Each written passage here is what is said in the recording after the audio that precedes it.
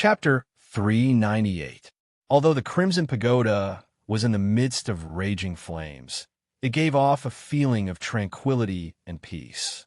The raging flames around the small pagoda seemed to have become less terrifying. Still, it was precisely because of the existence of this small pagoda that streams of red treasured light surged upwards, locking down the cold abyss domain that Yin Zhaoge had thrown towards the sea of flames.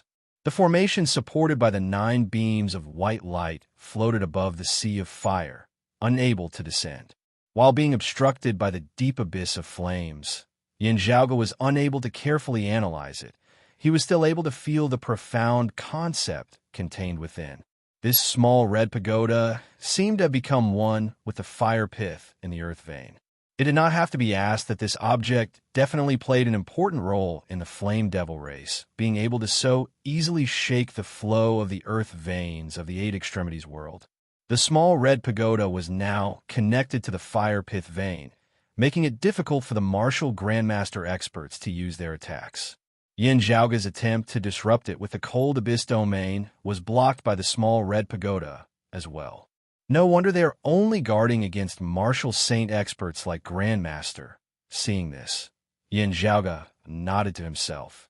Just as he was looking, he felt a strong, killing intent pressing down on him from above. While the Flame Devil King Cheng Huang had already been slain by Yuan Zhengfeng, Yin Zhaoge's appearance had still drawn the attention of the Flame Devils. In a language unique to the Flame Devils, manic roars that were hard to understand resounded as numerous great flame devils ignored the other martial grandmasters of the human race, instead rushing towards Yin Zhaoge like a swarm of bees. Fu Inshu held the long sword in her hand horizontally before her chest, not showing any fear in the face of the ferocious horde of great flame devils as she took the initiative to meet them. Seeing this, some martial grandmasters of Broad Creed Mountain and Jade Sea City hurriedly descended, helping Fu Inshu to block these great flame devils. After hesitating slightly for a moment, the martial grandmaster experts of Infinite Boundless Mountain and Turbid Wave Pavilion also descended, both sides still locked in battle. While the situation was still unclear, at such a critical juncture, the various miracles that Yin Zhaoge had created in the past caused them to choose to believe in this youth. The Sacred Sun Clan and the Heavenly Thunder Hall martial practitioners continued to assist Huang Guanglie, Shun Li, and the others, hoping that their martial saint experts would be able to break through the defensive lines of the Flame Devil King. Of all the peak experts of the 8 extremities world present, due to the environment, the one who currently performed the most outstandingly was the East-coming martial saint Huang Guanglie.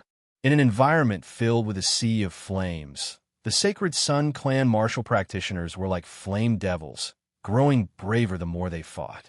Huang Guanglie, the second level of the martial saint realm, was even more domineering, looking even more ferocious than the flame devils. However, the flame devils were also keeping a close eye on Huang Guanglie, constantly obstructing his advance. In the battle at the martial saint level, the flame devils attacked the human experts with all their might. The battle situation at the level of martial grandmasters just happened to be reversed, with a group of martial grandmasters led by Fu Inshu blocking the descending great flame devils with all their might. The human martial practitioners who had originally already been in a disadvantageous position, now without the Sacred Sun Clan and the Heavenly Thunder Hall, faced with the attacks of the flame devils that resembled the Tidewaters, they instantly appeared powerless. Great flame devils began to break through the defensive line, charging towards the deep abyss of flames between the mountains at the bottom of the sea. Fu Inshu's sword light flashed, resembling a rainbow piercing through the great sea as her sword descended, chopping off half of the leg of that great flame devil that resembled a crab. As the great flame devil roared madly, a hole suddenly opened up on its chest before a thick pillar of flames surged out, causing Fu Inshu's sword light to waver. At the same time, another great flame devil chased down, targeting Fu Inshu's vitals behind her back. Fu Inshu's sword light formed a circle, a ring of light appearing, resembling the great door to a new world. It was also like a leather sack that swallowed the heavens and the earth, opening its mouth, inviting the enemy to enter its urn. The heavy, majestic sword intent forced that great flame devil to halt, lest it walk right into its trap. However, the next moment, this great flame devil abruptly spun, arriving by Fu Inshu's side, continuing to lunge towards Yin Zhaoge. Fu Inshu retracted her sword to block it, but who knew that this was just a feint, its true target being Fu Inshu herself. Here, Fu Inshu stared wide-eyed, not evading or evading as she met attack with attack, stabbing out with her sword. Her waist was injured by the flame devil's claw, but her sword also pierced straight through this great flame devil. However, on the other side, the attacks of the flame devils grew more and more urgent, beginning to break through the defensive line established by Fu Inshu and the others, descending towards the deep abyss of flames down below. At the entrance to the deep abyss, Yin Zhaoge's mind was currently highly focused, ignoring even if sabers and swords struck him. His attention was focused on that small red pagoda, on the abnormal movements of the fire pith vein before him. I originally wanted to bring this thing back to the clan. Now it looks like I can only take the bulk of it for myself. Yin Zhaoge let out a breath of turbid air. While it won't be a waste, I might have to spend some more effort. After having calculated everything in his heart, Yin Zhaoge immediately expanded his shadow, shrinking pouch. Within the shadow, shrinking pouch, the pillar of the divine palace no longer continued suppressing. That true dragon's body sealed within the ice pillar instantly flew out on its own accord. Having left the shadow, shrinking pouch, the stone pillar and the ice pillar both grew with the wind, instantly becoming massive. Yin Zhaoge's entire body's aura chi surged, all transforming into a fiery heat before he drew Heaven Shocker, pulling back the bowstring. As the bowstring vibrated, purple thunderbolts intermingled with blazing crimson fire, mightily striking the ice pillar that had frozen the true dragon's body within. The ice pillar began to collapse, the true dragon's body within shaking, the indistinct roar of a dragon resounding. The ice dragon that had already perished did not revive. However, the spirituality contained within made one feel as though a true, living dragon had descended into the human world. Be it humans or fire devils, all were taken aback by the surging dragon might. Having chased him to the entrance of the deep abyss, the great flame devil regained its wits, roaring madly as it rushed into the deep abyss, instantly arriving before Yin Zhaoge. Yin Zhaoge completely ignored that great flame devil, just minding his own business as he stood atop the pillar of the divine palace before stomping downwards. The pillar of the divine palace immediately flashed with a rainbow-colored light and continued to suppress the ice dragon's body. Then it descended together into the bottom of the fiery abyss. There, Yin Zhaoge's cold abyss domain was locked in place by the small red pagoda. Now, however, Yin Zhaoge stood atop the pillar of the divine palace, pressuring down on the corpse of the ice dragon below as his entire body shot into the formation enveloped by the 9 pillars of white light. As the light flickered, the dragon's roar gradually became more real. The power of extreme cold spread out in an instant, causing the temperature at the bottom of the abyss to drop rapidly. Yin Zhaoge kept the pillar of the divine palace, entering the cold abyss domain himself. He stretched out his hands. The stellar energy on both sides, one hot and one cold, fused with yin and yang, then slapped down simultaneously. The ice dragon seemed to have come to life, and its huge body wrapped around the scarlet pagoda. Its actual fleshly body actually gradually transformed into an ice-blue light dragon at this moment. That great flame devil persevered as it pursued Yin Zhaoge all the way to the bottom of the deep abyss, clawing towards Yin Zhaoge's head. However, enveloped by the cold abyss domain, Yin Zhaoge had already descended to the top of the crimson pagoda. He punched out towards the center of the pagoda, the power of ice and fire instantly shooting into the skies, blocking that great flame devil's claw. Amidst that great flame devil's unresigned roar, Yin Zhaoge let out a long roar that resembled a dragon's, the crimson pagoda beginning to shake intensely. To be continued. Chapter 399. Standing at the top of the Crimson Pagoda, Yin Zhaoge roared towards the heavens. The cold abyss Dharma realm enveloped his body. Within the formation, the ice-blue light dragon coiled around the scarlet pagoda, causing it to soar into the sky. Surrounding the formation, 9 pillars of white light stood erect, revolving rapidly around Yin Zhaoge in their center. As the 9 white light pillars rotated, they stirred up the lava and fire in the surrounding abyss like a turbine. A huge whirlpool of ice and fire appeared, and it continued to expand. At the center of the vortex, Yin Zhaoge's expression was calm and resolute as he raised his head and looked upwards. The great flame devil that had chased him all the way down was currently letting out a shocked and furious roar, its body having already been swept up by the vortex of ice and fire. Standing atop the Crimson Pagoda, Yin Zhaoge was instead calm and tranquil at the center of the vortex. The icy blue light dragon swept up the pagoda and soared into the sky, rushing out of the abyss. Without the suppression of the Crimson Pagoda, this raging inferno abyss was finally shaken. Following that, the surrounding earth veins were also shaken. The core of the source was changing, and the entire outer East Sea seemed to be affected. Looking down from high in the sky, the massive fire net that covered the entire outer East Sea seemed to flicker and dim slightly. As the Crimson Pagoda rose into the sky, the ice-blue light dragon roared and circled around. Standing atop the pagoda, Yin Zhaoge assumed a fist stance, his fist intent similarly circulating to the maximum. The light dragon coiling around the pagoda extended its head and neck, also coiling around Yin Zhaoge's body. As the pagoda was activated, streams of red light extended to envelop Yin Zhaoge's entire body. As the acupoints of Yin Zhaoge's entire body pulsed, the red and blue light merged unceasingly within his body.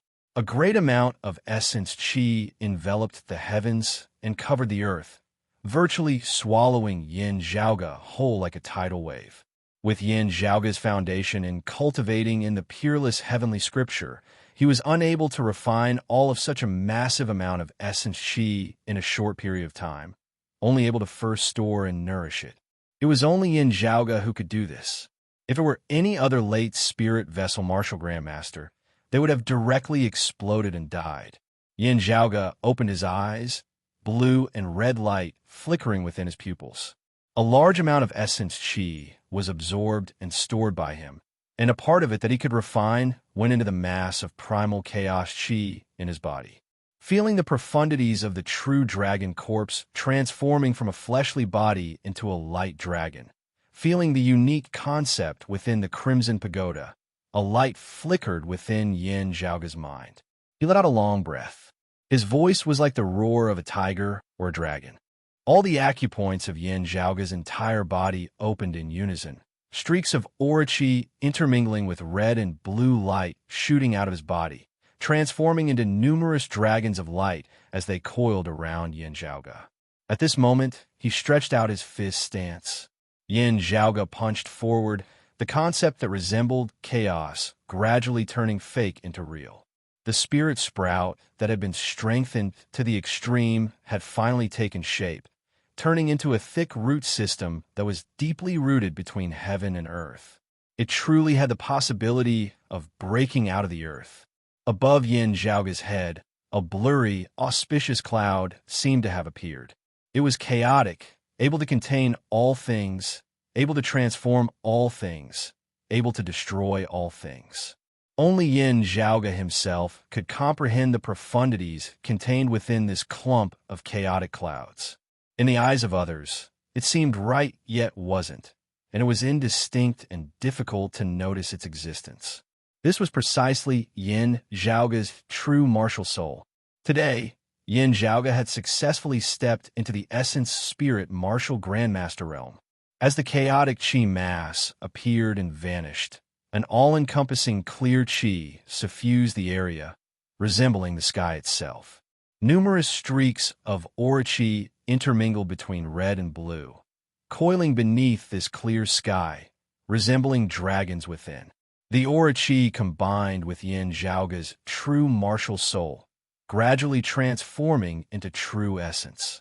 Having surpassed the bottleneck of refining aura chi into essence, Yin Zhaoge's strength had improved greatly. The Crimson Pagoda flew into the air along with the ice-blue light dragon, gradually transforming into a streak of light as it shot out of the sea's surface. As everyone saw it, it was like a true dragon had left the sea, with Yin Zhaoge standing on its head. The flame devils all let out enraged, frenzied howls, shaking the entire heavens and earth as it seemed to be trembling. Yuan Zhengfeng, on the other hand, was filled with joy as he laughed loudly. Everyone present stared dazedly at Yin Zhaoge within the sky, who resembled a soaring dragon. He actually really did it? The flame devil King Jingzhong wanted to intercept Yin Zhaoge and the light dragon that shot into the sky, but Yuan Jingfeng had long since been prepared for this as he blocked him. The deep abyss of flames within the great sea down below began to shake intensely, the originally comparatively calm reefs of the seabed collapsing unceasingly around the deep abyss, underground fire surging. Meanwhile, in other areas of the nearby region of sea, the originally violent underground fire and lava began to cool down and calm. It was not just this region of sea. Following the veins of the fire net, it extended outwards from its center. One after another, originally calm nodes were detonated, but the great tribulation that had set the entire outer East Sea ablaze earlier gradually dissipated. And as time passed, the numerous deep abysses of flames also gradually began to cool after having erupted, finally regaining their calm. The vast fire net that enveloped the entire outer East Sea finally vanished. The fire pith calmed, the spiritual chi flow of the earth veins no longer restless. The dense white mist and steam began to gradually disperse. The outer East Sea, which had previously resembled purgatory, regaining its former appearance. While the flame devils were even more violent and enraged, their soaring arrogance abruptly plummeted greatly. The environment here was no longer a sea of flames that they could rampage about as they pleased. Having lost their geographical advantage, while the flame devils' frenzied battle intent did not diminish, faced with the counterattacks of so many experts of the human race, they still felt hard-pressed to hold on. While the human martial practitioners of the Eight Extremities world were currently also like arrows at the end of their flight, with their morale greatly boosted, all those who still had strength left launched an all-out attack against the Flame Devils. Those who were more heavily injured could finally relax at this moment, no longer having to forcibly push themselves to hold on. They did not pursue the Flame Devils, instead remaining where they were to recuperate. As they regulated their breathing, they looked at that light dragon coiling within the horizon, as well as Yin Zhaoge standing atop its head. Just now, could that have been the complete corpse of a true dragon? It can't be wrong. Its flesh, blood, hair and scales are all complete. Otherwise, it wouldn't have possessed such great power. But even if it was the corpse of a true dragon, it is still a dead dragon at the end of the day, not a living one. It shouldn't have been able to accomplish such a great feat. Right? That's right. After all, the Yin Zhaoge's cultivation base has yet to reach the Essence Talisman Martial Grandmaster realm. But he succeeded. This is his personal ability. Everyone present was an expert of a region, longtime elders of various clans, at least at the 7th level of the Martial Grandmaster realm, the early Essence Talisman stage. However, looking at Yin Zhaoge at this moment, they either sighed in admiration or gazed at him. Just now, he seemed to have refined aura into essence, cultivating in his true martial soul. How old is he? Even further away, while the human martial practitioners were unable to see the exact scene, everyone could see that silhouette of a dragon that shot into the skies. After the silhouette of the dragon shot into the skies, the terrifying tribulation of the East Sea being cooked by fire began to gradually vanish. Not knowing what had happened, everyone could not help but feel even more shocked. The light dragon coiled 36 times within the sky before gradually dissipating. Standing at the top of the pagoda, Yin Zhaoge lowered his head, seeing the red light on the pagoda slowly retracting. a blue dragon pattern appearing on its surface. To be continued. Chapter 400. Having lost their geographical advantage, beneath the final counterattack of the experts of the Eight Extremities world, the Flame Devils were forced into retreat.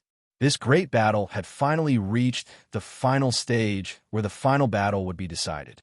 While the Flame Devils had retreated in defeat, Jing Zhong and the other Flame Devil Kings still possessed outstanding strength, while Yuan Jingfeng and the others had experienced a fierce battle and were also greatly exhausted. Still, the human experts still grit their teeth and pursued the Flame Devils all the way, striving to maximize their battle gains, as well as completely driving the Flame Devils out of the Eight Extremities world. Yin Zhaoge did not participate in the pursuit as he stood atop the Crimson Pagoda.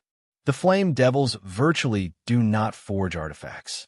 This pagoda also does not seem to be the handiwork of the Flame Devils, Yin Zhaoge pondered. After pondering for a moment, Yin Zhaoge was also unable to grasp the gist of it. However, this small Crimson Pagoda gave Yin Zhaoge the feeling that it had not been forged by the Flame Devil himself. Instead, it seemed a little like it originated from the Eight Extremities world. He raised his eyebrows slightly. Then, was it some sort of fortuitous encounter, or was it given to the Flame Demon by someone else?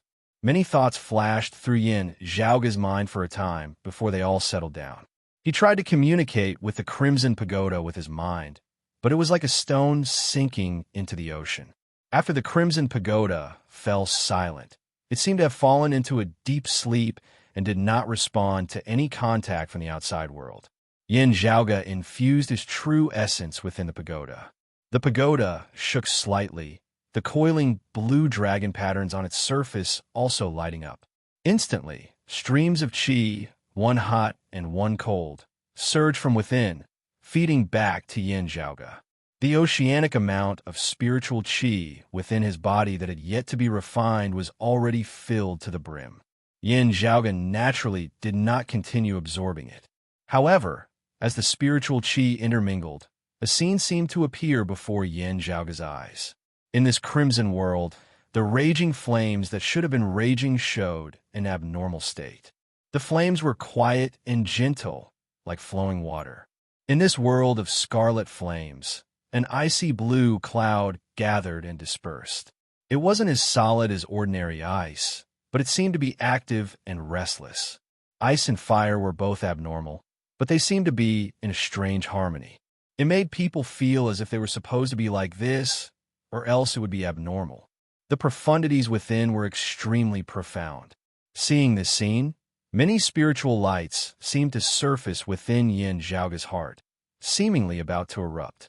Oh, comprehending the profundities of this scene would indeed be quite beneficial for my martial cultivation. Yin Zhaoge tried, keeping the entire Crimson Pagoda within his shadow, shrinking pouch. As expected, it wasn't as restless as the true dragon's body from before, needing the assistance of the Divine Palace's pillar to suppress it. Under the premise that the space within the shadow, shrinking pouch was large enough, the small Crimson Tower was stably stored inside.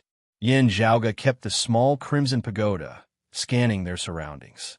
He saw that the people who were still at the scene had complicated expressions on their faces, and their gazes were focused on him.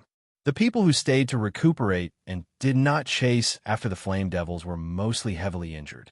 They had expended too much of their energy and were already at the end of their tether. However, as Yin Zhaoge's gaze swept over, he clearly saw some people who were in relatively better condition. It was an elder with a square face and a wide mouth. His appearance was formidable to the extreme, and his gaze was focused as he stared at him. While this was the first time they had met, Yin Zhaoge had long since seen the other party's appearance. One of the 7 reigning suns, the heaven-striking lord, the Sacred Sun clan's previous highest authority in the Outer East Sea, his position equivalent to Broad Creed Mountain's East Sea first seat Elder Fu Enshu. In the great battle earlier, the Sacred Sun clan had also suffered some casualties. However, the heaven-striking lord had not been greatly depleted. Normally speaking, he should have been pursuing the Flame Devils alongside Huang Guanglia. However, he had remained here now. With the flame devils having been routed on all fronts, there was no need for a figure like the heaven-striking Lord to make a move to clean up the remnants of the Outer East Sea. Even using his knees to think, Yin Zhaoga knew what he had come for. It was precisely this small crimson pagoda that he possessed. The flame devils having been able to shake the flow of the earth veins on such a large scale in the foreign eight extremities world, this treasure had most likely played a huge role in it. It was naturally only natural that the Sacred Sun clan, who was currently hard-pressed by the Southern Underground Palace, would set their eyes on this object. If it was someone else's problem, Yin Zhaoga might help. However, if it was their mortal enemy, the Sacred Sun clan, there was no need to even think about it. Let alone the fact that the abnormalities in the Southern Underground Palace of the Sacred Sun clan were precisely Yin Zhaoga's handiwork. Yin Zhaoga didn't care about the heaven-striking Lord who was eyeing them like a tiger watching its prey. While Fu Inshu's injuries were very severe, a Jade Sea City elder who wasn't injured at all also remained where he was. Even though they didn't know what the Sacred Sun clan wanted to do, Jade Sea City had always been paying attention to this mortal enemy. The heaven-striking Lord's abnormal actions immediately drew their attention, with an elder specifically remaining behind. At this moment, the two sides were locked in a stalemate, their auras fierce. The heaven-striking Lord's gaze shifted between Yin Zhaoga and that Jade Sea City elder, his gaze heavy at times, restless at others as he remained silent for a long time. The strange atmosphere between the two sides gradually drew the attention of others. As time passed, seeing that things couldn't be done, the heaven-striking Lord finally retracted his gaze, turning to leave. The group of great Grandmaster experts also dispersed. With the battle still not over, these heavily injured martial Grandmaster experts did not go to the front lines, instead turning to dealing with the aftermath. While settling the rear, they led other martial practitioners with lower cultivation bases in clearing away the remaining flame devils on the Great Sea. After such a tragic great battle, the spiritual chi cycle of the Outer East Sea had virtually collapsed, a great number of life forms having perished within, causing this place to virtually become a land of death similar to the Earth domain. Even though it was connected to the inner East Sea as well as the South Sea, North Sea, and Far Ocean, a very long time would be needed for it to recover to its previous environment. And everyone knew that the door to the Flame Devil world was ultimately here. The Outer East Sea would also be a battlefield of 100 battles in the future, and it would probably be very hard for it to remain peaceful.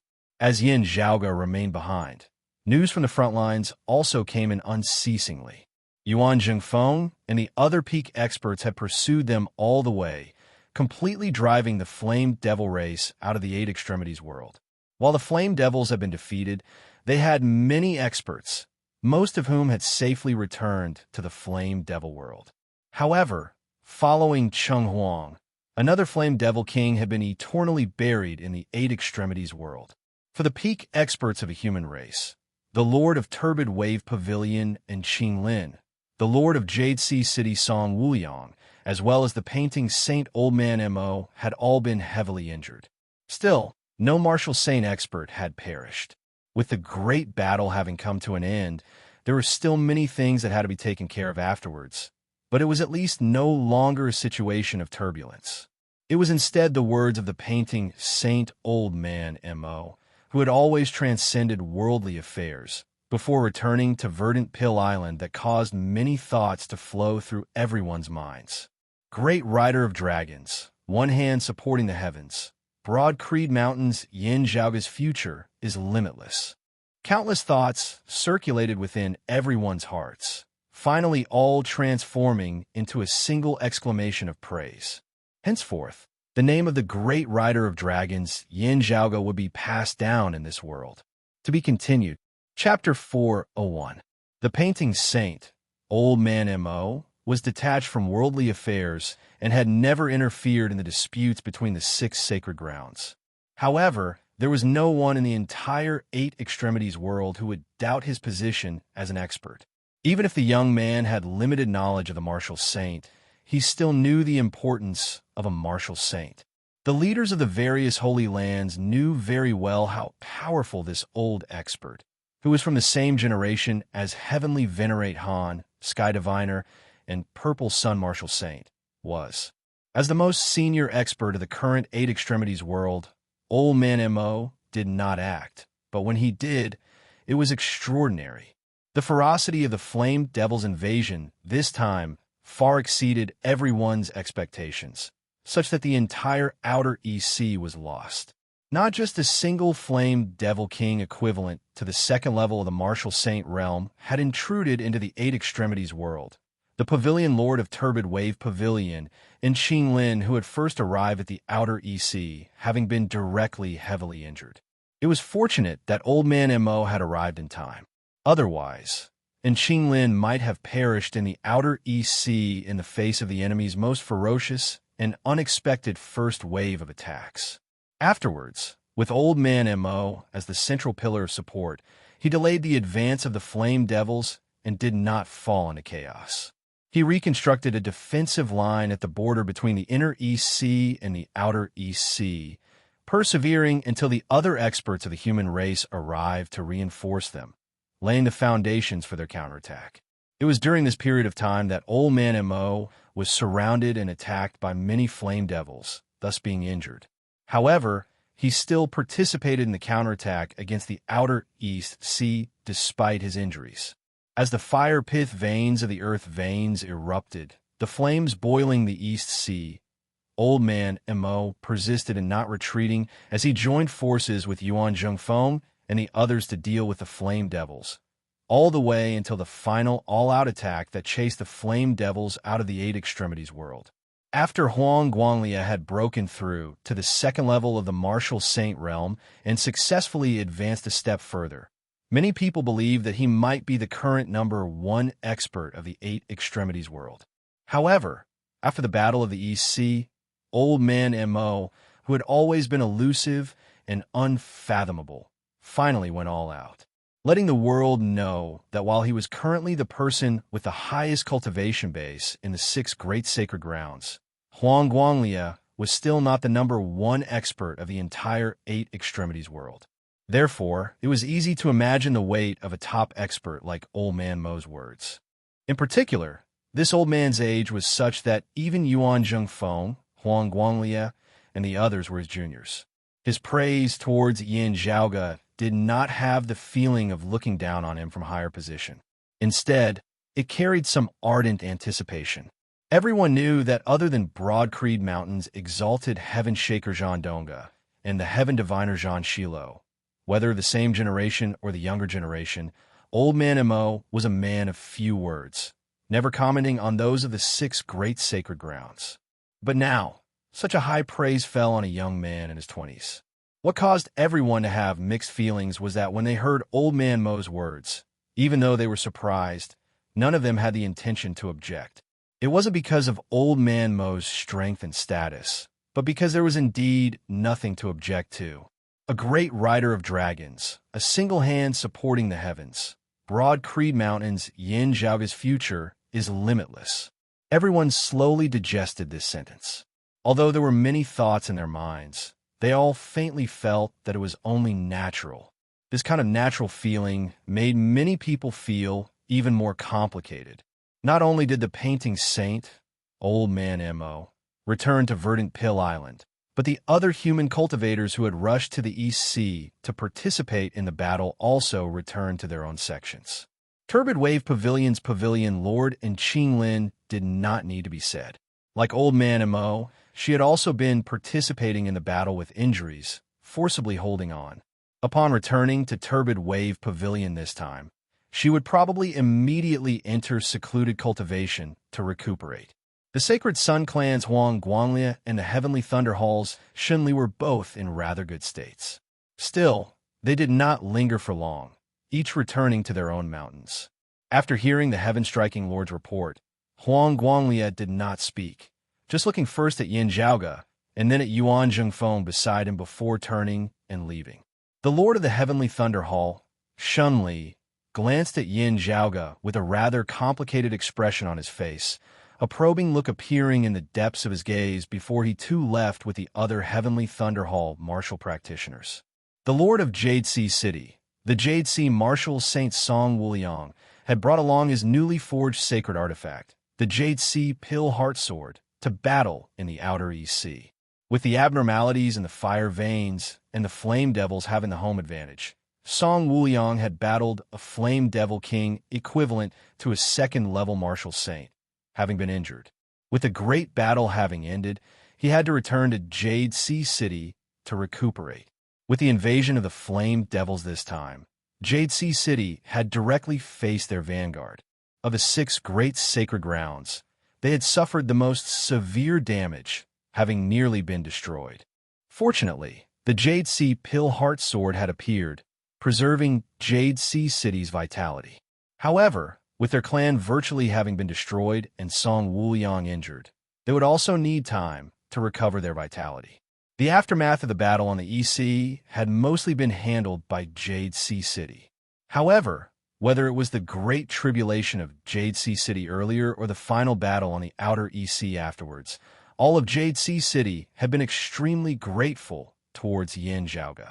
I will be returning to Jade Sea City now, needing to recuperate.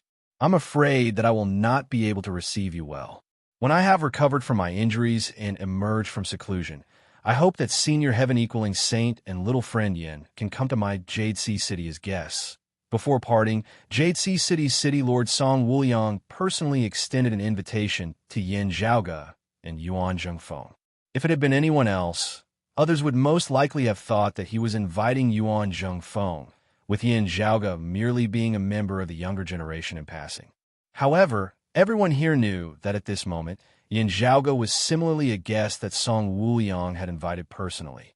Of the entire Broad Creed Mountain, other than Yuan Zhengfeng and the current chief Yin Di, there was only Yin Zhaoge, who was currently here, who could be personally invited by Jade Sea City's City Lord Song Wuliang.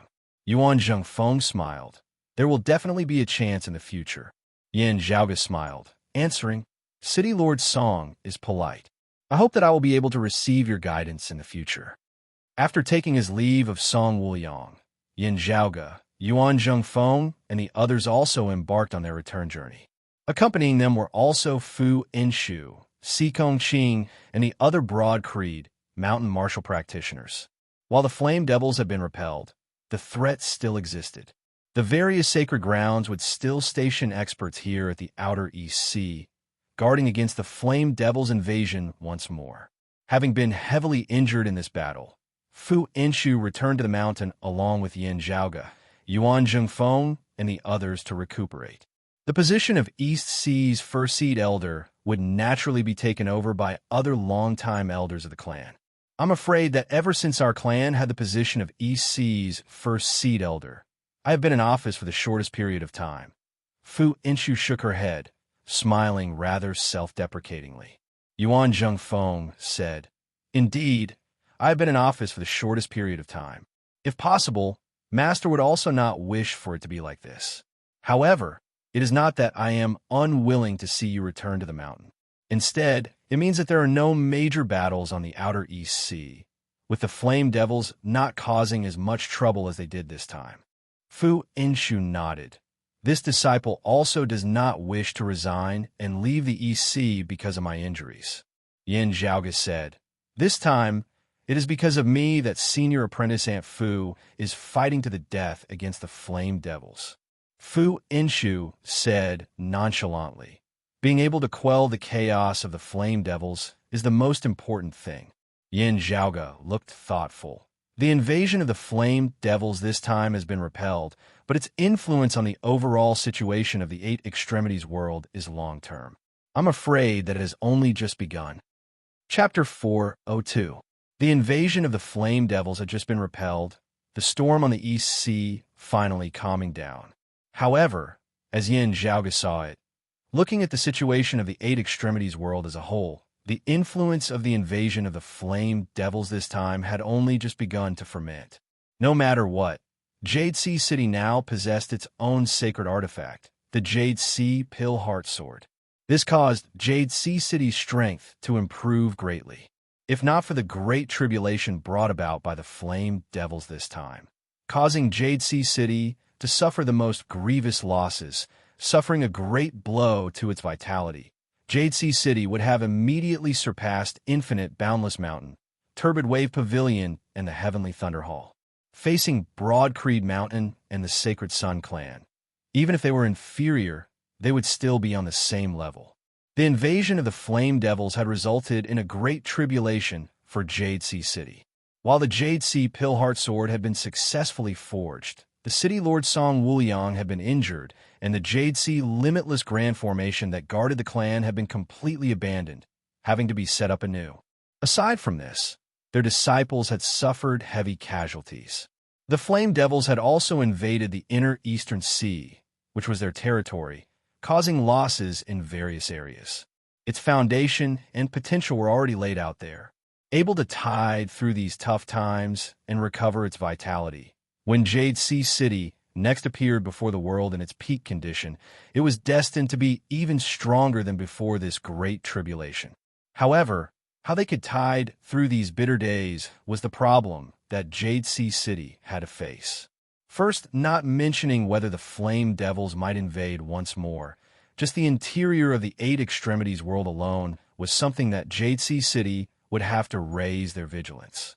It was very hard to imagine that the Sacred Sun Clan and the Heavenly Thunder Hall would sit by and watch as Jade Sea City recovered its vitality.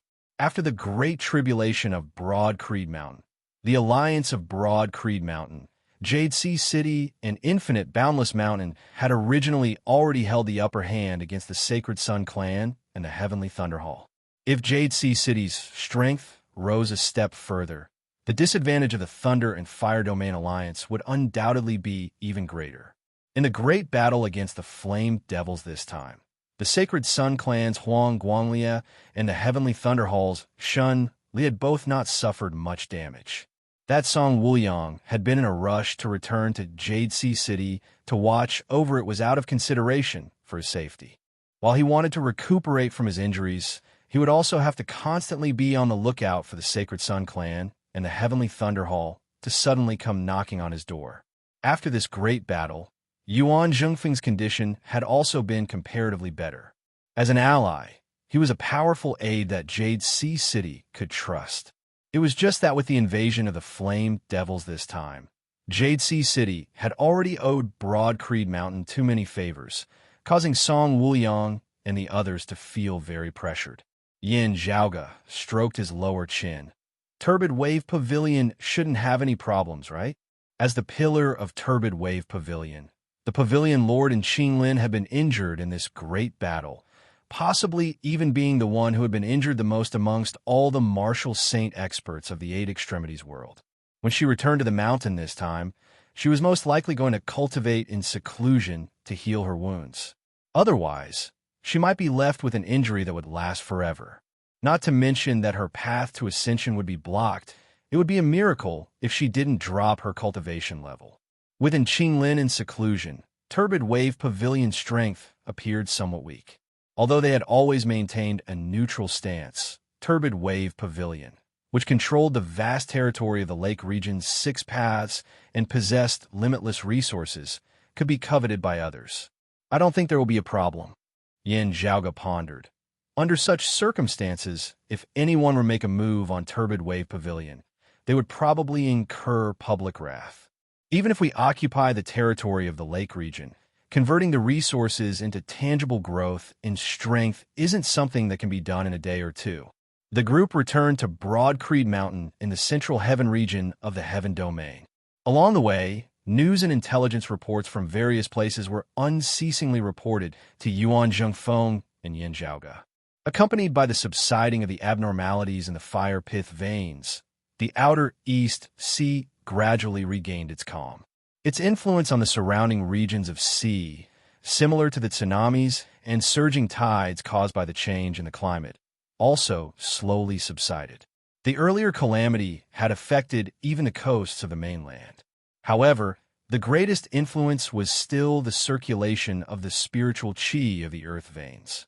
It wasn't like how Yin Zhaoge had previously made use of the fire pith essence of the Southern Underground Palace when his Broad Creed Mountain had attacked the fire domain to locate it. This time, All the spiritual chi of the earth veins of the entire outer East Sea had been transformed into fire pith essence, simultaneously affecting the changes in the surrounding earth veins.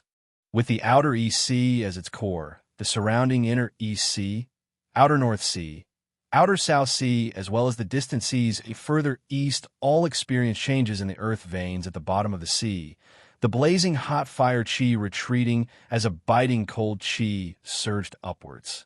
In the North Sea, which had originally already been cold, the number of glaciers increased greatly. The easternmost region of the mainland, the waters of the East Sea, was also facing a similar situation.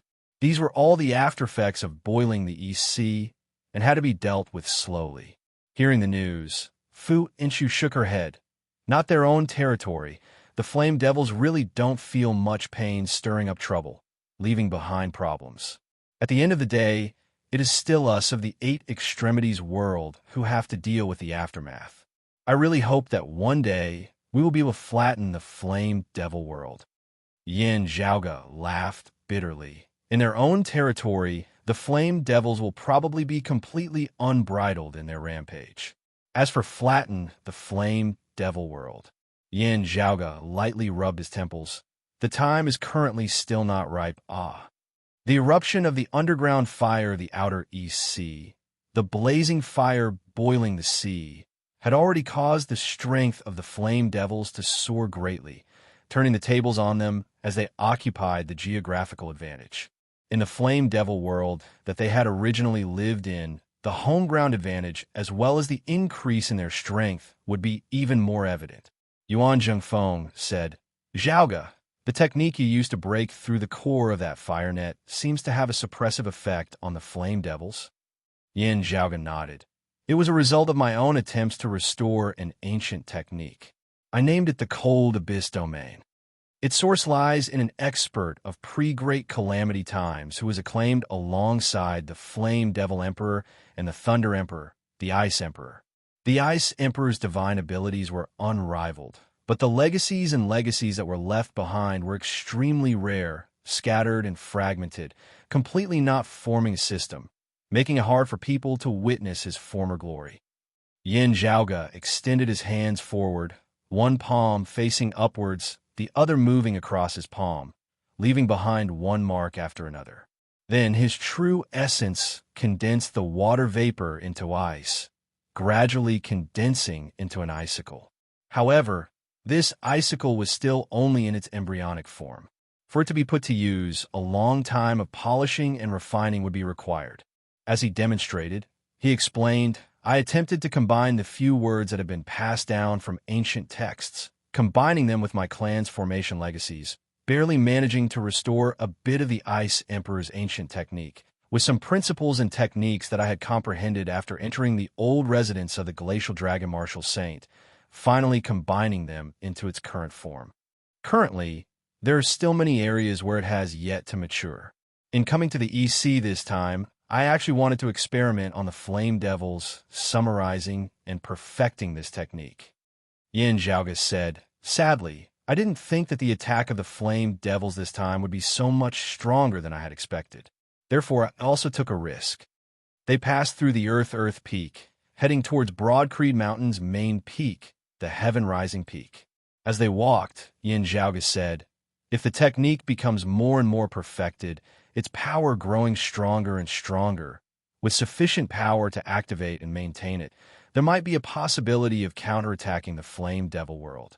Even if we are unable to reach the heights of the Ice Emperor in the past, it is also fine. After all, the Flame Devil world also does not have a Flame Devil Emperor." Hearing his words, Yuan Zhengfeng and Fu Inshu nodded slightly. As Yin Zhaoge said this, he thought of that small crimson pagoda.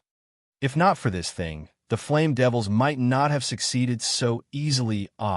Yin Zhaoge's thoughts drifted. As he thought about it, Yin Zhaoge's thoughts suddenly turned to Lin Zhou's dying words. From the looks of it, it didn't seem like he was bluffing. To the 8 extremities world, is there a disaster that is even more severe than the invasion of the Flame Devils this time? Yin Zhaoge raised his brows slightly. What could it be? Chapter 4:03. Yin Zhaoge pondered, his gaze flickering unceasingly. Suddenly, Yin Zhaoga's gaze hardened slightly. Perhaps, after all these years, another great flame devil king is about to be born? Or is it something else? Yin Zhaoga shook his head, ceasing his thoughts as he followed Yuan Zhengfeng, Fu Inshu, and the others up the mountain. Everyone's safe return made the mountain gate heave a sigh of relief. As news of the abnormalities in the earth veins of the outer East Sea spread, Yindi, who had originally been guarding the clan, was already prepared to leave and head to the East Sea. This time, it was the flame demons who caught us unprepared. Yuan Zhengfeng sighed and said, "In the future, we have to be even more vigilant against the flame demons."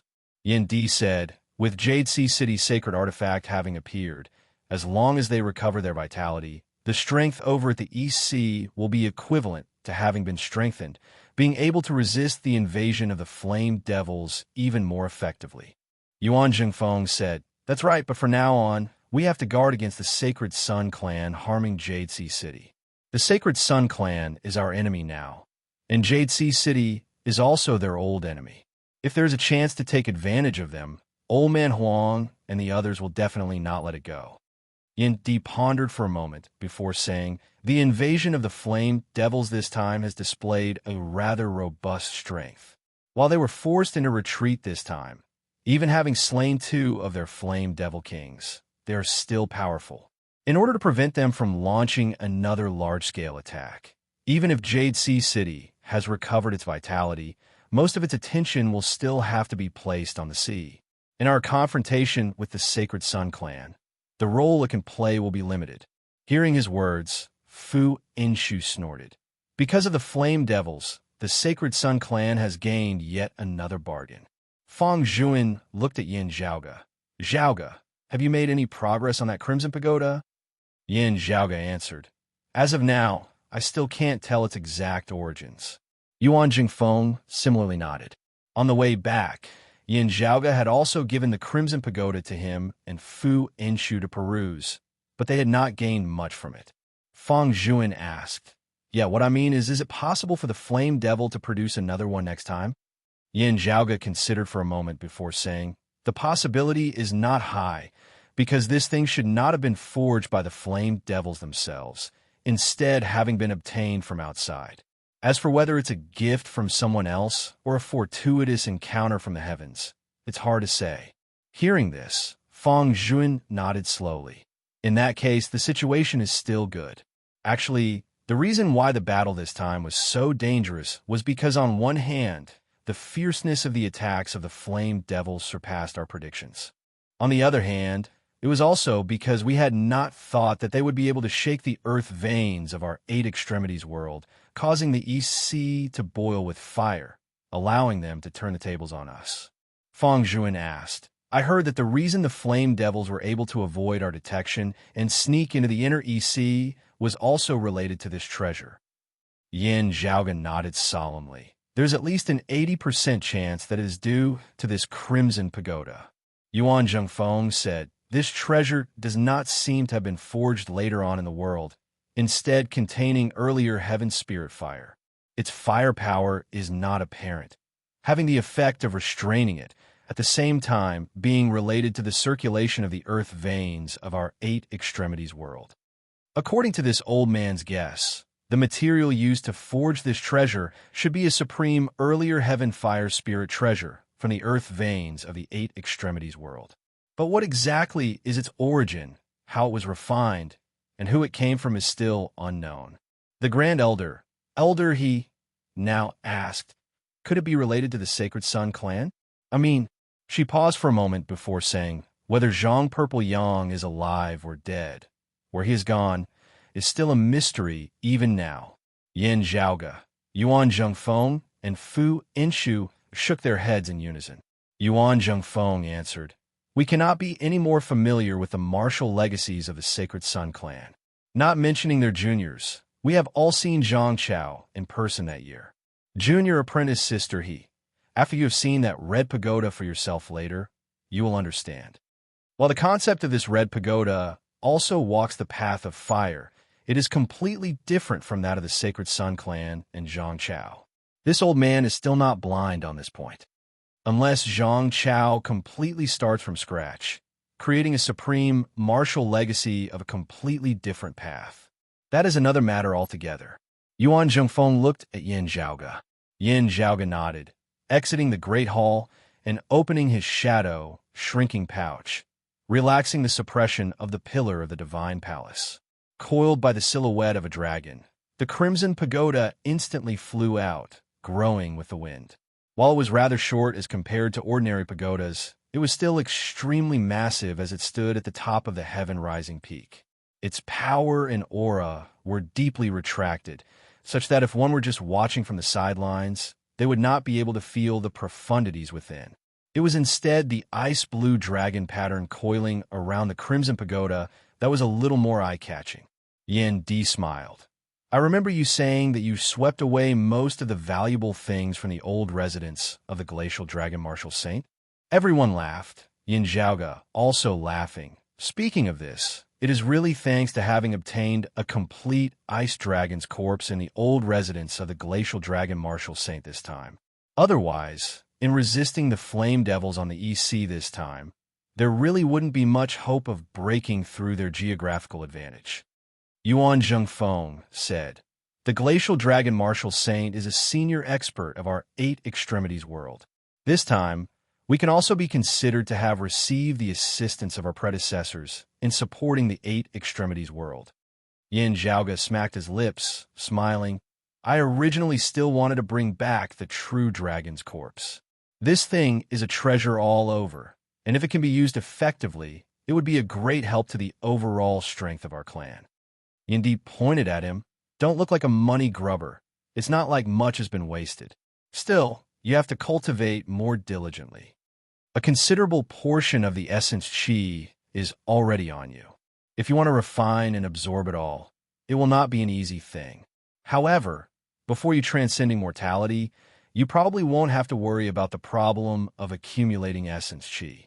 Hearing his words, Yin Zhaoge instantly laughed. Yuan Zhengfeng and the others also laughed.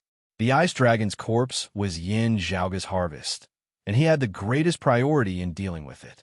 It was just that with Yin Zhaoge's current cultivation base, wanting to bring out the full value of the ice dragon's corpse without any wastage at all would be very difficult. Yin Zhaoge's cool-headedness in rejecting the temptation of hoarding it all for himself and handing it over to the clan, Yuan Zhengfeng and the others all praised him greatly.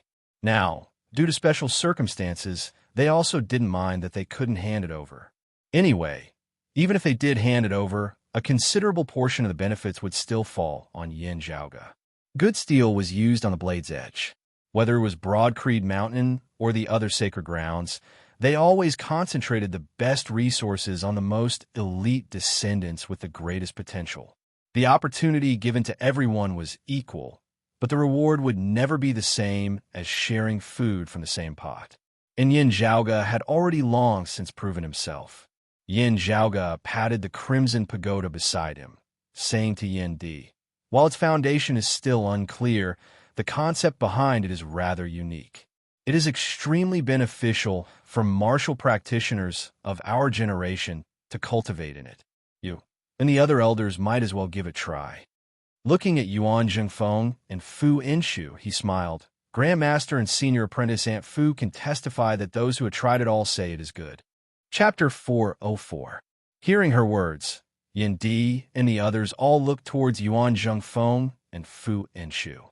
Yuan Zhengfeng smiled, nodding. The stones of other mountains can be used to improve jade.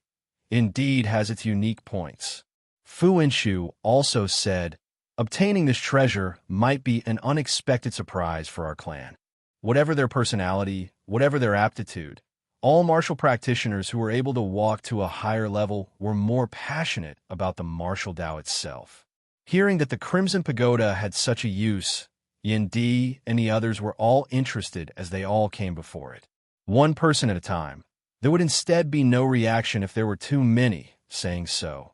Yin Zhaoge retreated to the side. Yin Di first placed his palm on the Crimson Pagoda, infusing his essence within as the pagoda instantly shook slightly. After a long time, Yin Di released his hand, not speaking as a look of deep thought appeared on his face as he stood where he was. The other bigwigs of the clan came forward one after another, taking turns to touch that crimson pagoda. After doing so, a pondering look appeared on everyone's face as they remained silent and focused. Yin Zhaoge, Yuan Zhengfeng, and Fu Inshu stood by the side, looking at each other as they all smiled. After analyzing the crimson pagoda earlier, they had all been the same. They did not rush Yin Di and the others as they all stood where they were, waiting patiently. After a while, everyone who had been analyzing the crimson pagoda regained their wits. The Grand Elder, Elder Zhang, clicked his tongue in praise. It indeed has its own profundities. Perhaps the direct gains are limited, but connecting it with what we have learned in the past, some new ideas seem to have arisen. However, it was like a flash of inspiration. Grasping it, we still have to carefully reflect on it. Beside him, Elder He directly said, Inshu is right. It is indeed a pleasant surprise. She looked around and said, it's always extremely difficult to make any progress. At our current cultivation level, it's extremely difficult to make any progress. It's very difficult to rely on external forces, so we can only explore and work on our own. Now, first there was that stone pillar that Zhaoge brought back from the Great Western Desert, and now there's this ice-fire pagoda. Grasping these two consecutive fortuitous encounters, for our Broad Creed Mountain as a whole, they hold extraordinary significance. It was not possible for a group of people's cultivation bases to advance by leaps and bounds at the same time. Just like what Elder He had said, it was always very difficult to take a step forward from the highest level of enlightenment, especially for transcending mortality martial grandmasters like Yin Di, Her, and Elder Zhang. One more step, and he would be a martial saint. Transcending mortality and entering sainthood was extremely difficult. However, it was precisely because of this that if one could make real progress, even if it was not a breakthrough to the next realm, the results would still be very impressive. After all, this was not a single person, but rather all of Broad Creed Mountain's higher echelon experts as a whole, possibly taking half a step forward together. It might seem inconspicuous, but in many cases, in a battle between experts, the slightest difference could determine victory or defeat. Originally, Broad Creed Mountain's martial grandmasters had already presided over the 6 great sacred grounds. While Yuan Zhengfeng had stepped into the martial saint realm, and Xian Dongping had been killed, causing Broad Creed Mountain to instantly lose 2 peak transcending mortality martial grandmasters. However, Yin Di having stepped into the peak of the 10th level of the martial grandmaster realm, it would be sufficient for Broad Creed Mountain to continue dominating the martial grandmaster realm.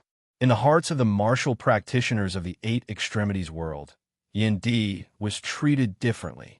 Now that he had entered the exceptional state, his opponents were no longer martial grandmasters, but martial sacred experts. After the great battle of Broad Creed Mountain, in the eyes of many, Broad Creed Mountain had the potential to regain the throne of the number 1 sacred ground.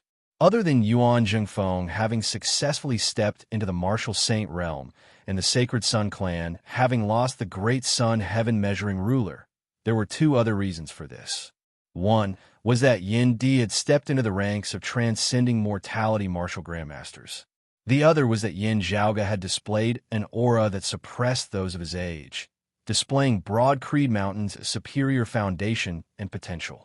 Under such circumstances, if all of Broad Creed Mountain's higher echelon experts could improve, even if it was just by half a step, the effects would be extremely obvious. As a martial saint, Yuan Zhengfeng had also benefited from this, raising everyone's spirits even more. Meanwhile, the 3 transcending mortality martial grandmasters were the ones worth looking forward to the most.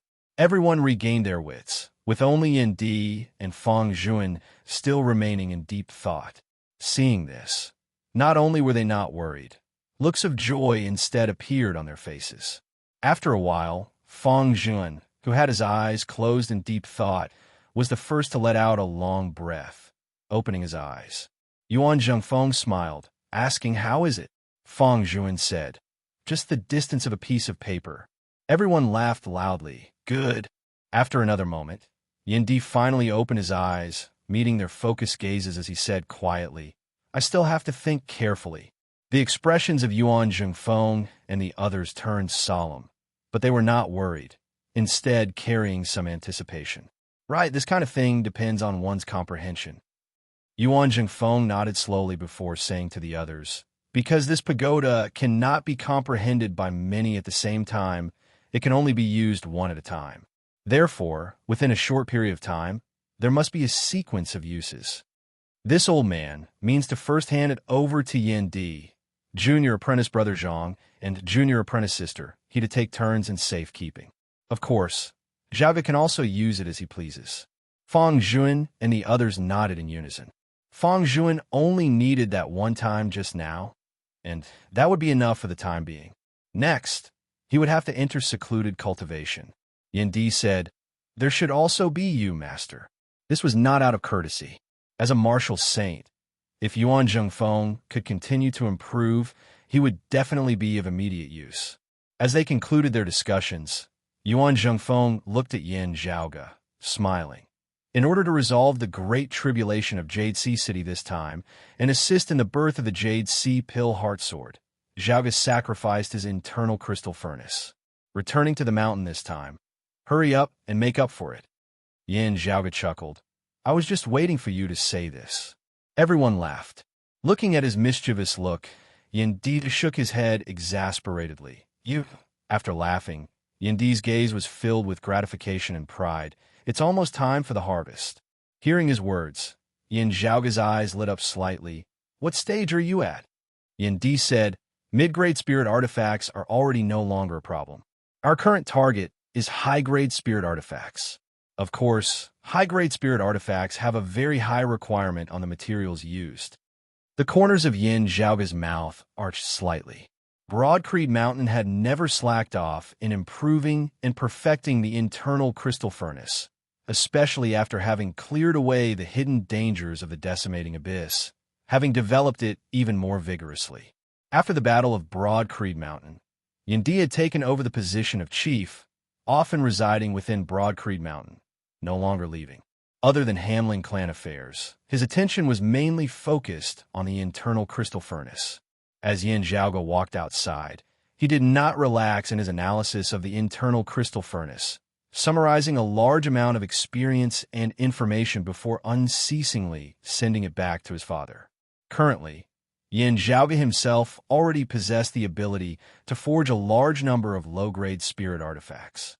As long as he had sufficient materials, he could open the furnace infinitely. Meanwhile, the problem of mid-grade spirit artifacts had also been overcome. Yin Zhaoge had joked with his junior apprentice brothers and sisters that when he left the clan in the future, he would be able to overwhelm his enemies with spirit artifacts. Leaving the clan's great hall together with Yin Di, father and son walked together on the mountain path. Looking at Yin Zhaoge, Yin Di's gaze that was usually sharp and arrogant now contained a rare warmth. Another 10-year period is about to arrive, Yin Di said softly. As the chief, I am currently preoccupied with matters, and it would not be good for me to leave the mountain because of personal matters. Now that your cultivation base has gradually matured, you should make a trip to the marsh of illusory sea this time. Saying thus, he handed over an object. Yin Zhaoge received it. It was a jade hairpin, a snow crane embroidered on it, simple, elegant, and leisurely. To be continued. Chapter 405. While Yin Zhaoge had never personally been to the Marsh of Illusory Sea, he had long since heard of it. That was an extremely massive marsh in the south of the lake domain, spanning the South Mountain, East Lake, and West Lake of the lake domain's 6 daos. Illusions abounded within, vast and unfathomable. Those who entered within would be faced with great danger. Even martial grandmasters might not be able to return after entering, getting lost within. Even Turbid Wave Pavilion, the sacred ground that had governed the lake domain for many years, had not completely grasped that place. The earth domain that had mutated into hell, the wind domain's great western desert, the extreme northern snowy plains to the north of the mountain domain and thunder domain, the southern underground palace of the fire domain, the endless ocean beyond the sea, and the marsh of illusory sea of the lake domain, were collectively known as the 6 great danger grounds of the current 8 extremities world. The 10-year period that Yin Di spoke of referred to the fact that the bewildering fog and illusions in the depths of the marsh would weaken for a period of time every 10 years. During that period, it would be much safer for people to enter the marsh of illusory sea. At the same time, the miraculous phenomenon of the 10-character heavenly rainbow would appear in the depths of the marsh. The 2 rainbows did not overlap, instead going east and west, one north and one south, intersecting amidst the horizon. Yin Zhaoge received that jade hairpin from Yin Di, looking at the pattern of a snow crane on its head. Yin Di said slowly, "The appearance of the 10-character heavenly rainbow is most likely due to the distortion of space there. When space is distorted to a certain extent, a passageway may be opened, leading to other worlds. 10 years ago, when I went to the Marsh of Illusory Sea, while I also saw the 10-character heavenly rainbow, there was no spatial passageway open there. There might not be one this time as well, but you should go take a look." Yin Zhaoge nodded, answering all right. Raising his head, he saw that the current Yin Di looked a little rarely seen, his expression gentle as it revealed some disappointment. Yin Zhaoge was well aware that this originated from his mother, Yin Di's wife, Shui Chuqing. Actually, in Yin Zhaoge's memories, his impression of his mother was very thin, mostly coming from the descriptions of others. In his innate impression, his mother was a solitary practitioner, but her martial foundation was rather extraordinary, not inferior to the direct lineage of the 6 great sacred grounds in the slightest, also possessing traces of legacies from before the Great Calamity. Back then, when he had first appeared in the world, many people had mistaken him for the successor of the painting saint, Old Man Mo. Afterwards, the Yin couple and the other Broad Creed mountain martial practitioners had traversed the East Sea, passing by Verdant Pill Island to pay a visit to Old Man Mo. Verdant Pill Island had explicitly denied it. Only then had it been confirmed that Shui Chuqing was not of Verdant Pill Island's lineage. Instead, as she had said, she had obtained a martial legacy from before the Great Calamity, forming her own style. However, 20 years ago, when Yin Zhaoge was still young, Shui Chuqing had already disappeared without a trace. There were people who witnessed her vanishing into the swamp of Illusory Sea's 10-character heavenly rainbow that occurred once every 10 years. Glancing at Yin Di, Yin Zhaoge's lips moved, but he did not speak. Yin Di smiled. "I know what you are thinking about. Still, your mother did not perish in the marsh of Illusory Sea, nor was she lost there. This is not self-consolation." Yin Zhaoge curiously asked, "Oh, what others don't know is that before Chuqing left, she told me that we might meet again in the future." Yin Di said she did not say it in detail, so I did not ask about it. Still, some things that I already know allow me to guess some things. Your mother only appeared in the world 30 years ago. While she has always said that she had always been living in seclusion with her master, only coming out after her master had passed away, her past 30 years ago was a complete blank. Yin Di said softly, it was as if she had never existed in this world. Yin Zhaoge's gaze flickered. In other words, Mother was active in the 8 extremities world for a total of 10 years? It just so happens to be the period during which the 10-character heavenly rainbow appears. You suspect that Mother is not of the 8 extremities world at all, instead hailing from another world? Yin Di smiled lightly. This is not a suspicion, but something that can be confirmed. Chuqing seemed to have some misgivings, never saying it clearly. Thus, I also did not ask her. Still, the two of us had a tacit understanding, not saying it out loud. It's just that when she disappeared once more in the 10-character heavenly rainbow afterwards, whether she returned to the world she was born in or somewhere else, I am still uncertain. Therefore, I say that it is a guess. Yin Di's gaze fell on the jade hairpin. When she first disappeared, I searched for a long time in the marsh of Illusory Sea, not finding any traces of her. I believe that she should not have perished within. Then, the greatest possibility is that it is indeed related to the 10-character heavenly rainbow. Therefore, every 10 years, I go there to investigate. Yin Zhaoge sighed. Sadly, The dimensional passageway there does not seem to be stable. Yin Di said, if it really is as stable as that passageway leading to the flame devil world on the outer East Sea, it might not be a good thing for the Eight Extremities world. After all, we do not know what the situation on the other side is like. Yin Zhaoga nodded. Mother's martial arts are not inferior to those of the Eight Extremities world's 6 great sacred grounds.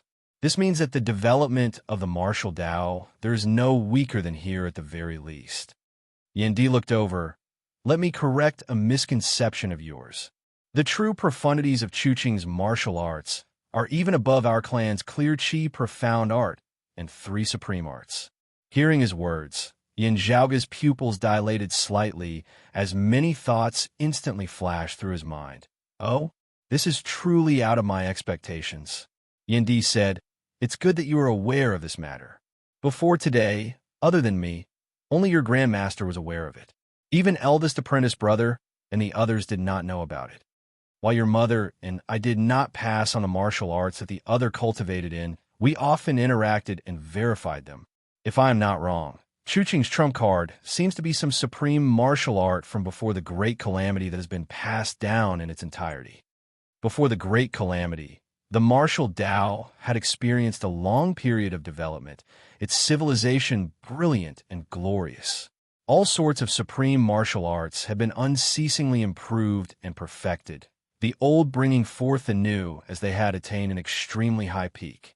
After the Great Calamity, most of the martial civilization had been lost. The current martial civilization of the Eight Extremities world had begun anew from the foundation of excavating the legacies left behind by their predecessors, still being in the early stages of development. While it had its own unique areas, it was still lacking as compared to the peak martial arts of before the Great Calamity.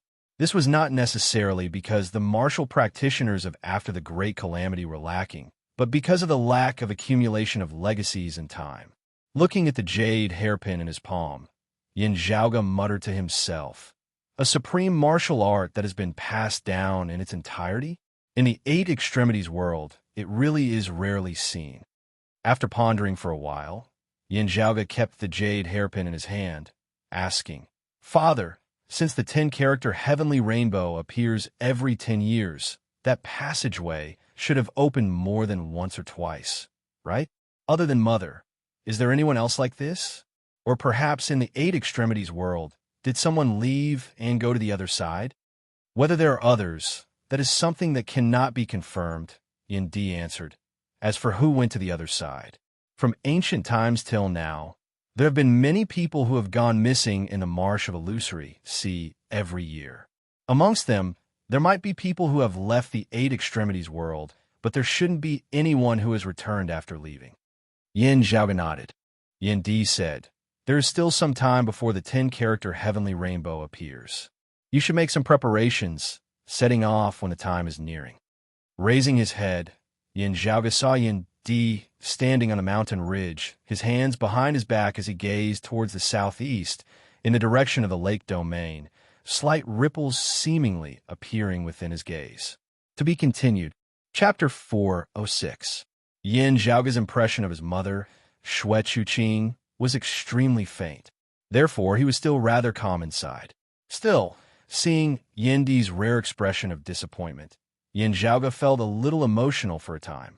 Seeing his father like he was looking at his wife like she was a rock, Yin Zhaoga was silent for a moment before a sneaky smile suddenly appeared on his face as he went over and asked, Father, between you and Mother, who is stronger? Hearing his words, Yin Di instantly did not know whether to laugh or to cry. This child, this is what you were thinking about. That year, your fame even surpassed Mother's.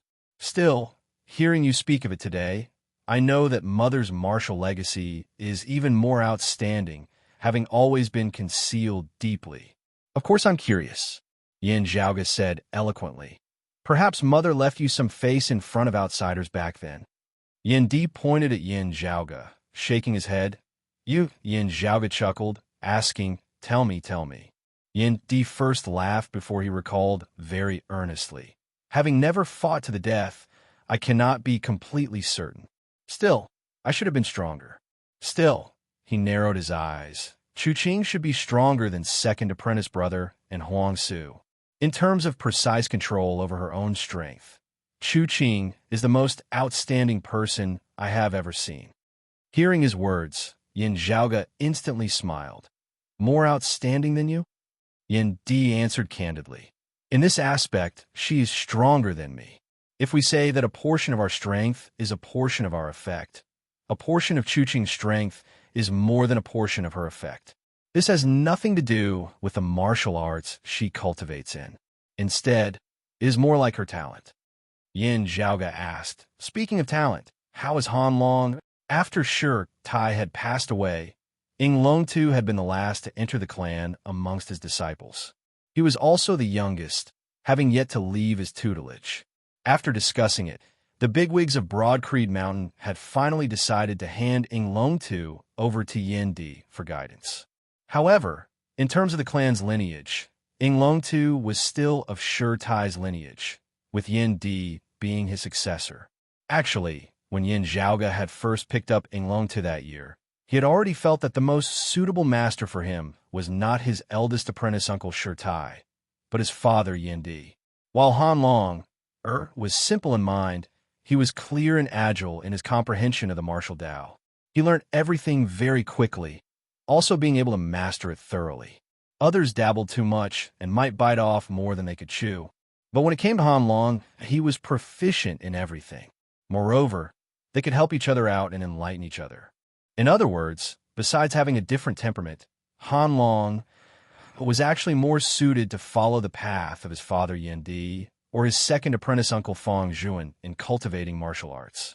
However, of Yin Di and Fang Zhuan, the former didn't like to accept disciples. Other than the nameless Ahu, he only had two direct disciples. One was his only son, Yin Zhaoge, and the other was his senior apprentice brother and good friend, Feng Qi's son, Feng Moyang. Moreover, part of the reason why he accepted Feng Moyang as his direct disciple was because of his talent in alchemy. The latter, on the other hand, was in charge of the administrator's hall and had many matters to attend to. After Luwan, he no longer accepted disciples. Of course, Shi Tai was also very good at teaching disciples, especially since he would not use himself as a model to teach his disciples. Although Xue Fei was the same as him, only specializing in a single martial art, he taught Ing Longtu a different path, laying down an extremely good foundation. Ing Longtu being taught by Yin Di now was not inconvenient at all. Yin Di also did his utmost to nurture the descendant left behind by his eldest apprentice brother. Hearing Yin Zhaoge ask about Han Long Yin Di smiled. You'll know when you see him. Oh, Yin Zhaoge blinked. It looks like it's worth looking forward to. After smiling, Yin Zhaoge asked solemnly, Father, you've all seen the people's senior apprentice Uncle Feng and the others brought back to the mountain, right? Yin Di's expression turned solemn as well. I've seen them, but never would I have thought that there would be such a miraculous thing. Yin Zhaoge was naturally referring to that Ouyang Qi who was extremely similar to Sikong Qing, as well as Chong Ning who had already been slain by Sikong Qing. Ouyang Qi aside, Chong Ning's corpse had also been temporarily taken care of by Yin Zhaoge with a secret technique before being sealed up and handed over to Feng Qi and Feng Moyang to bring back to Broad Creed Mountain before the great battle of the EC this time. Yin Di and the others had long since seen them, feeling that it was unexpected as they clicked their tongues in wonder. Returning to the mountain this time, Junior Apprentice Ni Sikong. We will also have to inspect him once more. A pondering look appeared on Yin Di's face. He feels that he is not simple at all. Yin Zhaoge nodded, slightly in agreement. Father and son then chatted about Yin Zhaoge's experiences in the outside world this time. The praise within Yin Di's gaze as he looked at Yin Zhaoge grew denser and denser. Still, it was instead buried deep within his eyes, no longer being revealed as he instead pointed out the flaws and inadequacies of Yin Zhaoge's trip this time. This was the nature of fathers. The more satisfied they were with their children, the less they would praise them verbally. Instead, they hoped that their children would be more outstanding and perfect. After this, Yin Di still had to ask Sikong Qing some questions as well as deal with other matters of the clan.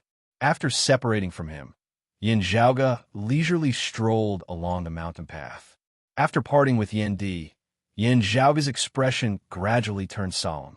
There was still some time before the Marsh of Illusory Sea's illusory realm would weaken and the 10-character Heavenly Rainbow would appear.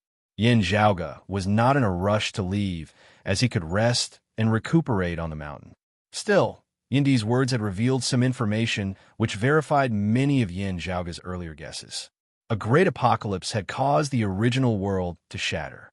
Whether it was the Eight Extremities world or the Flame Devil world, they were both a part of it. And now, it was very likely that other worlds existed, which proved this point. At the same time, there was also Si Kong Qing's unique situation. The world on the other side of the 10-character Heavenly Rainbow should also be one of the fragments of a complete world of pre-Great Calamity times. Countless thoughts flashed through Yin Zhaoge's mind. Actually, what he was most concerned about was whether the martial Dao that his mother cultivated and was one of the legacies of pre-Great Calamity times that had been completely preserved, then discovered by a fortuitous coincidence later on, or had it been passed down by a survivor of the Great Calamity. Observing the pillar of the Divine Palace in the Great Western Desert and witnessing that mysterious woman related to the extreme Yin Crown, Yin Zhaoge had already felt that there were survivors of the Great Calamity.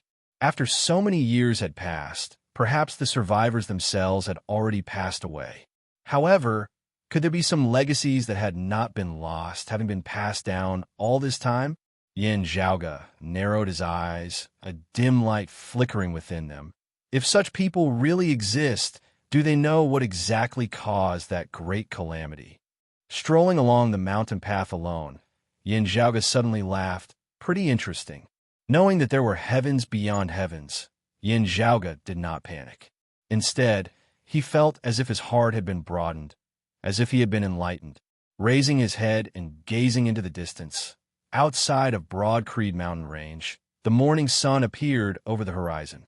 Facing the sunlight, Yin Zhaoge stretched lazily, raising his feet once more as he strode forward. To be continued. Chapter 407. Yin Zhaoge first followed Yin Di's instructions, directly retrieving the internal crystal furnace that Yin Di had used earlier. Afterwards, Yin Di would imitate it himself, forging a brand new one. Carefully analyzing this internal crystal furnace, Yin Zhaoge discovered that its functions were already getting closer and closer to the internal crystal furnace of before the Great Calamity in his memories.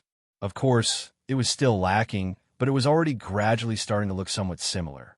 In the hands of martial grandmasters, as long as there were sufficient materials, they would already be able to mass-produce mid-grade spirit artifacts. If it could be improved further, mass production of high-grade spirit artifacts would also be something that could be looked forward to. Of course, limited by the craftsmanship of the internal crystal furnace and its materials, there were still many difficulties for it to be overcome. However, Yin Zhaoge was already extremely satisfied with the current situation. After all, sacred artifacts were hard to come by, especially when the materials they were made of were rare and expensive. It could be temporarily put aside. When high-grade spirit artifacts could be mass-produced, with sufficient materials, Broad Creed Mountain's strength would skyrocket. The invasion of the Flame Devils caused the overall situation of the Eight Extremities world to change somewhat. To the alliance of Broad Creed Mountain, Jade Sea City, and Infinite Boundless Mountain, the birth of the Jade Sea Pill Heartsword had caused their overall strength to rise, their advantage over the Thunderfire Alliance of the Sacred Sun Clan and the Heavenly Thunderhall becoming even more obvious. However, Jade Sea City had met with a great calamity. Its lord, the Jade Sea Marshal Saint Song Wuliang, having been heavily injured and needing to recuperate, its Guardian Grand Formation, the Jade Sea Limitless Grand Formation, having been completely shattered and needing to be set up anew. During this period of time, the overall strength of the alliance of Broad Creed Mountain's three clans had temporarily fallen into a low ebb. It was very hard to imagine that the Sacred Sun Clan and the Heavenly Thunderhall would not make use of this chance to seize the initiative. After all, after Jade Sea City had recovered, the disadvantage of their two clans would be even more obvious, even dangerous. During this period of time, when Jade City was recuperating, Broad Creed Mountain and Infinite Boundless Mountain would also need to be more vigilant. With the improvement of the internal crystal furnace, combined with the assistance of the Pillar of the Divine Palace and the Crimson Tower, Broad Creed Mountain's accumulated strength was growing more and more robust. It was still that old adage, either weaken the opponent or improve oneself. Yin Zhaoga's schemes in the extreme northern snowy plains, or his super long-distance profound boundless mountain, was the former. Refining the heaven-returning divine pill to help Yuan Zhengfeng recover from his injuries and achieve a breakthrough. Studying the internal crystal furnace and exploring the ruins of the glacial dragon martial saint's old residence were all the latter. Unceasingly accumulating, Broad Creed Mountain now truly had the momentum to return to being the #1 sacred ground of the Eight Extremities world. If no major accidents occurred and the current situation continued to develop, Broad Creed Mountain's advantage would only grow greater and greater until it completely left the Sacred Sun clan and the other powers in the dust. However, his opponent was not a dead person, nor was he a saint. He would not ignore the situation in front of him. Therefore, what followed next was the most crucial period. Stroking the internal crystal furnace before him with his finger, Yin Zhaoga lightly patted its body, its lid opening, before placing a dark green bamboo branch that flickered with a purple light within. Back then, he had invested many treasures and several spirit weapons in hopes of forging a unique treasure that belonged to him. Now, he had already seen the initial form. In the extreme North Ice Plains at the bottom of the EC, he had tested his skills. At the same time as it was being used, Yin Zhaoga was also unceasingly experimenting and receiving feedback so as to facilitate his subsequent refinement. The bamboo branch entered the internal crystal furnace. After pondering for a moment, Yin Zhaoga threw the radiant sun wheel and the flying thunder saber within. 2 streaks of light shot out from the mouth of the furnace, and the internal crystal furnace began to rumble and shake. Many of the supreme treasures of the Earth domain that he had obtained from Xian Dongping, as well as many treasures that he had obtained from the old residence of the glacial dragon martial saint this time, were also thrown within. Streams of mist rose within the internal crystal furnace, the light of treasures flickering unceasingly, shocking people's hearts. Yin Zhaoga's hands pressed down on the 2 halves of the furnace, his fist intent and true essence stabilizing the internal crystal furnace together as he controlled it to circulate according to his will. After a long time, Yin Zhaoga patted the furnace, its lid closing. The internal crystal furnace's circulation seemed to have stabilized, but it still emitted rumbling sound from time to time as it shook unceasingly. Yin Zhaoga smiled. Following this, it would be time for the tempering of the furnace. Keeping the internal crystal furnace, Yin Zhaoga left his room, walking amongst the mountains. Next, he did not first visit Feng Yinsheng, Yinglong Tu, and the others, instead going somewhere else. That had originally been the residence of his eldest apprentice uncle, Shi Tai. Arriving at the door, Yin Zhaoga focused his attention and listened carefully, vaguely hearing a human voice resound. The great heaven-earth sword forms the extreme complexity within the extreme simplicity, while the Big Dipper sword conceals the extreme simplicity within the extreme complexity. While the 2 seem to walk different extremes, there are actually similarities between them. The great Daos of this world, when reached a profound level, all have the profundities of different paths leading to the same destination. Think about it carefully. Hearing his words, Yin Zhaoga smiled slightly. That was Xue Fei's voice. Xue Fei did not live here, having come here to impart lessons to another person. Logically speaking, it should be the disciple going to the master's place, and not the master coming to the disciple's residence. However, Xue Fei was clearly more than happy to come here himself. Yin Zhaoga did not conceal his movements. As he neared, Xue Fei immediately sensed him, halting his lesson as he asked loudly, "Is it junior apprentice Brother Yin?" "It's me. I'm not disturbing you, am I?" Yin Zhaoga smiled as he asked. The great door before him moved on its own, opening for Yin Zhaoga. Looking within, Yin Zhaoge saw Shui Fei currently standing on the empty ground in the middle of the courtyard, a youth standing beside him. That youth was around 10 years of age, his features somewhat similar to Shi Tai and Shi Songtao, just that the shape of his face was different as it was not squarish, his chin appearing slightly pointer. Seeing Yin Zhaoge, he instantly smiled. Little senior apprentice Uncle Yin. The youth was precisely Shi Tai's grandson, Shi Songtao's son, Shi Jun. His features resembled his father's greatly, while the shape of his face was that of his mother, Yin Yuzhen. How do you feel? Do you still feel uncomfortable anywhere? Yin Zhaoge walked in, appraising Shi Jun all over as he felt extremely emotional. In his conversation with his father Yin Di just now, Yin Di had specifically mentioned Shi Jun. Yin Di was extremely satisfied with Yin Zhaoge's trip to the extreme northern snowy plains, of which he was the most satisfied with Shi Jun and his mother, having regained hope of living. Regarding this, Yin Zhaoge also felt rather gratified. Shi Jun shook his head. I'm very good, just that mother still hasn't woken up. Yin Zhaoge patted Shi Jun's shoulder lightly. Rest easy, the heavens help the worthy. Shi Jun nodded silently. Yin Zhaoge swiveled his head to look at Su Fei, extending his right hand and clenching it into a fist. Su Fei did the same, their fists clashing lightly in mid-air, everything unspoken. Without needing Yin Zhaoge to ask, Su Fei sent over via sound transmission. Jun is precocious. After waking up, the speed at which his mind matured was even faster than expected, resembling a little adult. Yin Zhaoge nodded. I can see that. Su Fei said, I've already told him all that I can. Yin Zhaoge glanced at Shi Jun from the corner of his eye. He still looks pretty good. He just looks pretty good. Su Fei pressed his lips together. Right now, he is actually very sensitive. Precocious is not a bad thing, but the fate of Master's family is too deeply entangled, causing him to easily overthink things. Right now, it is because he has always been thinking about one thing in his heart, and that is his mother. Chapter 408. Hearing Su Fei's words, Yin Zhaoge carefully observed Shi Jun. Although the youth in front of him was cheerful, there was a hint of vulnerability and sensitivity in the depths of his eyes, as well as restlessness and uneasiness. It looked like a little hedgehog that was ready to raise its spikes to protect itself at any time.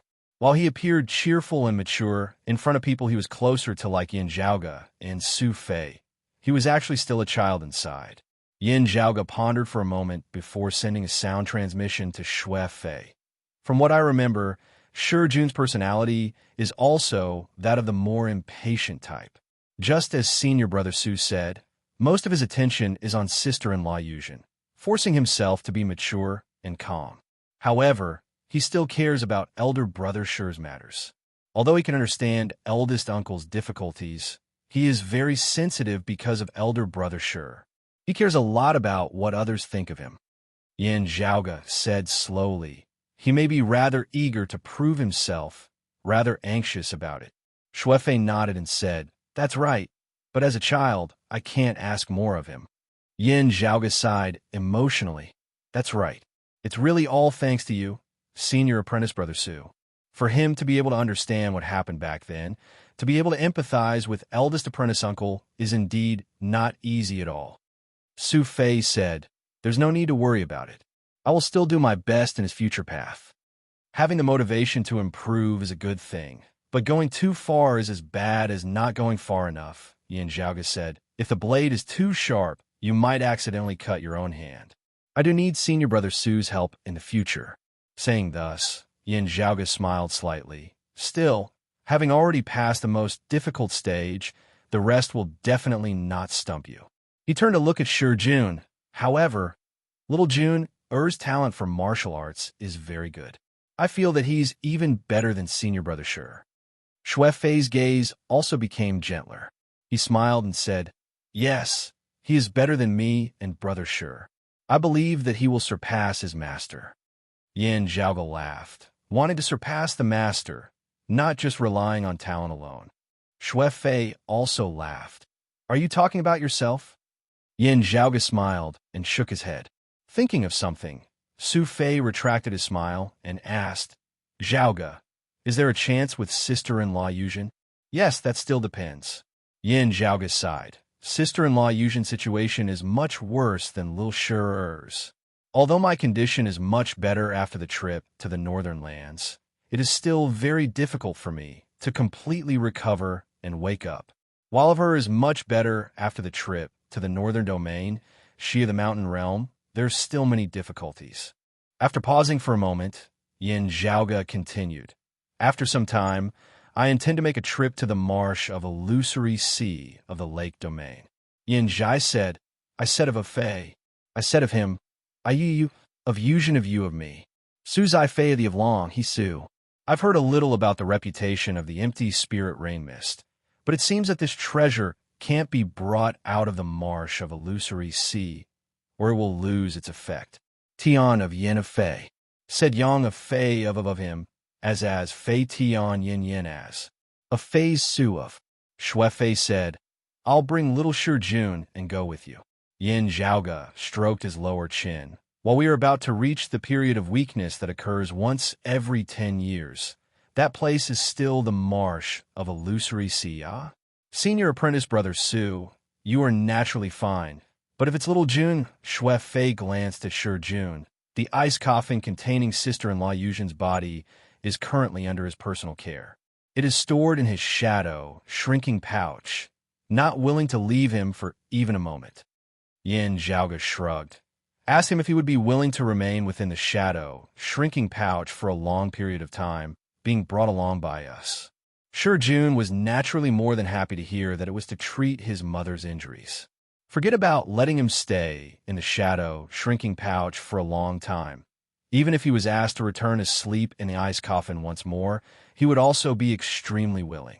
Looking at Jun, whose face was filled with anticipation, Yin Zhaoge also sighed slightly within his heart, able to understand the emotions of the youth before him. After taking his leave of Su Fei and Jun, Yin Zhaoge walked amidst the forest. After pondering for a moment, he headed in the direction of the back mountain. Arriving in the vicinity of the waterfall where Feng Yunsheng usually cultivated, Yin Zhaoge focused his attention and listened carefully. While there was the rumbling sound of water, with Yin Zhaoge's current hearing ability, he was still able to clearly distinguish that there was currently more than just a single person cultivating within the waterfall. Exiting the forest, gazing into the distance, Yin Zhaoge saw that beneath the waterfall, other than Feng Yunsheng, there were two other people. One was Ying Longtu, the other girl. While her appearance was inferior to Feng Yunsheng's, she could still be considered pretty. Yin Zhaoge's gaze first fell on Ying Longtu, instantly feeling his eyes light up. Even with the interference of the sound of the waterfall, Yin Zhaoge was still able to hear the sound of blood flowing smoothly within Ying Longtu's body as though it was heavy as lead mercury. This youth before him, who still had a childish look on his face, had shockingly already stepped into the early outer aura martial scholar realm at this moment, also having completed the second cleansing of his marrows. Such a speed of advancement could really be described as shocking. Gazing carefully over, Yin Zhaoge saw Ying Longtu standing stably beneath the waterfall, allowing the violent water currents to wash over his body as they descended from the heavens. His every move and stance neither fast nor slow, clear and forceful. The usually rather ignorant Han Long currently had a serious and focused expression on his face, his gaze actually seeming to overflow with spiritual qi. Beside him was the calm-looking Feng Yunsheng.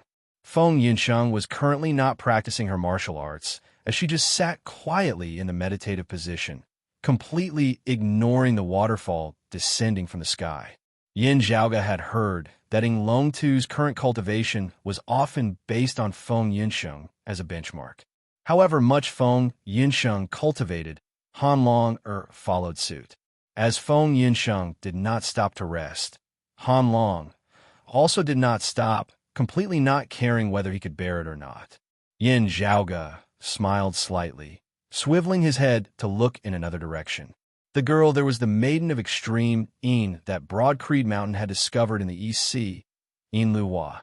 She had currently also formally entered Fu Enshu's tutelage, becoming the junior apprentice sister of Feng Yunsheng, Si Qing, and the others.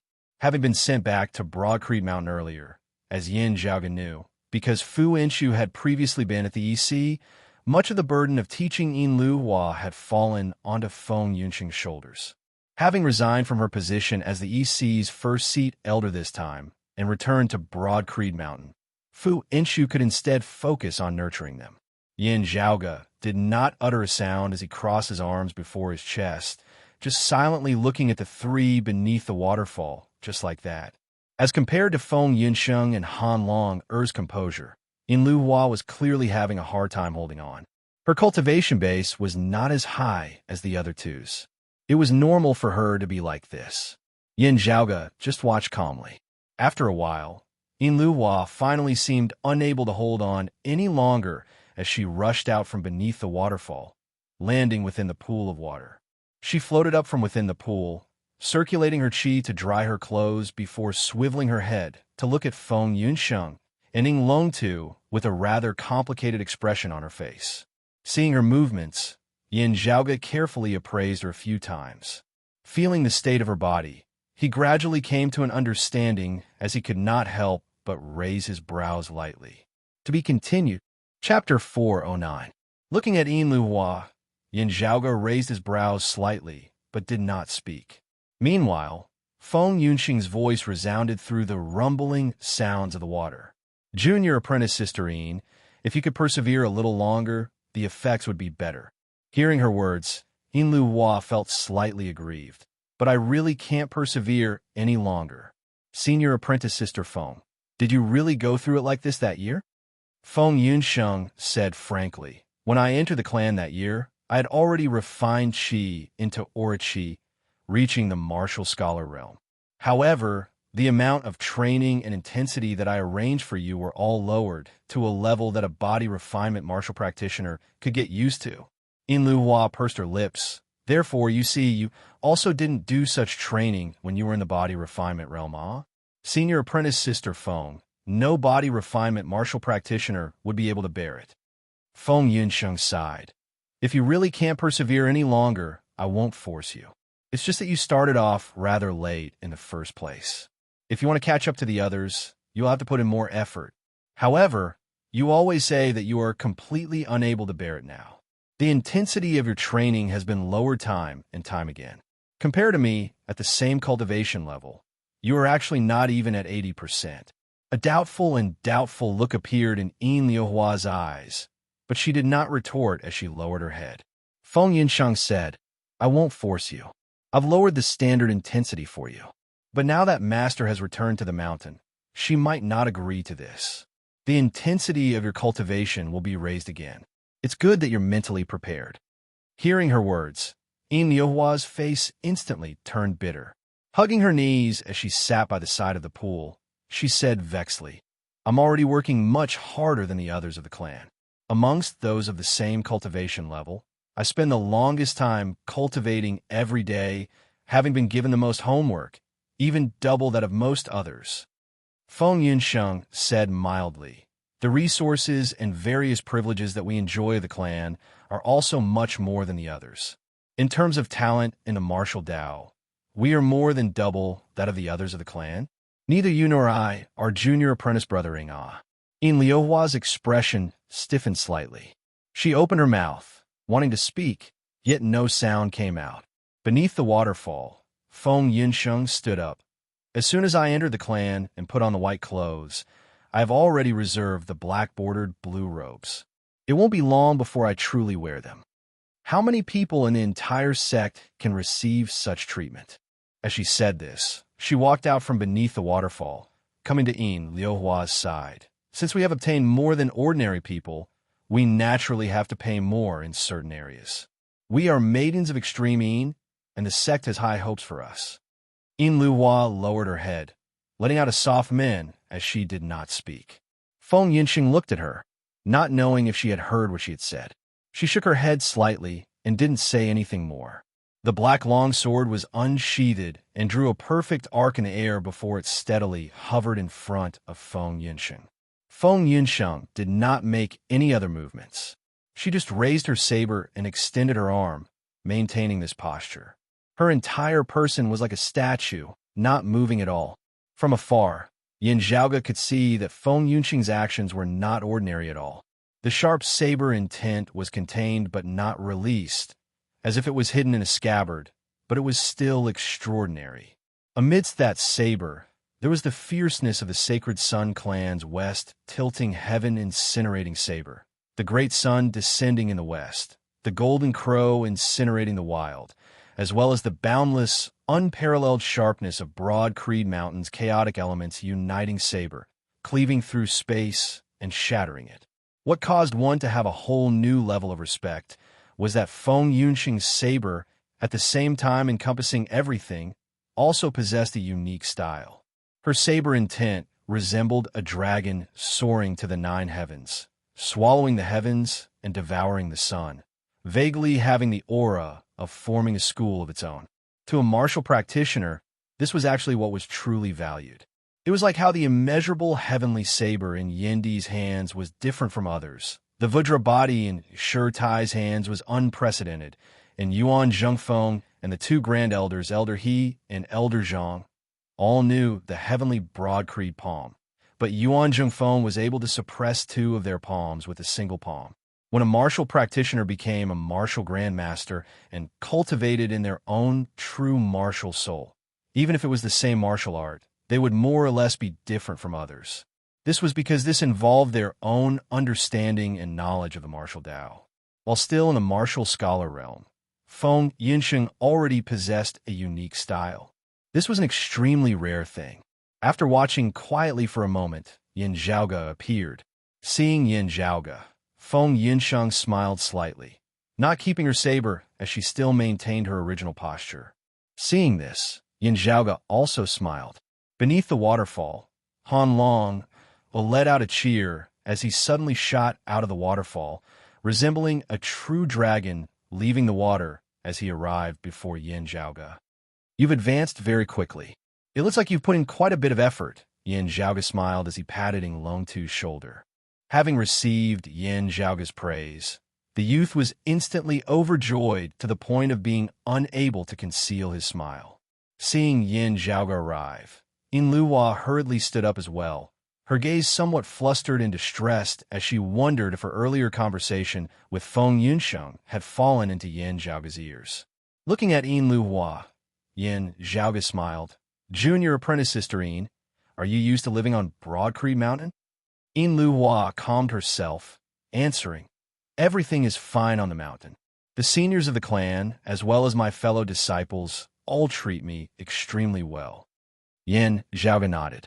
He had indeed heard of this matter before. Yin Luhua had the feeling of being somewhat sociable as her relations with others were still pretty good. In the martial Tao, proper methods are important.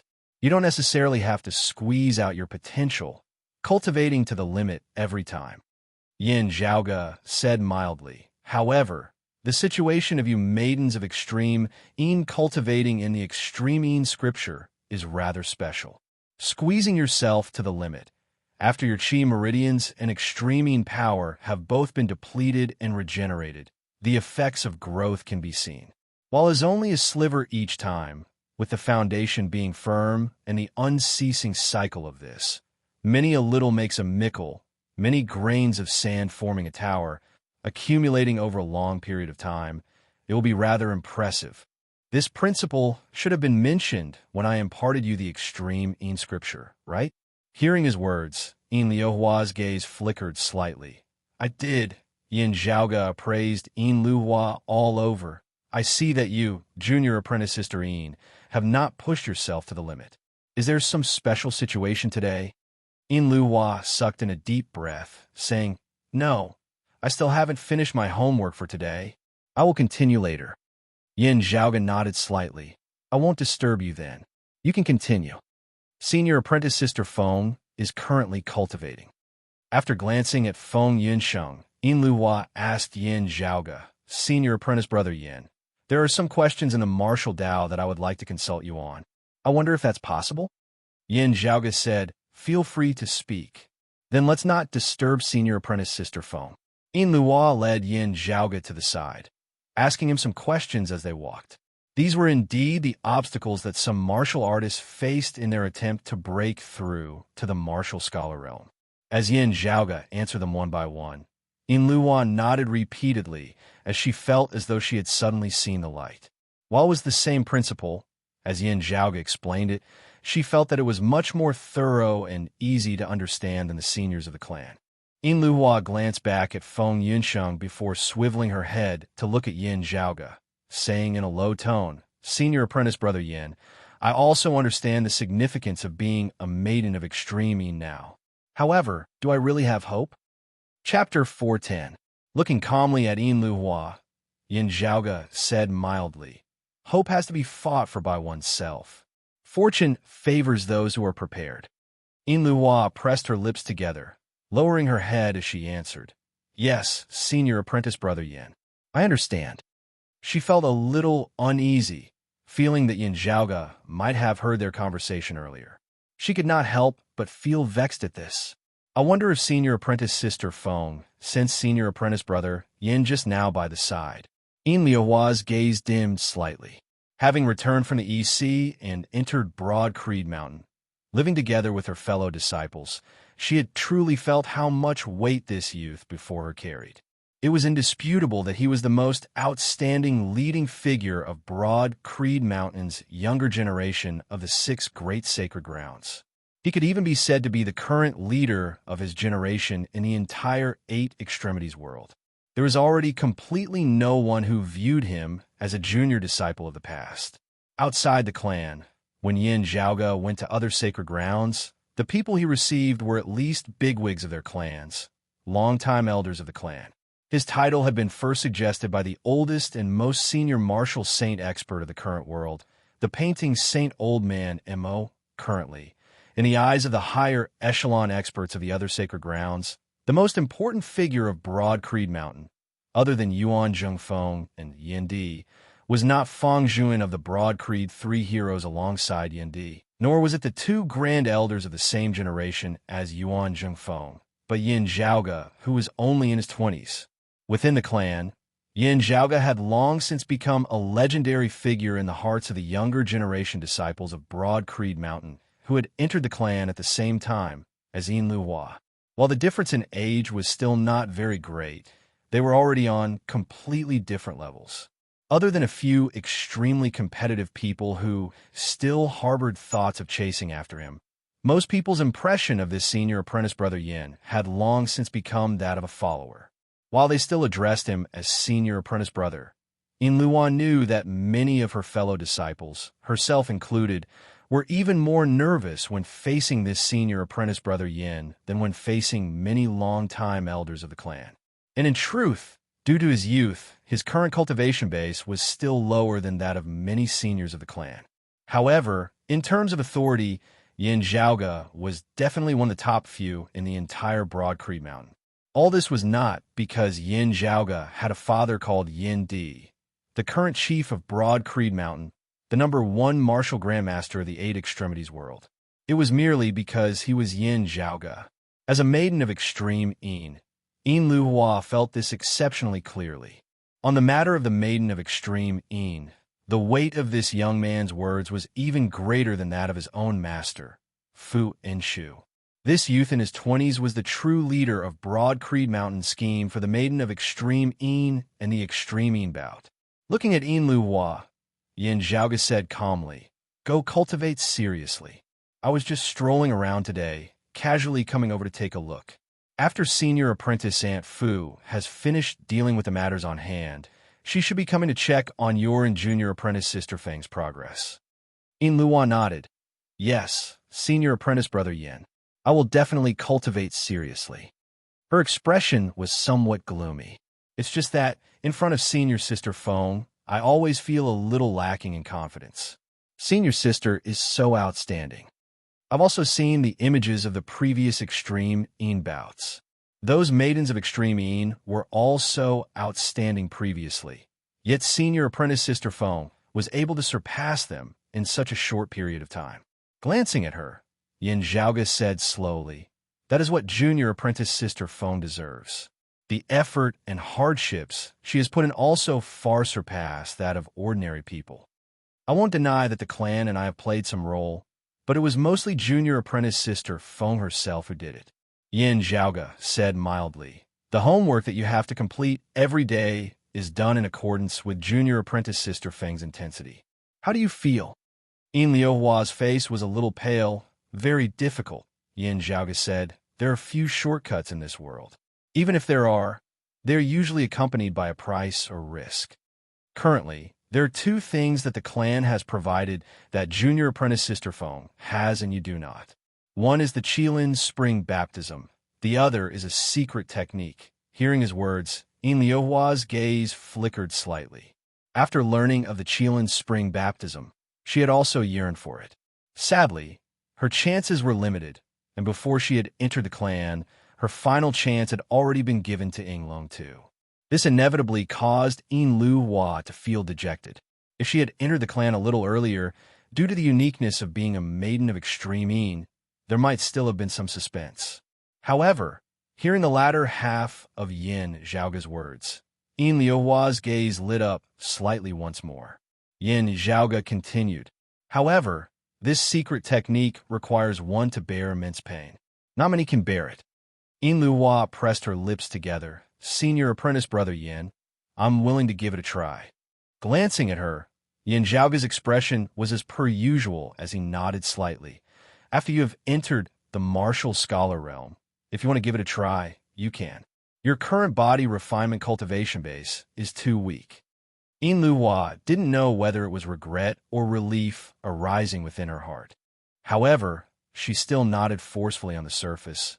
"I will definitely cultivate diligently, striving to refine qi into aura qi as soon as possible." Yin Zhaoge smiled slightly. "Work hard then." Saying thus, he turned and left. Looking at Yin Zhaoge's departing figure, Yin Liuhua's gaze flickered slightly. "I wonder what kind of girl he likes. Is it like Feng Yinsheng, or like the rumors say, like that girl, surnamed Lin?" Feeling Yin Liuhua's gaze on him from behind, Yin Zhaoge paid it no mind. However, after his personal observations today, Yin Zhaoge felt that if there were no major changes, it would be hard for the hopes of some people in the clan who held on to the so-called grooming a maiden of extreme Yin that truly belongs to us to come true. Also, it would depend on whether Fu Enshu's wish of grooming a backup, like Yin Xiuqing had with Meng Wan, to assist Feng Yinsheng would come true. With her personally watching over Fu Enshu's return to the mountain this time, the situation should be a little more optimistic. As Yin Zhaoge thought about this, he returned to the side of the waterfall. He saw that Feng Yinsheng was still holding her saber horizontally, standing unmoving where she was, stable as a boulder. Beside her, Yinglong Tu was seated in the meditative position. Seeing Yin Zhaoge arrive, Feng Yinsheng smiled slightly, while Yinglong Tu grinned. Yin Zhaoge walked before Yinglong Tu, smiling as he asked, "What martial arts is Han Long alert now?" Yinglong Tu answered on his fingers, "I've cultivated and mastered Vajra body, the wind-fire calamities, and learnt the chaotic elements uniting saber from Chief. Chief said that if I want to learn from now on, I should learn the Great Heaven-Earth Sword or the Big Dipper Sword." Yin Zhaoge raised his brows slightly. So many. Having reached the level of the 8 extreme arts, other than Yin Zhaoge, who could freely enter and leave the martial repository, the other core, direct disciples would generally only be taught 1 or 2 supreme martial arts by their masters. If they wanted to learn other martial arts, they would only be able to enter the martial repository after having performed a great merit and obtain a reward, choosing a martial art that they liked. This was not being stingy or restricting them, but more to motivate their disciples to work hard, at the same time also preventing them from biting off more than they could chew. To be continued. Chapter 411. Regarding Yinglong Tu's words that he had already grasped the Vajra body, the wind-fire calamities, and the chaotic elements uniting saber, and that he might even learn another martial art, Yin Zhaoge was also a little surprised. Generally speaking, seniors would only impart a single supreme martial art within a set period of time. When the disciple had grasped this supreme martial art to a certain degree, After being tested and verified by the seniors, they might impart another one. During this period of time, if the disciple had the heart to learn it on his own, he would have to rely on his merits to obtain a reward. Ing Long Tu learnt everything very quickly, and was also able to comprehend the essence of it very quickly. Yin Zhaogan knew this. Shurtai had passed on the Vajra body to him. Yin Di had passed on the chaotic elements uniting saber to him. During the great tribulation of Broad Creed Mountain, while Ing Long Tu had been young, he had also gone through life and death together with Shurtai and Su Fei. After the great tribulation, he had obtained a reward and entered the martial repository, learning the wind-fire calamities. Yin Zhaogan knew all this, and even Han Long himself didn't know about it. However, Yin Zhaogan knew that the higher echelon bigwigs of the clan had already discussed that after Han Long had reached the Xiantian martial scholar realm, he would also be granted the right to freely enter and exit the 4th level of the martial repository and below. Following Zhan Donga, Yin Di, and Yin Zhaoga, he would be the 4th martial scholar of Broad Creed Mountain to receive this honor. From this, it could be seen how highly the clan regarded Ing Long Tu. However, as Yin Zhaoga knew, this was something that would only happen after Han Long had reached the Xiantian stage.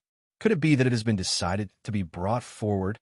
Yin Zhaoga looked curiously at Ing Long Tu. In truth, Yin Zhaoga had hoped to bestow this authority to Ing Long Tu as soon as possible. He similarly had high hopes for this junior apprentice brother of his.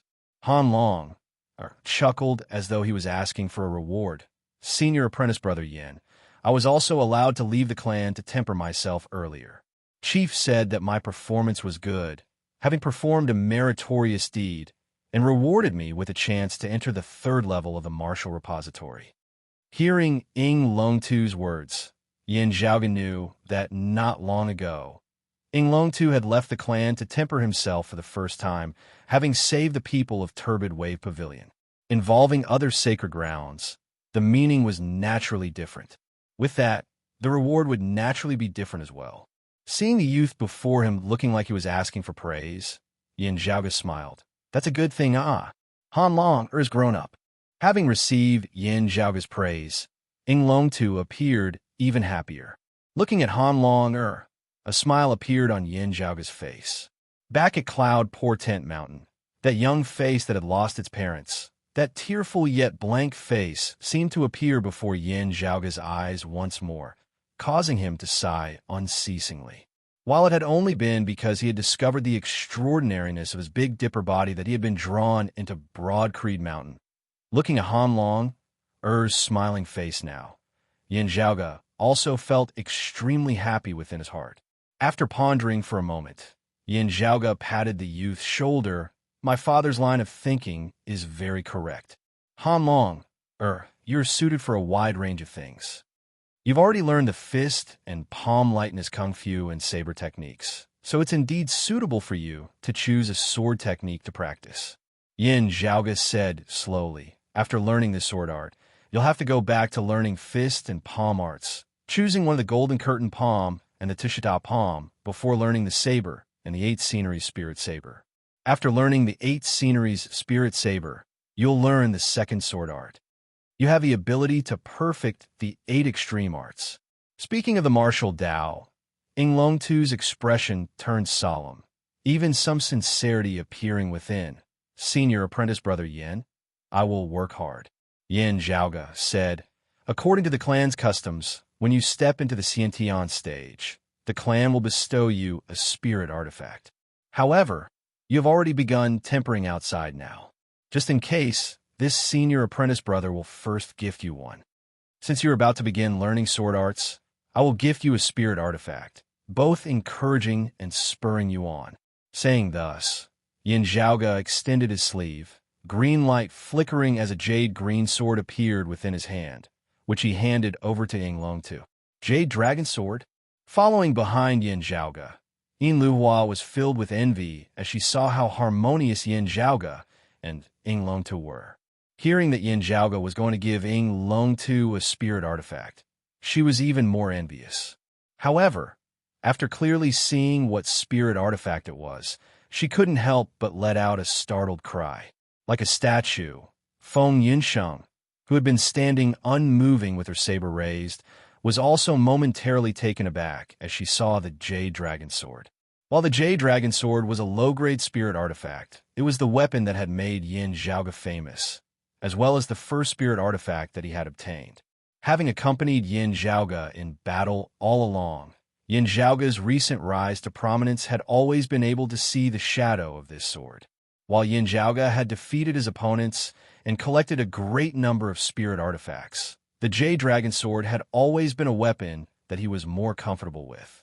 Accompanied by Yin Zhaoge stepping into the Essence Spirit Martial Grandmaster realm, the low-grade spirit artifact, the Jade Dragon Sword, appeared outdated. However, with such an extraordinary spirit artifact, Yin Zhaoge could just keep it as a memento. Now, he actually wanted to gift it to Yinglong too, let alone Yin Luhua. Even Feng Yunsheng felt this to be unexpected. Senior apprentice brother Yin Zhaoge smiled.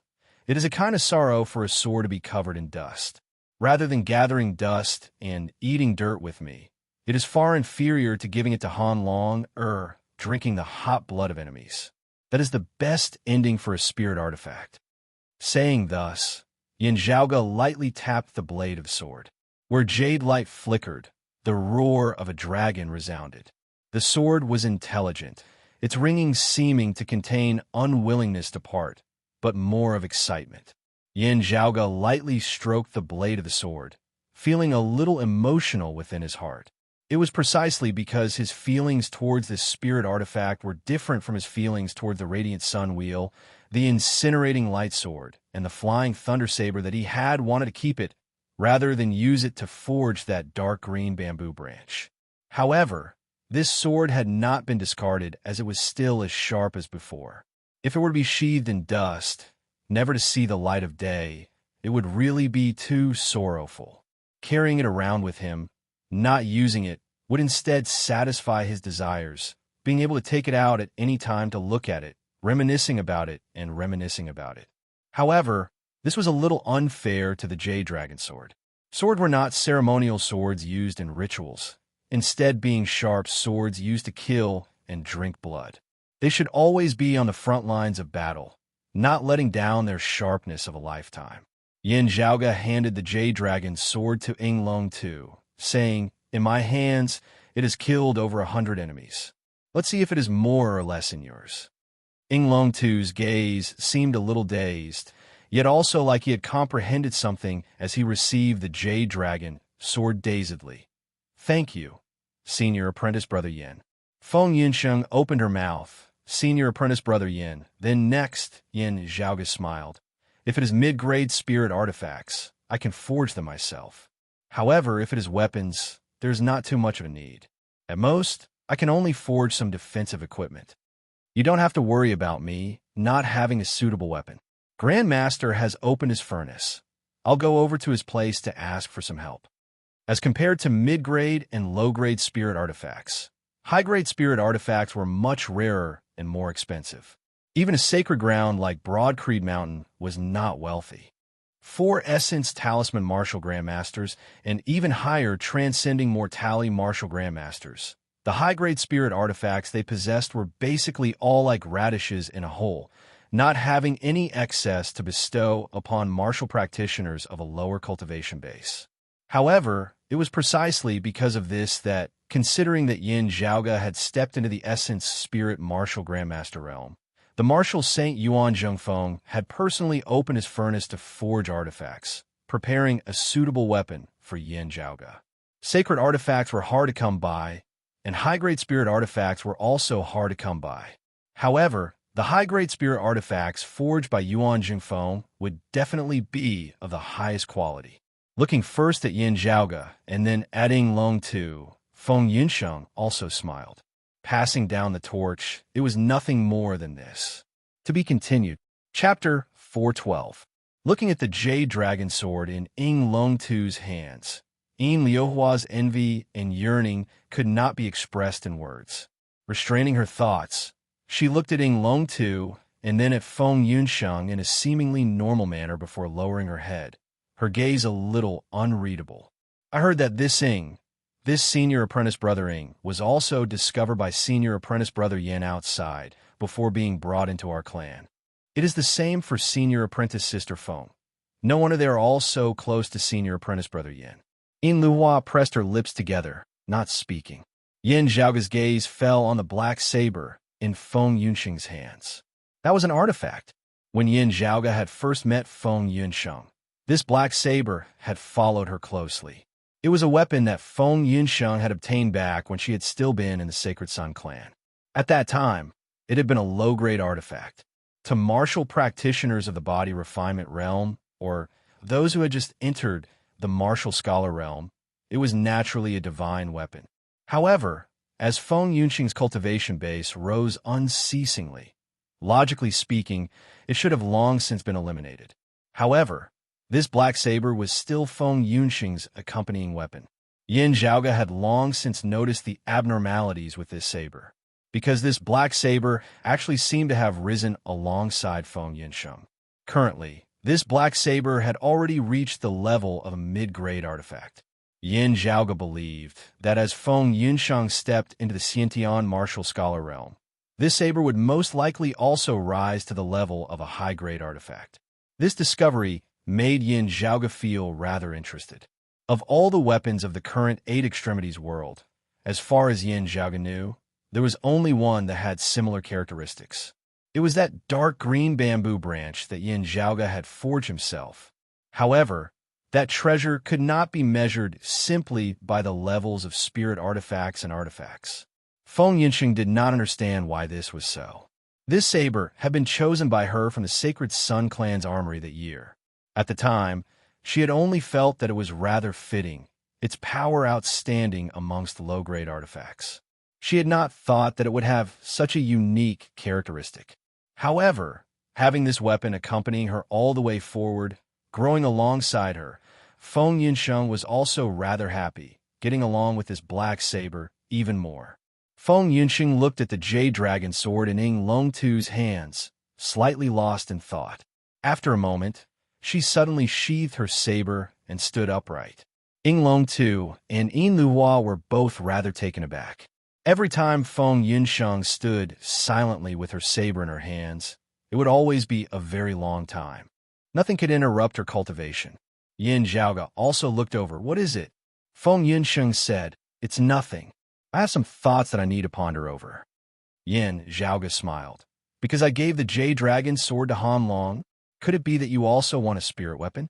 Let me say this first. I don't have a spirit weapon level saber on hand. How could this be? Feng Yunxing shook her head. It's just that when you mentioned spirit sword Jade Dragon, I was a little touched. Gradually coming to some understanding, Yin Zhaoga's gaze turned serious. You want to be like junior apprentice sister Sikong, going out to temper and battle, nourishing your saber through battle? Feng Yunsheng said calmly. I know that as a maiden of extreme Yin, the attention of the entire world, if I were to move about outside without sufficient protection, I would also easily be targeted by the Sacred Sun clan and the Heavenly Thunder Hall. If anything were to happen to me, it would not just be a matter of my own life and death. It would also affect the overall situation of the clan. Feng Yunsheng gazed into the distance. However, cultivating in seclusion within the mountains is indeed not suitable for me. I can feel that ever since the last extreme Yin bout, my rate of improvement has been slowing, with it becoming easier and easier for me to encounter bottlenecks in my cultivation. She laughed self-deprecatingly. To use an inappropriate analogy, I am like a saber or sword. A whetstone is already no longer able to make me sharper. I need to clash with other weapons or the fresh blood of my opponents. Yin Zhaoga sighed softly. That's not the case. It's you who are giving yourself too much pressure, your expectations of yourself being too high. Feng Yunsheng smiled, not continuing to speak. Yin Luhua had always been fearful of difficulties in the process of cultivating. However, whether it was Yin Zhaoga or Feng Yunsheng, neither of them had the intention of looking down on her or feeling disappointed. That was because it was actually a little inhumane to demand of others based on the intensity of Feng Yunxing's cultivation. While others might not be able to complete the intensity of Feng Yunxing's cultivation, It did not mean that they couldn't endure hardship, their wills not being firm enough, their endurance not being good enough. It was more because it was just too hard. It had already surpassed the limits of hard work. To a certain extent, it was only normal that they couldn't do it. Those who could do it would cause everyone to exclaim in shock that they weren't human. From what Yin Zhaoga knew, not counting himself, strictly speaking, there wasn't a single person of the same generation who could completely cultivate like Feng Yunsheng without crippling themselves. There were only 3 people who could be extremely close to Feng Yunsheng's intensity and still persist for so many years. Su Fei, Si Kongqing, and Ying Long Tu. Therefore, while she herself could persist, Feng Yunsheng wouldn't force Yin Luhua to be like her. If not for Yin Luhua being a maiden of extreme Yin as well, Feng Yunsheng wouldn't have said a single word at all. Meanwhile, after understanding the situation, Yin Zhaoga had only lowered Yin Luhua's projected role in his plan.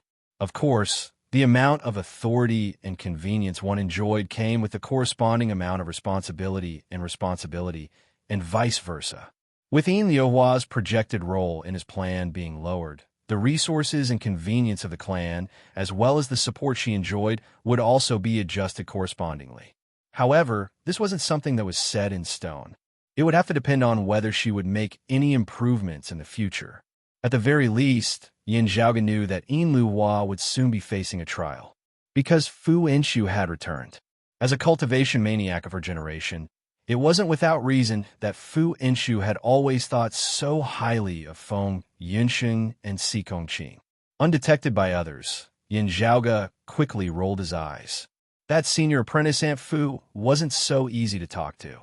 Her principle as a teacher had always been that she wouldn't force her disciple to do what she couldn't do, but what she could do, her disciple had to be able to do as well. It was just like how Fu Inshu had said when she had first introduced Yin Luhua to Yin Zhaoga back at the EC, didn't Yunsheng charge all the way to where she is now in less than 3 years? The underlying meaning of her words was that she had the same expectations and confidence in Yin Luhua. And by the same logic in her eyes, if Feng Yunsheng could grit her teeth and persevere in her bitter cultivation, she, Fu Inshu, and Si Kongqing could too. Since it wasn't just one person who could do it, Yin Luhua should naturally be able to as well. Yin Zhaoga smacked his lips, glancing at Yin Luhua. Having a master who was a little unreasonable, and having spent too little time with her previously, this girl might have only felt the benefits brought about by Fu Inshu's domineering protectiveness. With her personality, she might not have an easy time in the days to come. If she could endure it, there might be the possibility of her being reborn anew. Otherwise, there would only be bitter days ahead. Yin Zhaoga looked at Feng Yunsheng. The tempering that you speak of is like junior apprentice sister Si Kong's journey outside in the past, actually intentionally avoiding the protection of the clan. This way, the risk is very great. From a certain perspective, it is something that our clan cannot afford. This is especially so when, having already proven your ability in the 5th extreme Yin bout, you are no longer an insignificant existence in the eyes of the higher echelon experts of the other sacred grounds. This is especially so for the Sacred Sun clan. Of our clan's younger disciples, if the person they want to kill the most is me, the second would definitely be you. Chapter 413. If one were to say that before the 5th extreme Yin bout, others had still been doubtful of Feng Yunsheng's abilities, after having domineeringly defeated Turbid Wave Pavilion's Fan Xiao in the 5th extreme Yin bout, they no longer doubted Feng Yunsheng's aptitude and potential as a maiden of extreme Yin. To the Sacred Sun clan, it held a different meaning, causing their emotions to be complex as they also felt an even greater urgency to get rid of Feng Yunsheng. After experiencing the 5th extreme Yin bout, Broad Creed Mountain's internal confidence in Feng Yunsheng had similarly been strengthened. The voices of doubt from earlier had completely vanished, no one bringing it up again. Yin Zhaoga said mildly, "That year, you yourself already suffered once. You should remember the lesson." Feng Yunsheng answered, "I can't give up eating for fear of choking." She said slowly, "After winning the Extreme Yin crown, it is not to be brought back to the clan as a decoration. The opponents that I have to face are also not just Little Juan and the others who are also maidens of extreme, but also the flame devils. More accurately speaking, they're all powerful flame devil kings, as well as other powerful opponents. Feng Yunxing's gaze was calm and steady, clearly having already thought through this problem very clearly.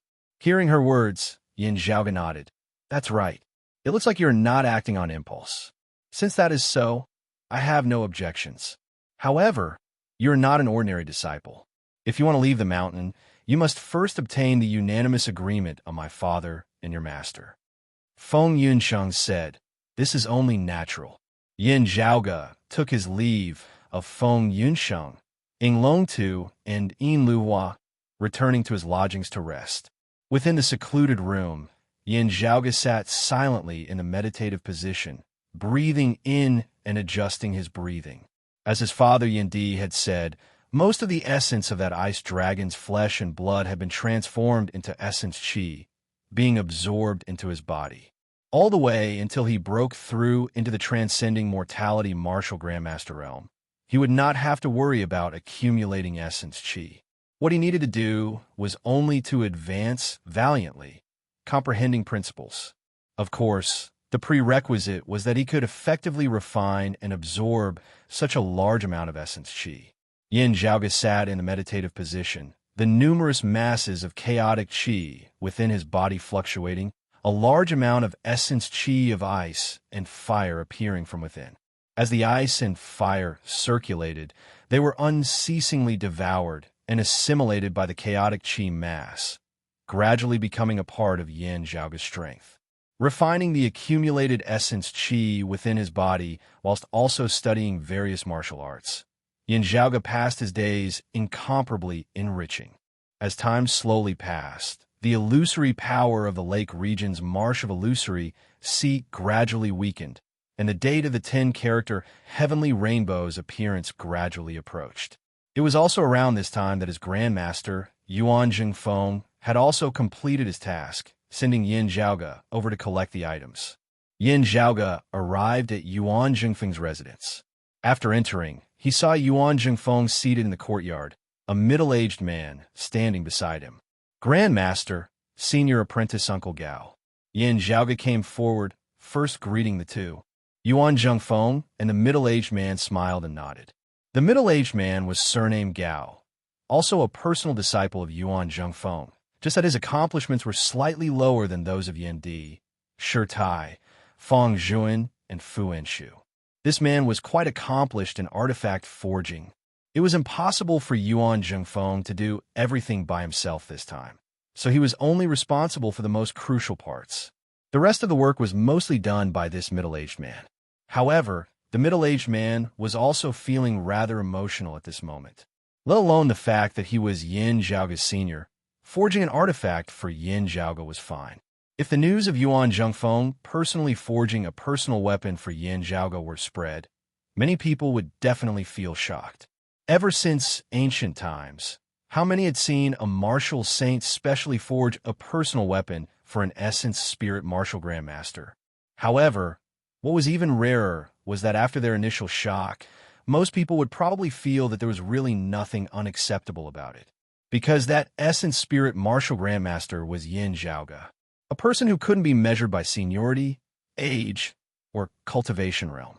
At the very least, the middle-aged man who was assisting Yuan Jingfeng in forging an artifact for Yin Zhaoga was currently very calm, not having the feeling that seniority had been messed up or that he was being overqualified. Yuan Jingfeng smiled as he looked at Yin Zhaoga, tried out, saying thus, a streak of light appeared out of nowhere before the old man, next arriving before Yin Zhaoga. Looking over, Yin Zhaoga saw a short sword hovering in midair, its blade green, tranquil, and distant. There was only a speck of crimson light circulating on its blade, emanating a sharp, baleful aura.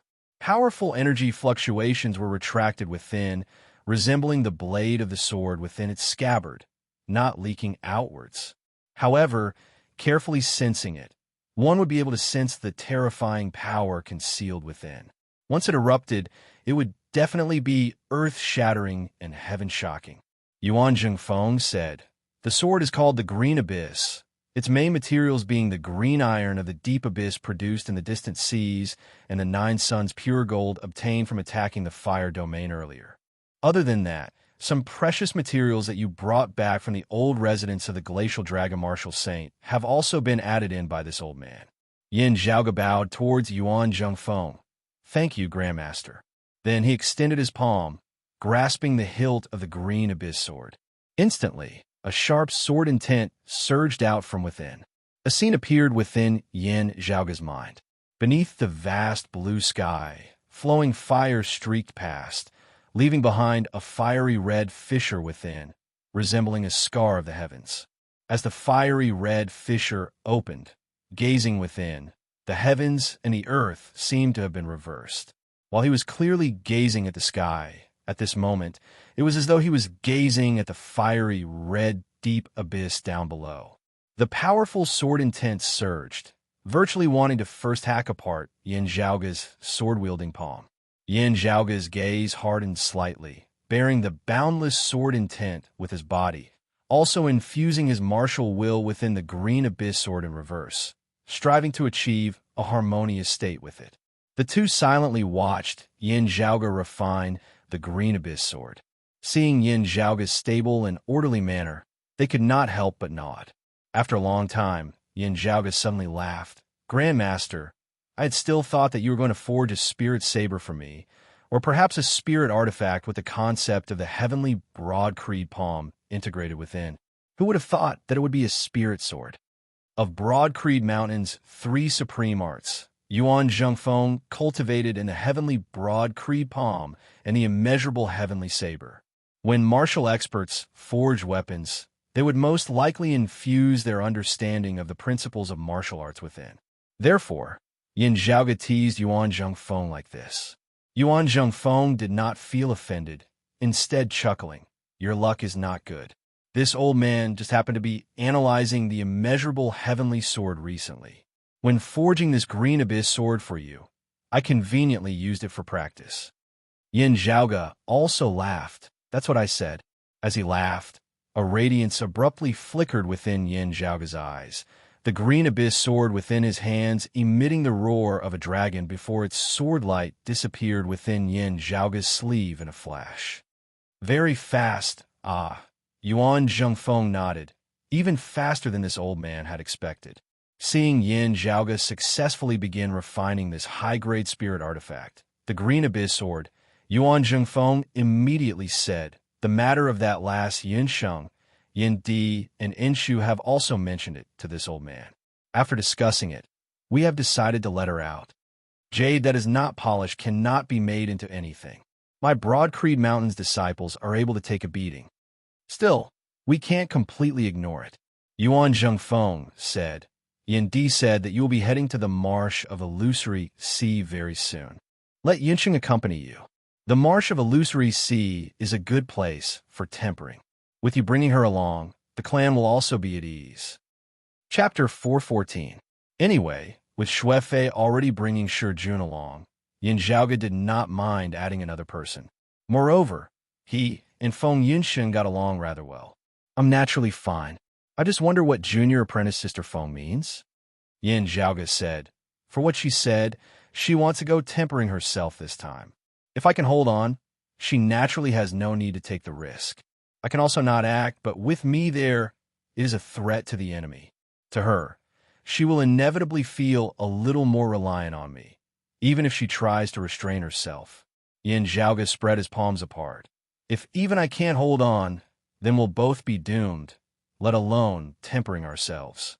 Yuan Zhengfeng said, "How can there be anything perfect in this world? We can only try our best to balance it out."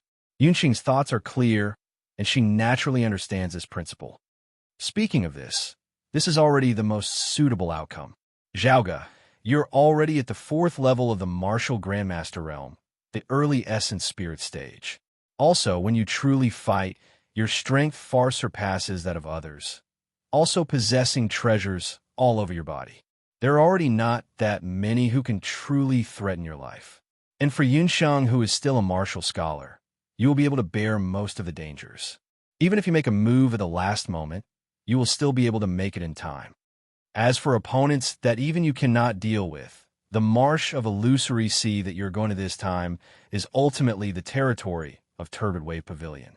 Being strictly neutral, Turbid Wave Pavilion will definitely not allow the higher echelon experts of the Sacred Sun Clan and the Heavenly Thunder Hall to enter the marsh of illusory sea and kill you. Hearing his words, Yin Zhaoga nodded. That is indeed so. Yuan Zhengfeng said, therefore, the danger of natural disasters is actually greater for you going over this time. As one of the 6 great danger grounds of the 8 extremities world, the marsh of illusory sea cannot be underestimated even though it is currently in its weakened phase. As compared to the storms of the great desert, the extreme coldness of the snowy plains, the blazing fire of the underground palace, and so on, the threat of the marsh of illusory sea does not seem to be as intense, but it is formless, instead being harder to guard against. Lost in the environment of the marsh of illusory sea, one might very well lose their life unknowingly. Yin Zhaoga said, yes, Grandmaster. Rest easy, I know what I'm doing. In the end, other than Feng Yunsheng, Shui Fei and Shi Jun, Han Long, and Ying Long Tu were also going. Such a chance is truly hard to come by. Bring Long Tu along with you. Yin Di waved his hands very naturally. Yin Zhaoga also found it rather funny for a time. It had already been a while since he had done something like this. It was not just Broad Creed Mountain. The various sacred grounds and sects would often use the method of the old leading the new, allowing their younger disciples to participate in tempering. The person leading the group could be a senior of the sect, or they could be a senior brother or sister who had entered the sect earlier and had a high cultivation base. When Yin Zhaoga had gone to the Sealing Dragon Abyss with Xikong Qing, Yi Jing, and the others, it had also been like this. However, Yin Zhaoga's cultivation speed was just too fast. Currently, he was still not old, and the difference in cultivation bases between him and those of the younger generation was a little too great. It would be very awkward to lead the team at this time. If the place he was going to was dangerous, the people he brought along would become his burden. They could only be carried by him like they were his belongings, completely protected, and would not be able to train them. If they went to a less dangerous place, it would be a waste of their talents. Still, of those accompanying them this time, little Shi Jun not included, the one with the lowest cultivation base, Ying Long Tu, was already an outer or a martial scholar. Also, he was talented and not weak. Su Fei was even at the second level of the martial grandmaster realm, the mid-spirit vessel stage. It was only because Yin Zhaoga had consecutively leapt 3 times within a short period of time that it would have been uncertain who would be leading the team this time. In terms of experience in leading teams, Su Fei was much more abundant than Yin Zhaoga. Other than Xikong Qing, who was not present, those accompanying them this time were basically the most brilliant elites of Broad Creed Mountain's younger generation in recent years. Ying Long Tu not included, Yin Zhaoga, Su Fei, and Feng Yunsheng could actually all lead fellow disciples of the clan with lower cultivation bases for tempering. While it was said that he was leading the team, Yin Zhaoga was actually quite worry-free as he immediately resumed his old occupation. After taking his leave from his father, he set off together with Su Fei and the others. Ahu and Pan Pan naturally set off as well. At this moment, having just experienced the invasion of the Flame Devils, the situation in the 8 extremities world appeared rather calm. However, Yin Zhaoga and the others knew that it was currently the time when undercurrents were surging, already like an arrow on a bowstring, with a storm that could descend at any moment. Jade Sea City's city lord Song Wuliang was in seclusion recovering from his injuries, while the Sacred Sun Clan and the Heavenly Thunder Hall, one to the south and one to the north, were restless. As Jade Sea City's allies, Broad Creed Mountain and Infinite Boundless Mountain were also on guard at all times, prepared to rush to Jade Sea City's aid at any time. Yuan Zhengfeng personally set off, bringing along the clear Qi robe as he came to the Earth Domain, standing between the Fire Domain and the Water Domain, at the same time still influencing the Heaven Domain from afar. Yin Di and the others stayed behind to guard the clan, also being prepared at all times. Yin Zhaoge and the others were led by Yuan Zhengfeng to the Earth Domain, after bidding farewell to their Grandmaster, heading south to the Lake Domain. Leaving the Earth Domain, arriving on the surface of the Lake Domain, Yin Zhaoge and the others could temporarily set their hearts at ease. While Turbid Wave Pavilion's pavilion, Lord and Qinglin, was also in secluded cultivation due to heavy injuries, the possibility of the Sacred Sun clan having designs on this place was not high. As soon as there were any changes, Yuan Jingfeng would also be able to immediately head south to reinforce them. Senior Apprentice Brother Su, I've only just realized that you're coming this time. Was it also for Senior Apprentice Sister Xie? Yin Zhaoge guided Ying Long Tu in the Big Dipper Sword as he smiled at Su Fei. Between the Big Dipper Sword and the Great Heaven-Earth Sword, Ying Long Tu had finally chosen the Big Dipper Sword. The martial arts of the 8 extreme arts that he had previously cultivated in, the Vajra body, the chaotic elements uniting saber, and the wind-fire calamities, were all vigorous and heavy, domineering and sharp. Since he was walking on an all-encompassing path, martial arts that leaned towards nimbleness naturally had to be cultivated in as well. Therefore, under Yin Di's suggestion, Ying Long Tu had chosen the Big Dipper Sword. Anyway, having come along this time, with both Yin Zhaoge and Su Fei, whether Ying Long Tu chose the Big Dipper Sword or the Great Heaven-Earth Sword, there would be people who would be able to guide him. Teased by Yin Zhaoge, Su Fei was not vexed as he said, before the invasion of the Flame Devils on the East Sea this time, Junior Apprentice Sister Xie had already entered secluded cultivation in preparation for her breakthrough into the martial Grandmaster realm. That's how it is. During the 5th Extreme Yin bout, when I was at Turbid Wave Pavilion, I even saw her before. Still, at that time, Senior Apprentice Sister Xie had already successfully stepped into the heavenly connection stage of the peak of the martial scholar realm, beginning to enter secluded cultivation in preparation for her breakthrough into the martial Grandmaster realm. Yin Zhaoge stroked his lower chin, then chuckled as he looked at Su Fei. Still, Senior Apprentice Brother Su, you know about it very well, and their relationship is very close, ah? Su Fei laughed. Is it very strange? Seeing him so frank, the flames of gossip within Yin Zhaoge's heart instead gradually extinguished. Oh, it's indeed nothing strange. You haven't married, and she hasn't married yet. Seeing Yin Zhaoge's rare, listless look, Feng Yunsheng and Ah were both amused by the side. Ying Long Tu was still a little dazed. Senior Apprentice Brother Yin, Senior Apprentice Brother Su, what are you talking about, Ah? Yin Zhaoge said lazily, we're talking about when your Senior Apprentice Brother Su is going to get a wife, right, just like your parents. Still, your Senior Apprentice Brother Su is still waiting. Even if we go over this time, we won't be able to see his future wife. She's already in secluded cultivation. Han Long nodded, not really understanding, before he suddenly asked, then, when will Senior Apprentice Brother Yin get a wife? Chapter 415. Han Long, Er's words were unintentional, but it caused the expressions of the others to change slightly. Shui Fei looked rather worriedly at Yin Zhaoge. While Ying Long Tu did not understand the situation, he knew that Yin Zhaoge had once had a lover named Lin Yuxiao. But 3 years ago, Lin Yuxiao had unfortunately perished in the Eastern Tang at the hands of Yi Jing. Scratching his head, Ahu also looked at Yin Zhaoge, not knowing what Yin Zhaoge was currently thinking. Hearing his words, Feng Yunxing's heart jolted slightly. While Lin Yuxiao had already died before she had entered the clan, she had also heard about the relationship between Yin Zhaoge and Lin Yuxiao from her fellow disciples. Yin Zhaoge was taken aback by Han Long, Er's sudden question. The reason he was in a daze was not because of Lin Yuxiao. Although it was a pity that a young life had died, it would be a lie to say that he had deep feelings for someone who only existed in his memory. He had never even met her in real life, let alone spoken to her. Yin Zhaoge was more open to fate when it came to the matters between men and women. If a beauty threw herself into his arms, he wouldn't reject it. However, at this stage, his main focus was on improving his personal strength and promoting the development of the sect, so he didn't have any active thoughts. However, there were exceptions.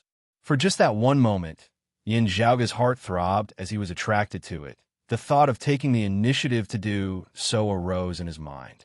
That had been when Feng Yunsheng had taken the initiative to request to try out the cold marrow needles. At that moment, looking at that bright, beautiful, and resolute girl, Yin Zhaoge had vaguely felt a little dazed. In that instant, what Yin Zhaoge had thought of was not the importance of the extreme Yin crown, not the current situation of the Eight Extremities world, not the contest and competition between his broad Creed Mountain and the Sacred Sun clan. He simply wanted to help the woman in front of him, to help her put on the crown as she wished and ascend to the peak of her life. Yin Zhaoge's gaze flickered as he almost unconsciously looked towards the other party involved.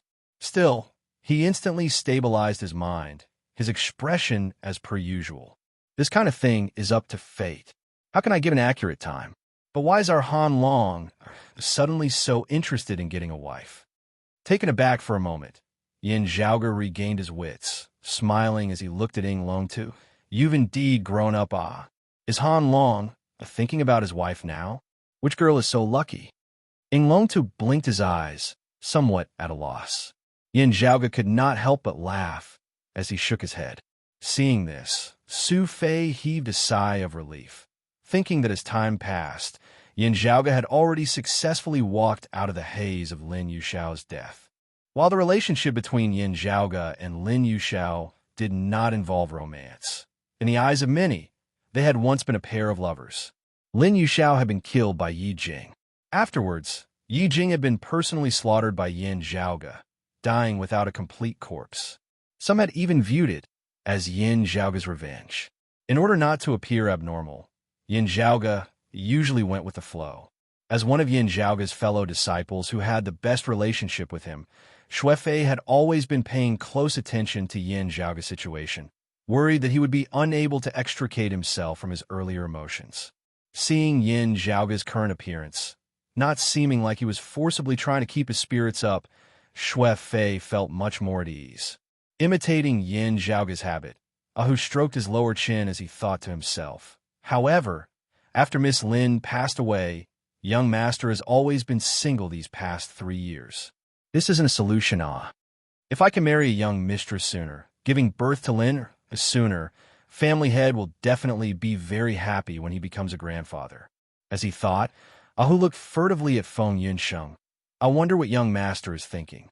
Is it this one, or Miss Sikong, or perhaps someone else? Feng Yunsheng had originally been looking at Yin Zhaoge a little absent-mindedly. Now, feeling Ahu's gaze, she swiveled her head to look at him. Ahu rubbed the back of his head, grinning foolishly. Feng Yunsheng felt a little exasperated, yet also a little amused as she shook her head. Yin Zhaoge's gaze quickly swept past the side of Feng Yunsheng's exquisite features, smiling slightly. The group chatted and laughed as they traversed the territory of the lake domain, heading south. On the way, Yin Zhaoge and the others naturally couldn't just be concerned about whether Ying Longtu was thinking about his wife. Instead, they made use of this chance to teach him by example, telling him many things that he would not be able to learn at the clan. These were all necessary knowledge for a person to gain experience in the outside world. Han Long, Er's talent was extraordinary. At a young age, his cultivation base had already surpassed many others, but his thoughts were too simple and simple. As he grew older, following the careful guidance of the clan's seniors, Han Long, Er's mind gradually opened up. While he still appeared naive and ignorant about some things, he was already gradually able to stand on his own. It was just that as compared to others of the same age, he still appeared a little clumsy. As a martial practitioner, while one's strength was important, if one's mind was not perfect, being too honest and straightforward, they would still inevitably suffer losses. Therefore, along the way, as compared to Han Long, who was focused on cultivating in the Big Dipper sword, Yin Zhaoge and the others paid more attention to imparting various experiences and knowledge to him. Generally speaking, experts of the 6 great sacred grounds who had reached the Essence Talisman Martial Grandmaster realm and above would not lightly step into the territory of other clans. If there was no special reason, and they were not notified beforehand, it could very easily be seen as a provocation. While Yin Zhaoge was currently still an Essence Spirit Martial Grandmaster, His status was different from that of ordinary people. Therefore, having come to the territory of the lake domain, according to etiquette, he also had to inform Turbid Wave Pavilion, paying them a visit at the same time. Yin Zhaoga's group arrived at Turbid Wave Pavilion. As Pavilion Lord and Qinglin was still in seclusion, the other peak longtime elders of Turbid Wave Pavilion received them. After a short stay, Yin Zhaoga and the others took their leave of Turbid Wave Pavilion, heading to the marsh of Illusory Sea. While Turbid Wave Pavilion maintained a neutral stance in the conflict between the other sacred grounds, their relationship with the other sacred grounds was still not bad. At this time, they also sent out people to lead the way for Yin Zhaoga's group, sending them into the marsh of Illusory Sea. As one of the 6 great danger grounds of the 8 extremities world, even Turbid Wave Pavilion that ruled over the lake domain did not have complete control over this place. However, Turbid Wave Pavilion's understanding of this place was undoubtedly the deepest. I've been to the Great Western Desert, the extreme northern snowy plains, the outskirts of hell, and now entering the marsh of Illusory Sea again. Yin Zhaoga clicked his tongue in praise. Of the 6 great danger grounds, there is only the distant ocean beyond the sea and the southern underground palace that I have not personally stepped into. Feng Yunsheng said, "While you have not entered deep into the core region, you can still be considered to have been there before, passing through danger as though it were nothing." Yin Zhaoga laughed. "In my father's words, good people don't live long, while scourges live for 1,000 years. He swiveled his head to look at Feng Yunsheng. "Right? I remember you saying that under the protection of your seniors that year, you too once entered the southern underground palace? This means that other than the extreme northern snowy plains and the distant ocean beyond the sea, you seem to have been to the other 4 as well." Feng Yunsheng smiled. "Like you said, scourges live for 1,000 years." Su Fei smiled. "Is this considered flattery between the 2 of you?" Yin Zhaoga blinked at him. "I'm actually flattering you, senior apprentice brother Su. After all, among us, only you have been to the marsh of Illusory Sea before. Now, it is time for an old horse to know the way." Chapter 416.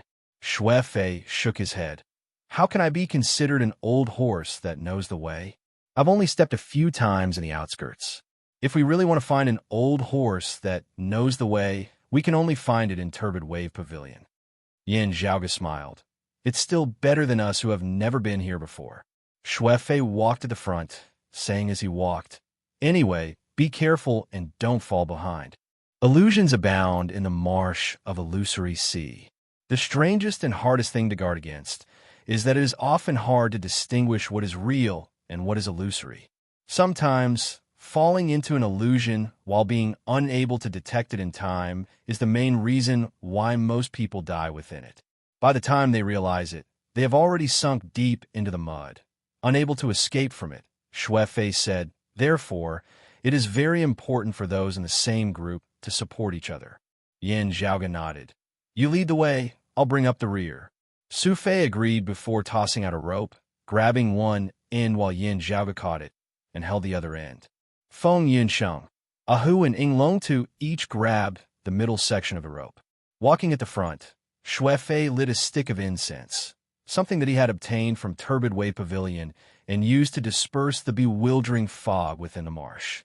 While it could not completely resolve the threat of the illusions, it was still rather useful, especially now when the illusions were at their weakest over the past 10 years.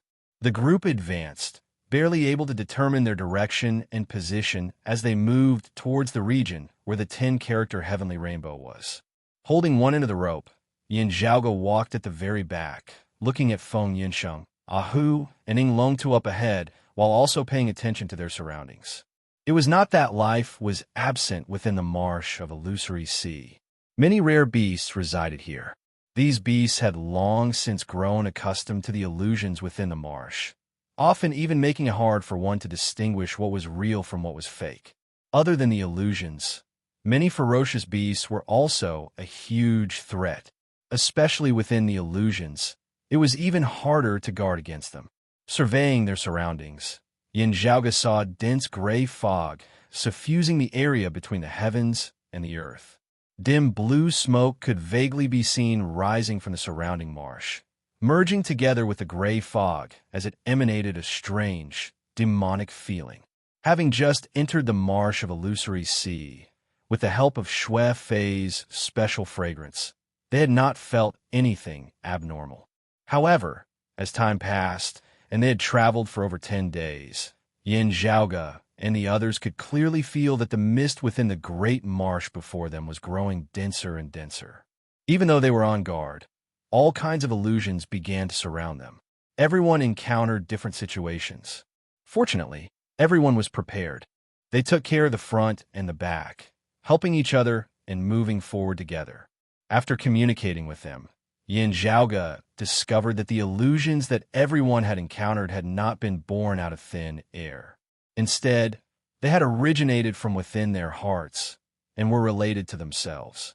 Whether it was Yin Zhaoge himself with the highest cultivation base or Ying Longtu with the lowest cultivation base, they were both in a similar situation. This illusion would not be biased based on whether one's thoughts were pure or not. No one could avoid it. Although Han Long, cultivation level was low, he was born with a heavenly dipper body. His mind was clear and bright, without any impurities. However, he was also disturbed by the illusion and had the illusion that his parents were still alive. Su Fei had the cultivation of a spirit vessel, middle stage great grandmaster. He had a firm will and a steady temperament, but the illusions before his eyes were similarly heavy. There were scenes of him being homeless in his youth, roaming the world alone. Scenes of him interacting with his master, Shirtai, also frequently surfaced. The most tragic, sorrowful memory of his life, the scene of him personally witnessing Shirtai's death in battle, appeared unceasingly, slashing at his heart time and time again, fresh blood flowing. Many scenes that she could not bear to recall also appeared before Feng Yinqing's eyes. Her high-spirited youth when she had just entered the Sacred Sun clan, as well as the accidental injury in the Earth domain, which changed her life's fate, as well as being forced by Xiao Shun and Pan Buotai afterwards to flee the clan, fighting bloody battles all the way as she traversed tens of thousands of kilometers by herself. Some illusions were especially vicious, distorting the memories of the person in question, creating false scenes. However, these illusions were especially realistic, as though they would allow one to experience another life. Feng Yinsheng had experienced within the illusion that her extreme Yin physique had not been damaged, finally successfully suppressing all the other females in the first extreme Yin bout, wearing the extreme Yin crown that she had always yearned for. She had experienced the illusion of her failed resistance, being tainted by Xiao Shan. She had experienced being betrayed and abandoned by her master, being captured and killed by Pan Buotai in the end. She had experienced the illusion of escaping from the clan, fleeing all the way, still ultimately being dismembered by those of the Sacred Sun clan. Despite having received Yin Zhaoge's help, the illusion of her extreme Yin physique being unable to recover. Various illusions that pass for truth seem to have forcibly stuffed one true memory after another into Feng Yunxing's mind, to the point that she was almost unable to differentiate what exactly was what she had truly experienced. It was the same for Yin Zhaoge. To be precise, the illusions that had appeared within his mind were even more bizarre and bizarre. Various scenes, some of them were things that he could only long for in his dreams, yet could not achieve, beautiful to the point of causing him to be intoxicated within, unwilling to wake up. Some of them were things that he feared the most, worrying the most, had come true, causing him to virtually collapse, unable to bear it. Yin Zhaoge stabilized his mind time and time again, expelling all distracting thoughts, breaking free of the restraints and interference of the illusions. Past events came flooding back to him, all sorts of people appearing before him, then vanishing one by one, tides rising and falling, people coming and going. Ever since the invasion of the Flame Devils on the East Sea, when he had attempted to come into contact with a small crimson pagoda with the corpse of the ice dragon, yet failed in the end, having been slain by the Flame Devils, Yin Zhaoge shook his head slightly, regaining his calm as he continued striding forward. As he walked, Yin Zhaoge suddenly felt the bewildering fog up ahead grow denser and denser, his vision gradually becoming so dark that he couldn't even see his fingers before him. The figure of Ing Longtu, who was closest to him, gradually grew blurry. Before Ing Longtu was Ah Hu, who was much taller than him, but he couldn't even be seen. Yin Zhaoge frowned, calling out to Ing Longtu. The youth before him, however, didn't react, his figure also completely enveloped by the bewildering fog the next moment, unable to be seen any longer. The rope in his hand that had always been tensed up suddenly lightened. Lowering his head, Yin Zhaoge saw that the rope in his hand had shockingly broken, only half of it remaining as it drooped downwards powerlessly. Yin Zhaoge did not panic, intuitively feeling that this was yet another layer of illusions. However, before he could sort out his emotions, the bewildering fog that enveloped the great marsh before him suddenly dissipated, his surroundings instantly becoming empty. As the heavens and the earth shook, Yin Zhaoge raised his head and saw a massive hand flying over from beyond the heavens, slapping down toward him. Yin Zhaoge's pupils dilated slightly. That was not an ordinary palm.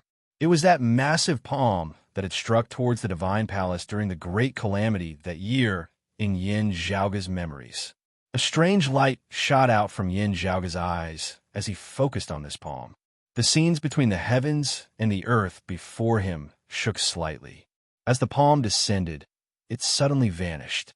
The bewildering fog arose once more, though it was no longer as dense as before. Gazing over, Yin Zhaoge saw two majestic rainbows, one horizontal and one vertical, piercing through the horizon. It was precisely the 10-character heavenly rainbow. To be continued. Chapter 417. Yin Zhaoge had once witnessed the phenomenon of two rainbows, one on the inside and one on the outside, forming a line as they curved through the horizon. While those two rainbows were both 7-colored, they were arranged in reverse order, one from the inside to the outside, from red to purple, while the other was the exact opposite, from purple to red. As Yin Zhaoge knew, that was due to the refraction of sunlight and water vapor. While it was rare, it could still be considered a normal sight. However, the 10-character heavenly rainbow before him was actually two rainbows that were exactly the same, intersecting within the horizon, one heading east and west, the other heading north and south, intersecting vertically. This was the first time Yin Zhaoge had seen such a sight, as he could not help but click his tongue in wonder. In the vicinity of the 10-character heavenly rainbow, the bewildering fog grew thinner as the bewitching power of the Marsh of Illusory Sea also seemed to have diminished greatly. Before Yin Zhaoge, the figures of Su Fei and the others appeared once more. Lowering his head, the rope was still in their hands, showing no signs of breaking. Yin Zhaoge did not immediately relax. Who knew whether the scene before him was a scene within a scene, a trap within a trap? Illusions would sometimes simulate things that one could only dream of, yet be unable to achieve. Searching for the 10-character heavenly rainbow was precisely one of the reasons why they had come to the Marsh of Illusory Sea. The stubbornness within one's heart would often become a bewildering barrier that bewitched one's mind. Yin Zhaoge calmed his heart, his mind immersed within the peerless heavenly scripture that he cultivated in, the true essence of his entire body roiling. On the surface, Yin Zhaoge seemed normal, but if someone were to carefully observe Yin Zhaoge now, they would feel as if Yin Zhaoge did not exist at all. Yin Zhaoge vaguely felt that his perspective was gradually breaking away from the restraints of the Marsh of Illusory Sea, having a tendency to transcend the outside world. The Marsh of Illusory Sea before him seemed to be filled with numerous illusory scenes. Instead, it was much calmer in the vicinity of the 10-character heavenly rainbow. After calming his mind for a moment and feeling the changes in the spiritual qi, Yin Zhaoge could confirm that the 10-character heavenly rainbow before him was real and that he had not fallen into yet another illusory scene. Instead, the situation of Ing Longtu before Yin Zhaoge seemed a little off. The little fellow's gaze was a little dazed as he was currently giggling foolishly, as he seemed to be enjoying himself. Yin Zhaoge sighed. To Han Long, His short life was simple and pure, very easy to be satisfied, very easy to be happy. But Han Long-er's life was not smooth sailing at such a young age. Han Long-er would never be able to let go of the pain of his parents' early death. The death of his master, Shi Tai, was another huge blow to him. Even though Han Long had always been a carefree person, as if he didn't know what sorrow and worry were. But in his simple mind, the influence of these things would always exist. Yin Zhaoge landed a heavy palm on Ing Longtu's shoulder, the latter turning to look at him rather blankly. Just having turned, the index finger of Yin Zhaoge's other hand had already tapped on Ing Longtu's forehead. Ing Longtu was shocked, as if he had been struck by lightning. All the hair on his body stood on end. At the same time that he was attacked, his body subconsciously prepared to defend and counterattack. However, it was also at this moment that Ing Longtu woke up. His eyes were no longer blank and lifeless, but had regained their clarity and brightness. Looking at Yin Zhaoge, Ing Longtu very quickly reacted, saying slowly, "Senior apprentice brother Yan." Yin Zhaoge smiled, waving his hands. "Stabilize your mind. Distinguish between truth and falsehood. False illusions are sometimes very beautiful. It is a very normal thing for people to yearn for them or yearn for them to be beautiful. However, this is not a reason for us to stop moving forward. What is false is still false at the end of the day. It depends on others and not on us." Looking at Ing Longtu, Yin Zhaoge smiled. "Calm your heart, calm your qi." Ing Longtu nodded obediently, inhaling and exhaling a few times as his breathing grew more and more stable. Having arrived at the region where the 10-character heavenly rainbow was, they halted, raising their heads to look at the miraculous scene in the sky above them. Feng Yunxing muttered to herself, "Such a scene is really rare to see." After quietly feeling the spiritual qi flow in the surroundings for a while, she asked, "Is it because there are abnormalities in the space between the heavens and the earth here?" Born of a sacred ground-level power, as a direct disciple, her cultivation base aside, her discernment ability and knowledge were all top figures of her age in the Eight Extremities world. Su Fei said, "That should be the case. It is the intense distortion of space here that forms such a unique scene. The weakening of the power of illusions in the marsh of illusory should also be due to the distortion of space. Without the skin, how can the hair attach? Even this region of the heavens and earth has become weak and distorted, let alone the numerous illusions here." Ahu scratched his head. "Young master, Brother Fei, other than looking for the 10-character heavenly rainbow this time, aren't we also looking for the empty spirit rain mist?" Yin Zhaoge said, "The empty spirit rain mist is extremely rare, and it is very hard to predict where it will appear. However, generally speaking, in the vicinity of where the 10-character heavenly rainbow appears, it is possible that the empty spirit rain mist also exists. Therefore, in coming here, we are actually dealing with both of our targets at the same time. However, some luck is still required." Su Fei said slowly, "According to what I know, the empty spirit rain mist most likely appears before or after the 10-character heavenly rainbow appears. I'll first look around the vicinity. If there is, that would naturally be best. If there isn't, we'll just silently wait for the moment when the 10-character heavenly rainbow finally dissipates."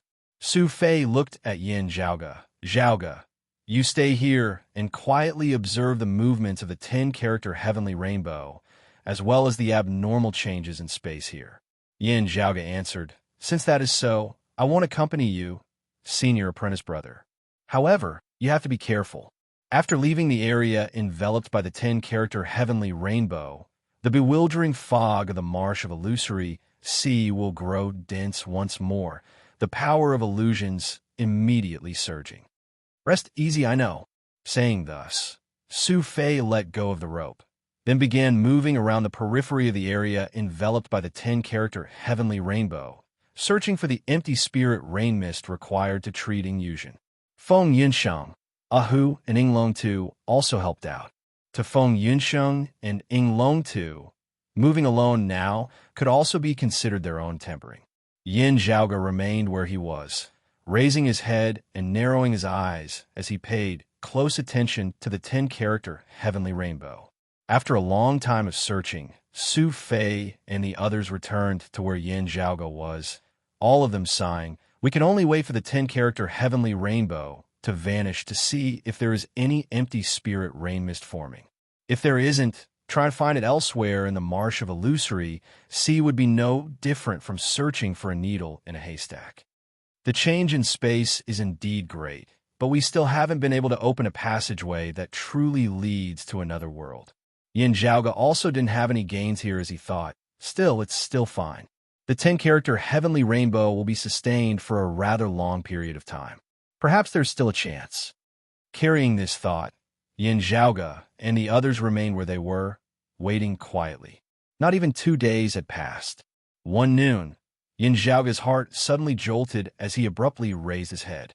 Then, where the two rainbows intersected, the distortion of space grew more and more intense, to the point where it was clearly visible to the naked eye. There, the sky resembled a canvas, being twisted and distorted intensely as a gap gradually appeared within it. It's appeared there really is. Yin Zhaoge's spirits rose as he immediately said to Ahu, "Hurry up and report to the clan. Tell my father." Before his words had landed, Yin Zhaoge felt his shadow shrinking pouch shudder intensely before a snow crane formed of flowing light shot out from within. The snow crane's wings swept outwards, actually sweeping along Yin Zhaoge and the others beneath the 10-character heavenly rainbow before shooting towards the black hole within the sky at lightning speed. To be continued. Chapter 4:18. Within the sky, where the two streaks of light intersected, one horizontal, one vertical, the space distorted intensely. There, the 7-colored light vanished, only darkness remaining. A black point of intersection expanded unceasingly, devouring the surrounding rainbow light as well as everything else. After having expanded to a certain size, this black seemed to have calmed down. Gazing from afar, other than the distortion at the point of intersection being even more intense, the red light no longer straight. The 10-character heavenly rainbow seemed no different from usual. There was only a silhouetted snow crane that shot into the skies, flapping its wings as it flew towards the center of the 10-character heavenly rainbow. Amidst this silhouetted snow crane, Yin Zhaoge and the others were swept along by a strange force, following them towards the black hole at the center of the 10-character heavenly rainbow. This is a little unexpected, Yin Zhaoge's expression turned solemn as he spread open his right palm, a jade hairpin on which a snow crane was inscribed. This was something that his mother Xue Chuqing had left in the Eight Extremities world, having always been kept safe by his father Yin Di before this. It had always been ordinary and unremarkable, not seeming to have anything special about it at all, resembling just an ordinary accessory. Who knew that in that instant, when the black hole at the center of the 10-character heavenly rainbow had appeared, this jade hairpin had suddenly moved, streams of light emerging from within, transforming into a snow crane that shot out of Yin Zhaoge's shadow, shrinking pouch. Yin Zhaoge reached out in time, grabbing the jade hairpin that had flown out along with it. However, as the snow crane flapped its wings, it still swept along everyone within the vicinity of the 10-character heavenly rainbow, flying upwards. It's a mechanism with a teleportation function, Yin Zhaoge quickly deduced. There must be a catalyst before it can be awakened from its slumber. Raising his head, he saw that black hole at the center of the 10-character heavenly rainbow gradually stabilizing, resembling the entrance to a passageway. At the center of the black hole, it was already no longer completely black, instead being multicolored. There seemed to be many scenes within, distorted and broken apart, merging as one after being disrupted. Chaotic space. Yin Zhaoge had already identified it. It really is a path that leads to another world, but is extremely unstable. It is indeed another world on the other side. The foundation of the mechanism should be there. The jade hairpin is like a token. When the two worlds are connected, the person holding the token will be automatically drawn over by the mechanism. Yin Zhaoge had already completely calmed down at this moment. Still, glancing at Feng Yinsheng, Ahu, Su Fei, and Ying Longtu beside him, as well as Pan Pan, who was being carried in Feng Yunsheng's embrace, Yin Zhaoge instantly smiled bitterly. It teleported everyone within the range of the 10-character heavenly rainbow. This ritual is very good and very powerful, but also very stupid. Now, all of them had disappeared without a trace. While Yin Zhaoge was very interested in going to the other world to take a look, his pitiful father was still anxiously waiting for news at the clan. Now, there wasn't even a single person to report to him.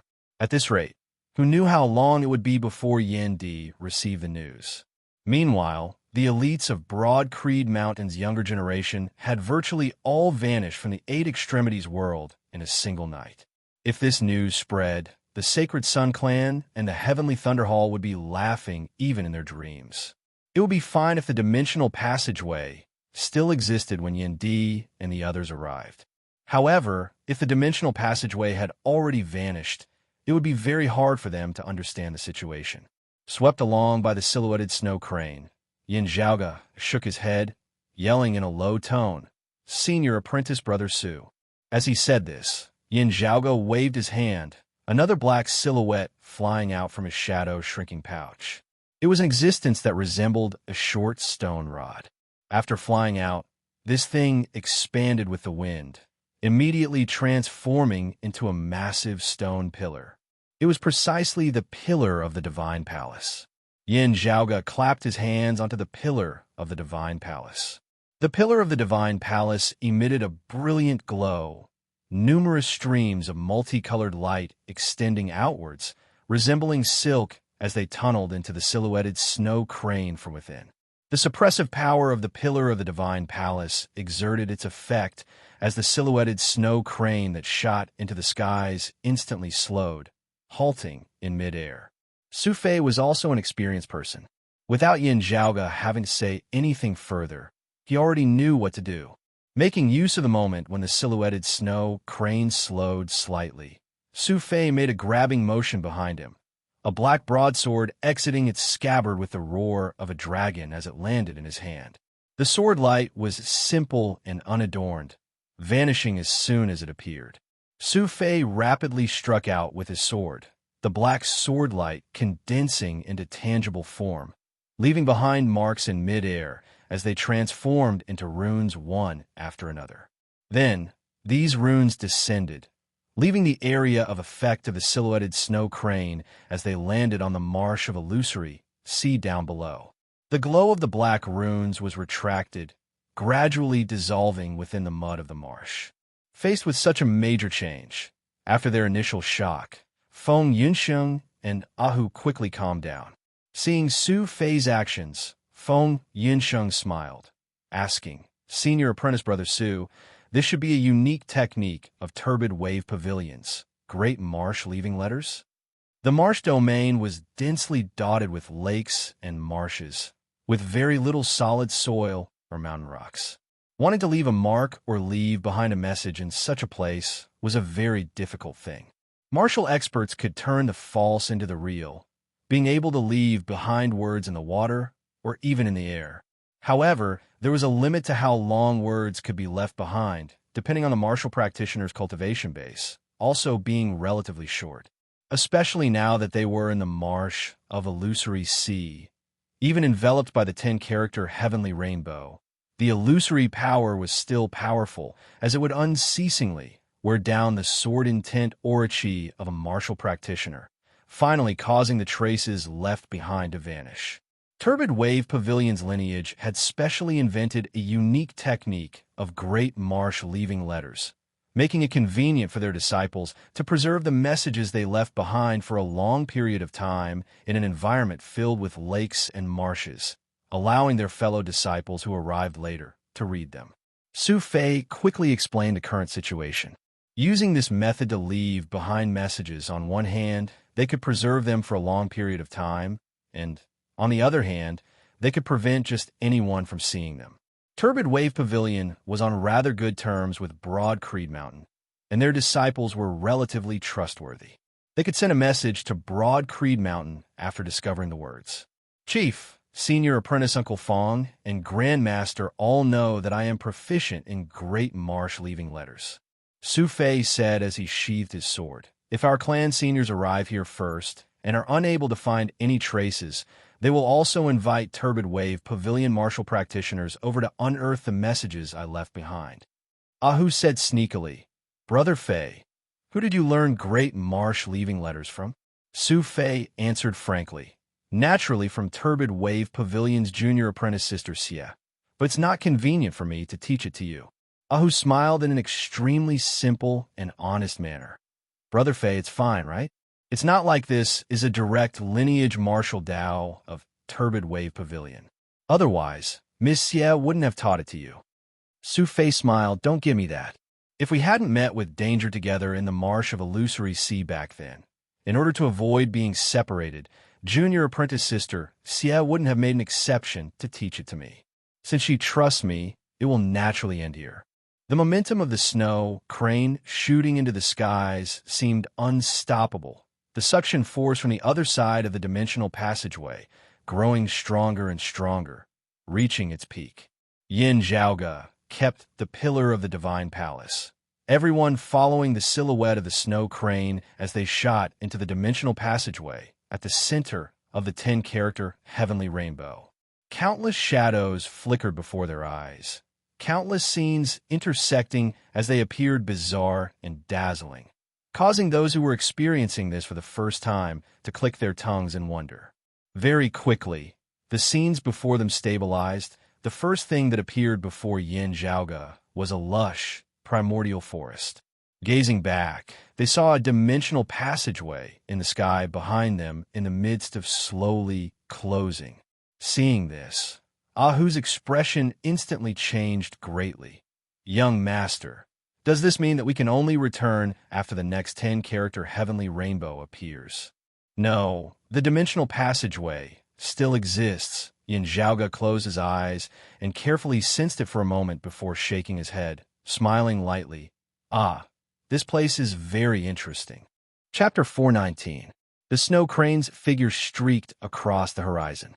It spread its wings and soared, transforming into a stream of light and disappearing into the distance in an instant. Still within the silhouetted snow crane, Yin Zhaoge crossed his arms before his chest, curling his lips. The entrance of the dimensional passageway here is even more unstable than the one in our 8 extremities world. If I do not see wrongly, it seems to be shifting along the spiritual chi pulse of this world. We will have to properly search for it. Fortunately, based on the time that the 10-character heavenly rainbow has existed in our 8 extremities world, there is still a very long time before the passageway closes. Yin Zhaoge raised his head and looked at the sun hanging high up in the sky. Yes, if the time flow of the 2 worlds is the same. Everyone was flying with the snow crane as they observed their surroundings curiously. After glancing at Feng Yunsheng and Ying Long too, Su Fei secretly sent a sound transmission to Yin Zhaoge. Zhaoge, I remember that the snow crane was the symbol of your mother, Senior Snow, that year. The corners of Yin Zhaoge's mouth twitched slightly as he answered with a bitter smile. I've let Senior Apprentice Brother Su see a joke. To tell you the truth, coming here this time is precisely due to the clues left behind by my mother that year. Xue Fei shook his head. Why would I laugh at you?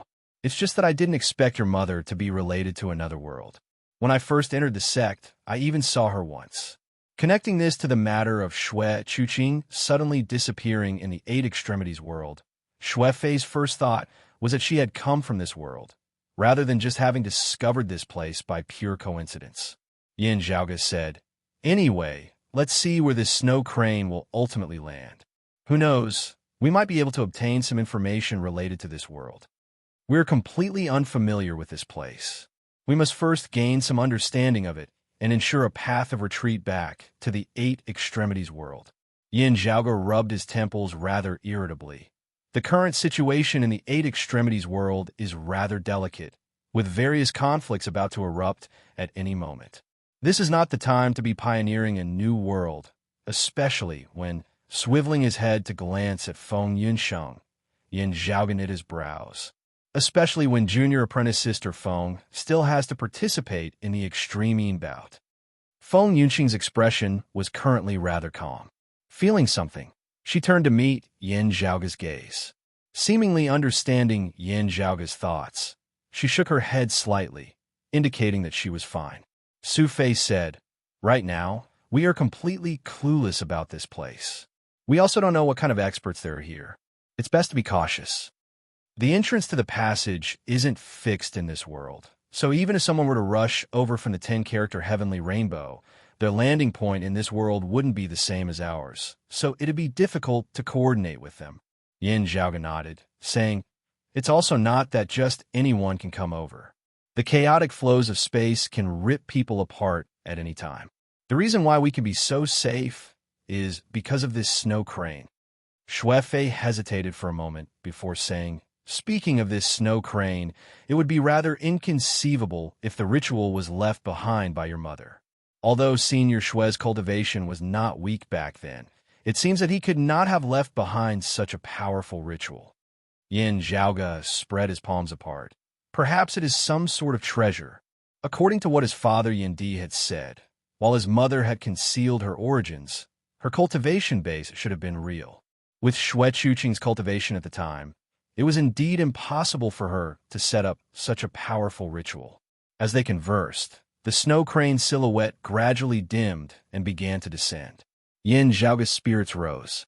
Gazing over carefully, he saw a white pillar of light shooting into the skies amidst a primordial forest.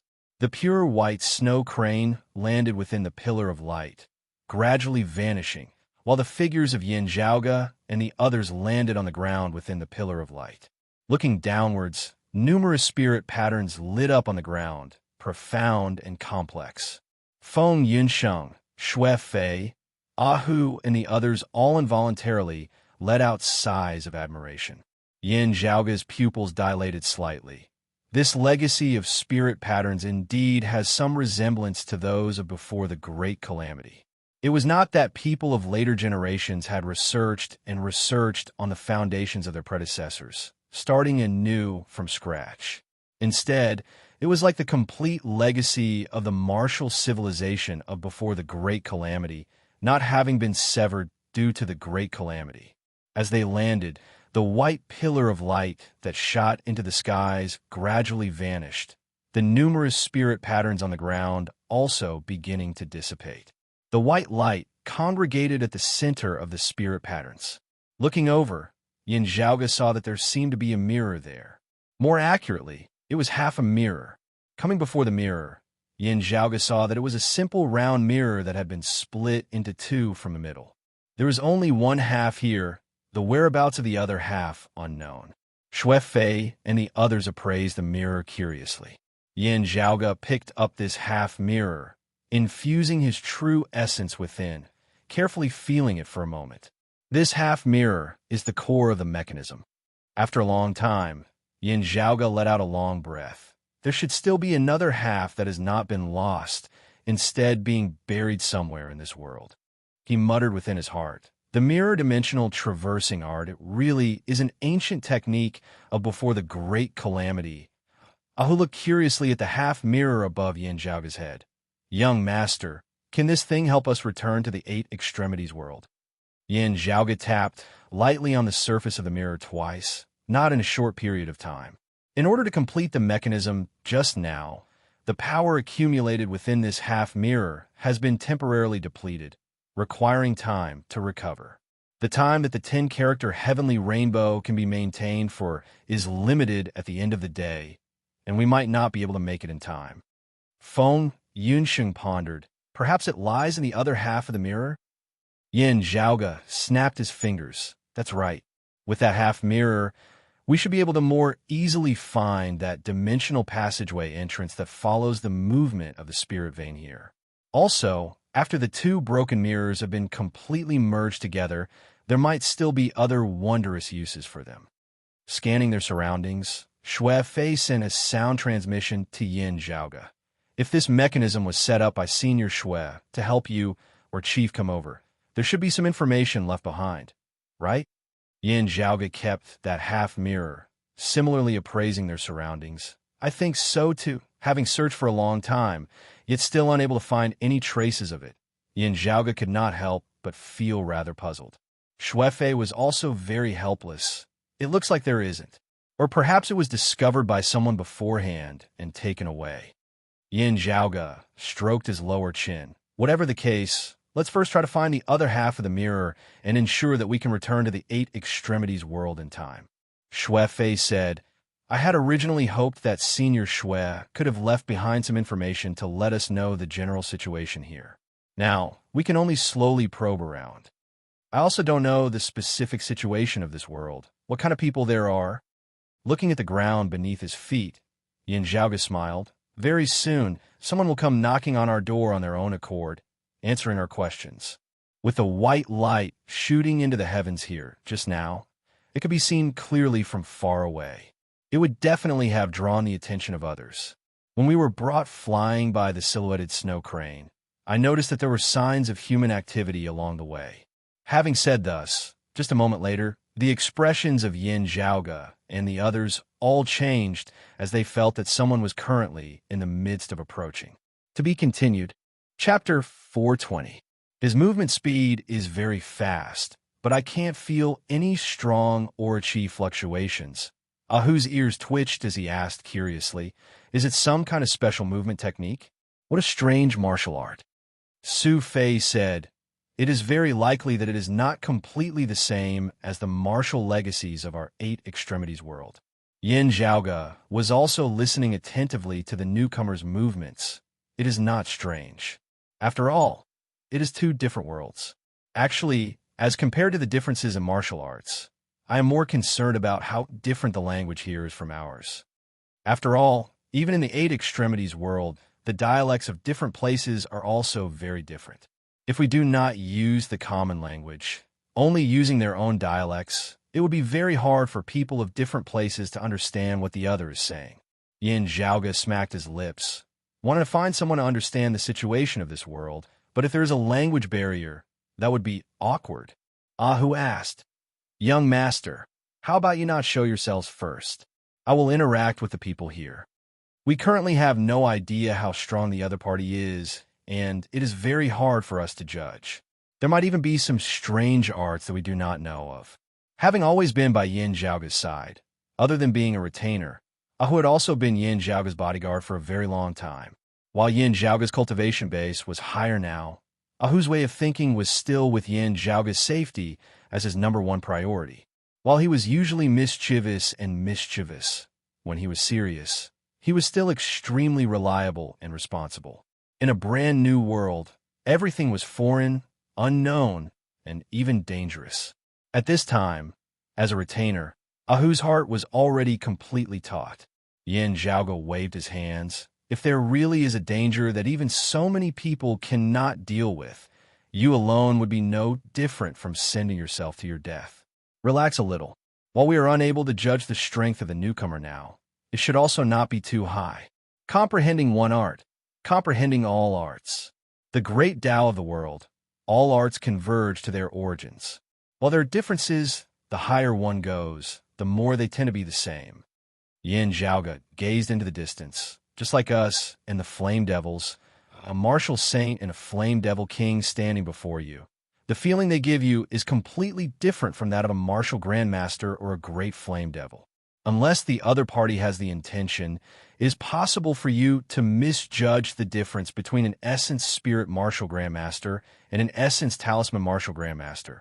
But you will definitely be able to clearly distinguish between a Martial Saint and a Martial Grandmaster. Yin Zhaoge and the others temporarily concealed themselves within the dense forest. Very quickly, a figure flickered, appearing before them.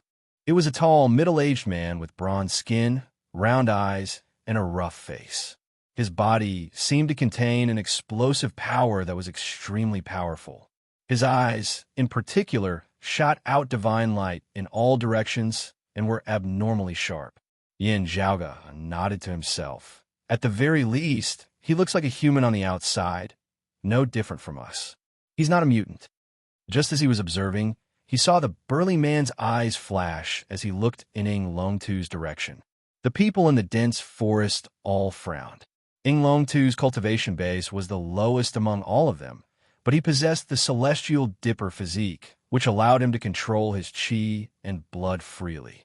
His mind was clear and flawless. If he focused on hiding, it would be very difficult for others to detect his presence. Yin Zhaoge stroked his lower chin. Is it that this person has concealed himself deeply, his strength higher than I thought? Or is it that due to some special reason, his sensory abilities are extremely powerful? Then, after glancing at the place where Inglongtu was concealed, that burly man's gaze turned to where Feng Yunsheng was. Yin Zhaoge coughed lightly, appearing. Seeing Yin Zhaoge, that burly man's expression was filled with wariness as he no longer looked in the direction of Feng Yunsheng and Inglongtu, instead staring straight at Yin Zhaoge. Yin Zhaoge spread his hands apart, first asking, "How do I address you?"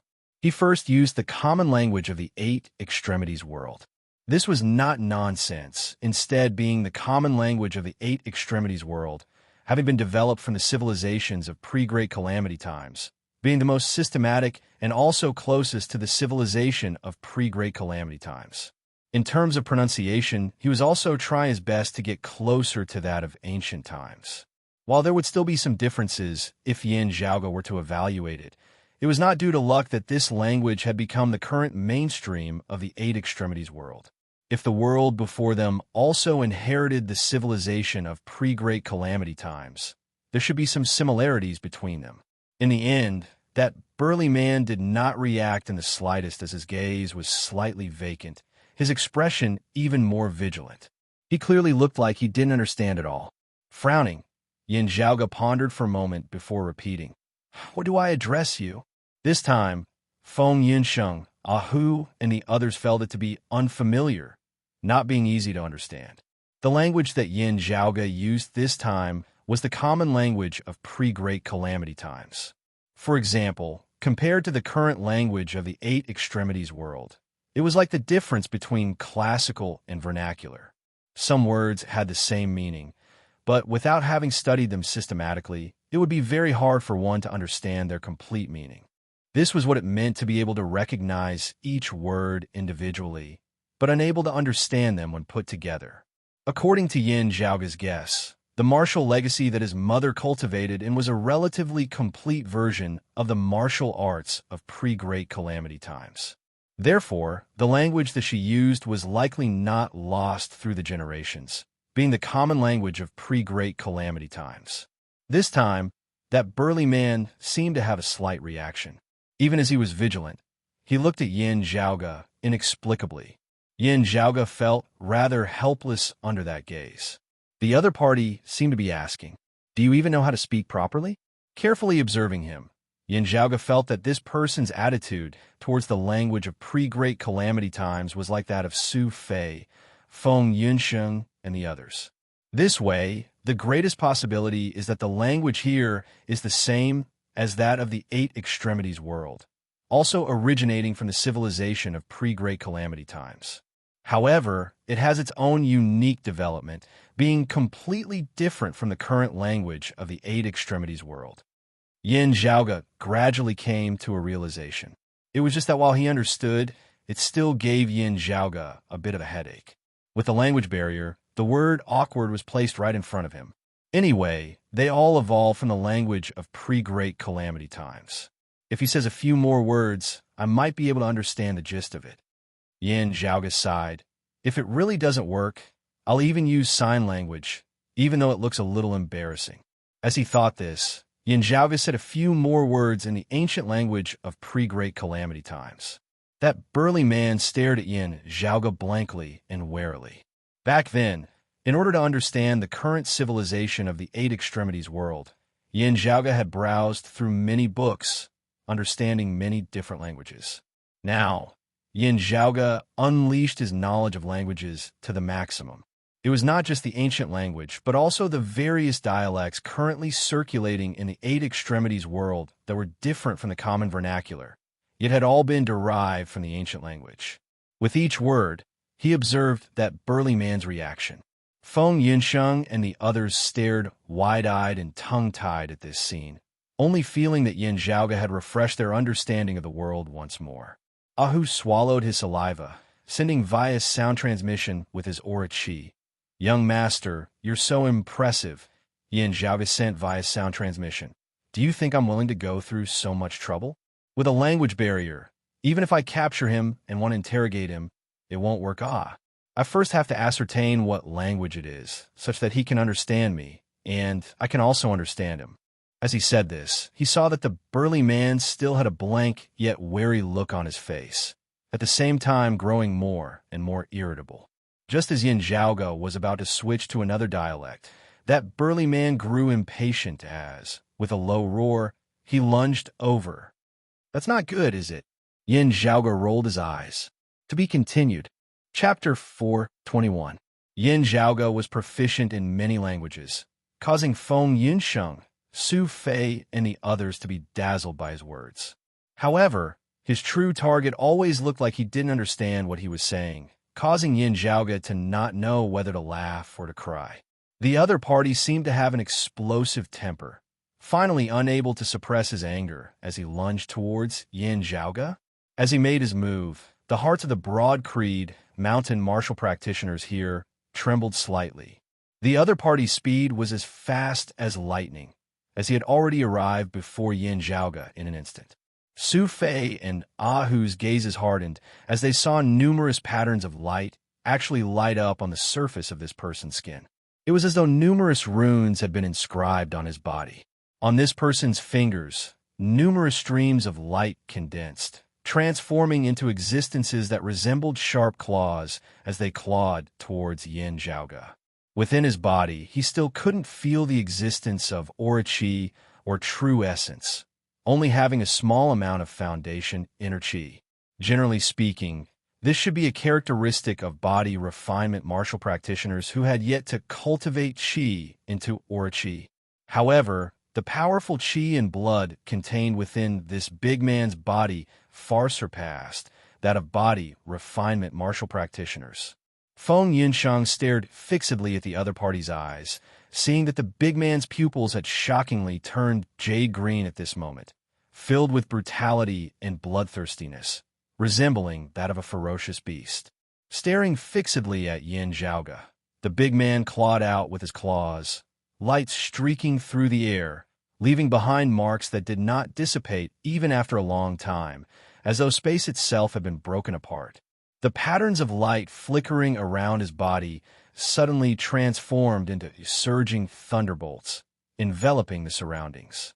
Those were true thunderbolts, snakes of electricity leaping about, seemingly unceasingly piercing through the air as a series of explosive crackling sounds resounded. The surrounding primitive forest began to be hacked into charcoal. Dark clouds filled the sky, the rumbling of thunder resounding as numerous streaks of lightning traversed the dark clouds. As the lightning appeared, the big man's speed increased once more. With a lightning past, it caused one's heart to feel numb and stiff. Yin Zhaoge was speechless. "You? I haven't even said anything about capturing you and slowly interrogating you. And you've already made the first move?" Feeling the piercingly cold winds and violent lightning shooting over, seeing the terrifying claws already grabbing at him, Yin Zhaoge shook his head. He raised his hands, accurately grabbing the other party's wrists, preventing those flickering claws from advancing any further. The burly man was shocked. He felt that his hands were tightly bound, and his wrists were almost broken. Yin Zhaoge smacked his lips, saying, "The first person I've met in this world, I had originally intended to interact amicably. Still, from the looks of it now, I can save myself the trouble." You might not understand the sentence. That big man indeed didn't understand, only wanting to break free from Yin Zhaoge's grasp now. Unable to move his hands, he moved his feet, wanting to kick towards Yin Zhaoge. However, even as Yin Zhaoge had spoken, he had already kicked out, striking that big man's lower abdomen. The burly man's eyeballs almost popped out of their sockets. His knees went weak, and his whole body trembled. Yin Zhaoge looked mildly at him. "I might as well just take you down, then see if you have any objects or scrolls on you. I'll compare them to your language here." The burly man was in unbearable pain. Blue veins were bulging on his forehead, and his eyes were bloodshot. He kept gasping for breath. The madness and bloodlust in his eyes grew stronger and stronger, and the patterns on his body burned brighter and brighter. Seeing this, Yin Zhaoge raised his brows slightly. "Oh!" The big man roared madly, the patterns of light surging madly on his entire body, blue lightning spreading like a frenzied tide as it gradually condensed into a silhouette amid space. Within the silhouette was a six-legged leopard that was covered in lightning, roaring madly. Yin Zhaoge narrowed his eyes into slits. Six-legged flying, lightning leopard? That big man's figure seemed to expand, the rumbling of thunder resounding from within his body as power surged madly. A crazed look appeared within his gaze as he stared fixedly at Yin Zhaoge, as if he would only let the matter rest after ripping him to shreds. Seeing this, Yin Zhaoge smiled, exerting more force with his hands. Even as he crushed the bones of that big man's wrists, he also shattered all the bones and meridians of his arms. An even greater force resembled the pressure of Mount Tai, as it instantly suppressed that violent lightning into tiny sparks, limited to a circumference of a foot as it was unable to wreak havoc. The big man opened his mouth, but was unable to utter a sound due to the extreme pain. Yin Zhaoge appraised him rather interestedly. Interesting, turning fake into real, transforming one's power into actual lightning and thunderbolts. To martial practitioners, this should only be an ability that can be obtained after stepping into the essence spirit martial grandmaster realm, having refined Orochi into essence and cultivated into an essence spirit. However, this fella's strength has yet to reach the level of an essence spirit martial grandmaster, let alone refining Orochi into essence. He has not even refined Qi into Orochi. However, the Qi and blood of his entire body is far from what martial artists can compare to, being already comparable to martial grandmasters.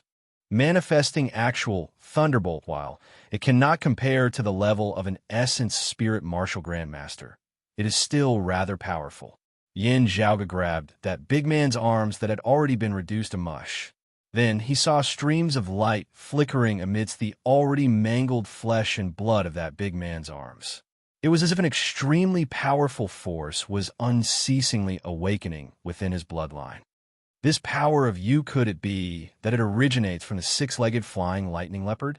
Yin Zhaoge clicked his tongue in wonder. At first, I thought that it was a demon that had taken human form. However, from the looks of it now, it is exactly the opposite, ah? Did you refine the bloodline of a demonic beast into your own body, thereby obtaining your power? Before the great calamity, I had never seen anyone cultivating in the martial Tao like this. An original creation after the calamity? Interesting, very interesting. I wonder if it is you alone or the lineage of your clan that you come from, or is it all the people of this world who are like this? Carefully feeling the changes in this big man's body, Yin Zhaoge indeed discovered many uncertainties. Under extreme pain and fury, that big man completely lost his rationality as he let out a series of strange roars. His voice was already no longer that of humans, instead resembling the roar of a tiger or leopard. The next moment, under everyone's shocked gazes, that big man's entire body was enveloped by patterns of light, his physique actually gradually changing. This person was beastifying.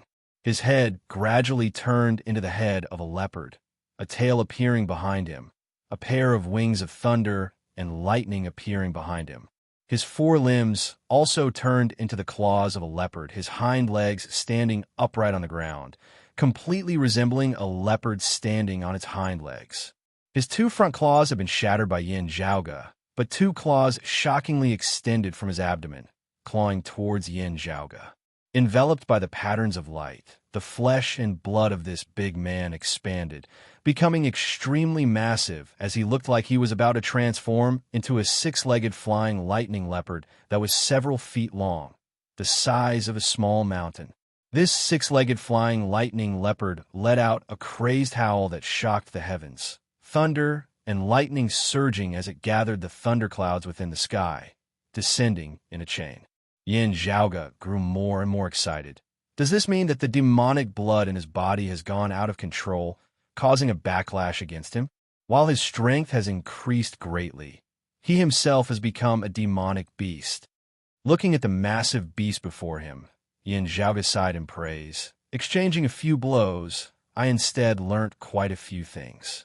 Indeed, it is still better to directly make a move? P.S. I recommend a book to everyone. Book title, Blue Wolf, book number 306/8826, + to prevent blocking. The author is Yun Xiaodian Dao, a fat book of more than 4 million words. The technique is quite unique. To be continued. Chapter 422. As the patterns of light on Yin Zhaoge's entire body grew more and more intense, as he completely transformed into a six-legged flying lightning leopard, the strength of Yin Zhaoge's opponent rose unceasingly. When he finally shape-shifted completely and became a true six-legged flying lightning leopard, his power surged like the tide. It was as if that person had always been a cage that imprisoned ferocious beasts. Now that the cage had collapsed, the imprisoned beast had finally broken out of the cage. Facing the six-legged flying lightning leopard that resembled a small mountain as it lunged over, Yin Zhaoge chuckled as he raised his palm, before slamming it downwards. After shape-shifting, that big man's body resembled a small mountain. Let alone standing up, even crouching on the ground, he was still much taller than Yin Zhaoge. However, as Yin Zhaoge raised his palm and then descended, it gave off the feeling that he was much larger than the massive beast before them. It was as if a deity had descended to the mortal world. With a single palm strike, it was as if the heavens were falling. The fur of the six-legged flying lightning leopard stood on end. Because both of his claws were crippled, the rage, stimulated by the pain, instantly cooled down. After losing his humanity and turning into a beast, his intuition towards danger became even stronger. At this moment, the threat of death engulfed the six-legged flying lightning leopard's heart, causing it to instinctively turn around and flee. Therefore, everyone could only see the six-legged flying lightning leopard that had still been ferociously surging to the heavens a moment ago, resembling a ferocious beast that had escaped its cage, wanting to fight to the death and rip its opponent to shreds. At this moment, facing Yin Zhaoge's raised palm, it suddenly turned and fled. That speed was truly even swifter than when it had lunged towards Yin Zhaoge earlier. Seeing this, Yin Zhaoge could not help but be amused, losing their intelligence and becoming a demonic beast, instead becoming a little more intelligent. While Yin Zhaoge felt amused whilst also exasperated, Yin Zhaoge had no intention of letting the other party off. His palm still pressed downwards, a force that shook the heavens and the earth, directly breaking the spine of this six-legged flying lightning leopard. Amidst the rumbling, it was as if a thundercloud had exploded. The flying leopard howled and fell to the ground, its body twitching and unable to move. Looking at it, Yin Zhaoge sighed. Why do you think this is necessary? Even if they didn't speak the same language, they could still slowly try to communicate peacefully and amicably. Why do they have to fight? Although I also feel that it's more efficient to do it by hand. That six-legged flying lightning leopard's life force was indeed strong.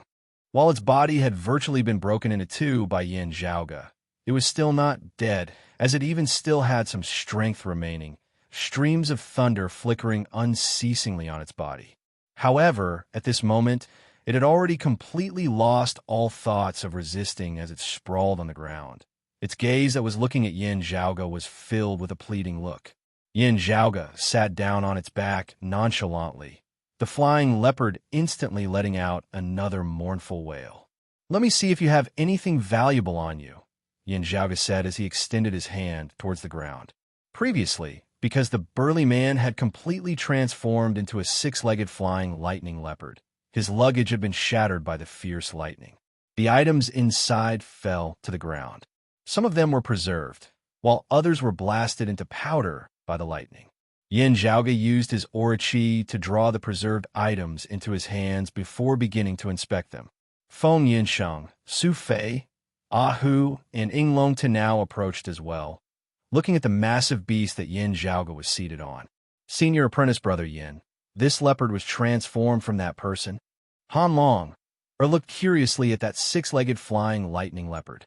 While inspecting the items within his hands, Yin Zhaoge casually answered, "That's right." Feng Yunxing appraised it a few times before saying, "It's already completely a demonic beast. The spiritual qi within its flesh and blood is abundant, being completely different from that of a human." Weighing a seal within his hands, Yin Zhaoge said simply, "It's a special cultivation technique. I suspect that it is refining the demonic beast's bloodline into one's own body. Afterwards, one would no longer cultivate qi like us, instead using the power of the demonic beast's bloodline as a foundation to raise one's own strength. However, other than providing strength, this demonic beast bloodline should also be unceasingly affecting the cultivator's mind. If, due to this or that reason, a person's will collapses, their mind disappearing, the power of the demonic beast might then turn from guest to host, causing the person to finally become a demonic beast, no longer in human form." Yin Zhaoge spread his palms apart. This person should have been seriously injured by me, his mind gradually dissipating, at the same time also being overwhelmed by rage and hatred. He wanted to live, wanted to resist, wanted to take revenge, finally surpassing his own limits, becoming like this in the end. Su Fei and the others all clicked their tongues in wonder. Still, it really is a unique technique, Not having reached the essence spirit martial grandmaster realm, he is already able to control true thunder and lightning, also possessing some power. Yin Zhaoge smiled, 6 legs like flying, a pair of wings on his back, wind and thunder accompanying as he walks, innately able to control thunder and lightning. This is precisely the innate divine ability of the 6-legged flying lightning leopard, just like how Pan Pan can control fire and water. The shrunken Pan Pan in Feng Yunxing's embrace blinked his eyes. Yin Zhaoge smiled, stroking Pan Pan's head before saying thoughtfully, "Earlier, I discovered that while the spiritual qi of this world has its own circulation path, it feels very thin." Right? No, it shouldn't be said to be thin, but that its circulation method is not beneficial for us human martial practitioners to cultivate in. Hearing his words, Su Fei looked at that 6-legged flying lightning leopard. "You suspect that the spiritual qi here is more suitable for demonic beasts to breathe in and absorb. Therefore, this kind of cultivation technique that induces demonic blood into one's body for refinement, changing one's physique, might not be an exception, instead being very common in this world." Yin Zhaoge clapped lightly. "I indeed suspect this." Saying thus, he leapt off the back of the 6-legged flying lightning leopard, completely shattering its head with a single palm. Since it had already lost its humanity, even if they could communicate, it would still be impossible to get anything out of it. Yin Zhaoge naturally had no need to keep it alive. Not needing Yin Zhaoge's instructions, Ahu walked over happily, opening his shadow shrinking pouch and keeping the corpse of this 6-legged flying lightning leopard. "Young master, what do we do next?" Hearing Ahu's question, Yin Zhaoge sighed. "With the language barrier and the information we have on hand being too little, we should first think of a way to find some living people, letting me study their language and characters before understanding the situation of this world. Still, we have to be fast. There's already no longer anything of value left where they had been. After packing up a little, they left. Within the primordial forest, various demonic beasts of various kinds emerged in an endless stream, seemingly proving some of Yin Zhaoge's guesses. Leaving the primordial forest, they gradually entered the plains. Here, the human population began to gradually grow denser. However, due to the language barrier, Yin Zhaoge and the others were very low-key in their actions. Only when a large manor appeared before their eyes did Yin Zhaoge appraise it carefully for a moment, his eyes instantly lighting up. His gaze was focused on an exquisite loft within the manor. Looking through the open window, he could vaguely see a tall bookshelf as well as a dazzling collection of books. Seeing this, Ahu scratched his head. "Young master, could it be that you want to steal books?" Yin Zhaoge exasperatedly punched him. "How can you call it stealing when it's a scholar's business?" Chapter 423. Ahu blinked. Then, what do you call the matter of the scholars? Yin Zhaoge said solemnly, promoting the cultural exchange between the two worlds, establishing a bridge of communication. Ahu opened his mouth, yet did not utter a sound. By the side, Feng Yinsheng burst out laughing, while Xue Fei smiled bitterly, shaking his head. Han Long had a blank look on his face. Finally, with the lofty aspiration of promoting the cultural exchange between the two worlds, Yin Zhaoge successfully borrowed a large amount of ancient texts from the library of that manor. After a period of study, he finally gained a vague understanding of the language of this world. As he had guessed earlier, the civilizations here also originated from before the Great Calamity. However, because of the Great Calamity, culture had been severed. Everything could only be restarted from the foundations left behind. Therefore, it was also very different from the Eight Extremities world. Fortunately, however, they still originated from the same source, being able to follow certain pathways. After some stumbling, Yin Zhaoge finally gained an initial understanding of this world that they currently resided in. This place was commonly known as the Floating Life World. Like the Eight Extremities world, this place had also been formed after the Great Calamity when the world had shattered. The civilizations of before the Great Calamity had been severed, with only a few remnants remaining. The people living here had re-established their own civilizations. Unlike the Eight Extremities world, currently walking on the same path as the world of before the Great Calamity, the Floating Life world walked on a different path. While there was also a martial civilization here, it was a completely different kind of martial Tao.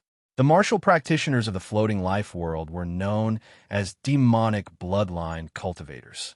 They refined the bloodline of demonic beasts with their human bodies, then used it as a foundation to cultivate, raising their strength from there. If the descriptions of the environment here in those books are accurate, this Floating Life world should not be as huge as the Eight Extremities world. Yin Zhaoge stroked his lower chin. This way, it will at least be a little easier for us to find the other half of the mirror and determine the location of the dimensional passageway. Xue Fei said, even so, we still have to make the best use of our time. Who knows where the entrance of the dimensional passageway is? Traveling also requires time. Yin Zhaoge patted his head. It is precisely so. Everyone continued onward, nearing a large city. Seeing people coming and going, and hearing the unfamiliar language being spoken, they looked at each other and smiled bitterly. Yin Zhaoge shrugged. It's still better to interact with people first. The ancient book doesn't describe the current situation. Xue Fei frowned. It's fine if they think we're outsiders. However, if we're seen through that we're not from this Floating Life world, it would be hard for us to avoid trouble.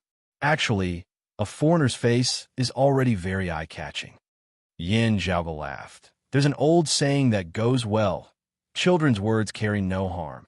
Saying thus, Yin Zhaoge leisurely walked and stopped, passing by some hawkers selling snacks as he roughly observed the amount of money spent by the people here. Knowing that gold and silver could also be used here, Yin Zhaoge stealthily stole away some cakes and candies, before leaving behind a bit of silver that far exceeded their value.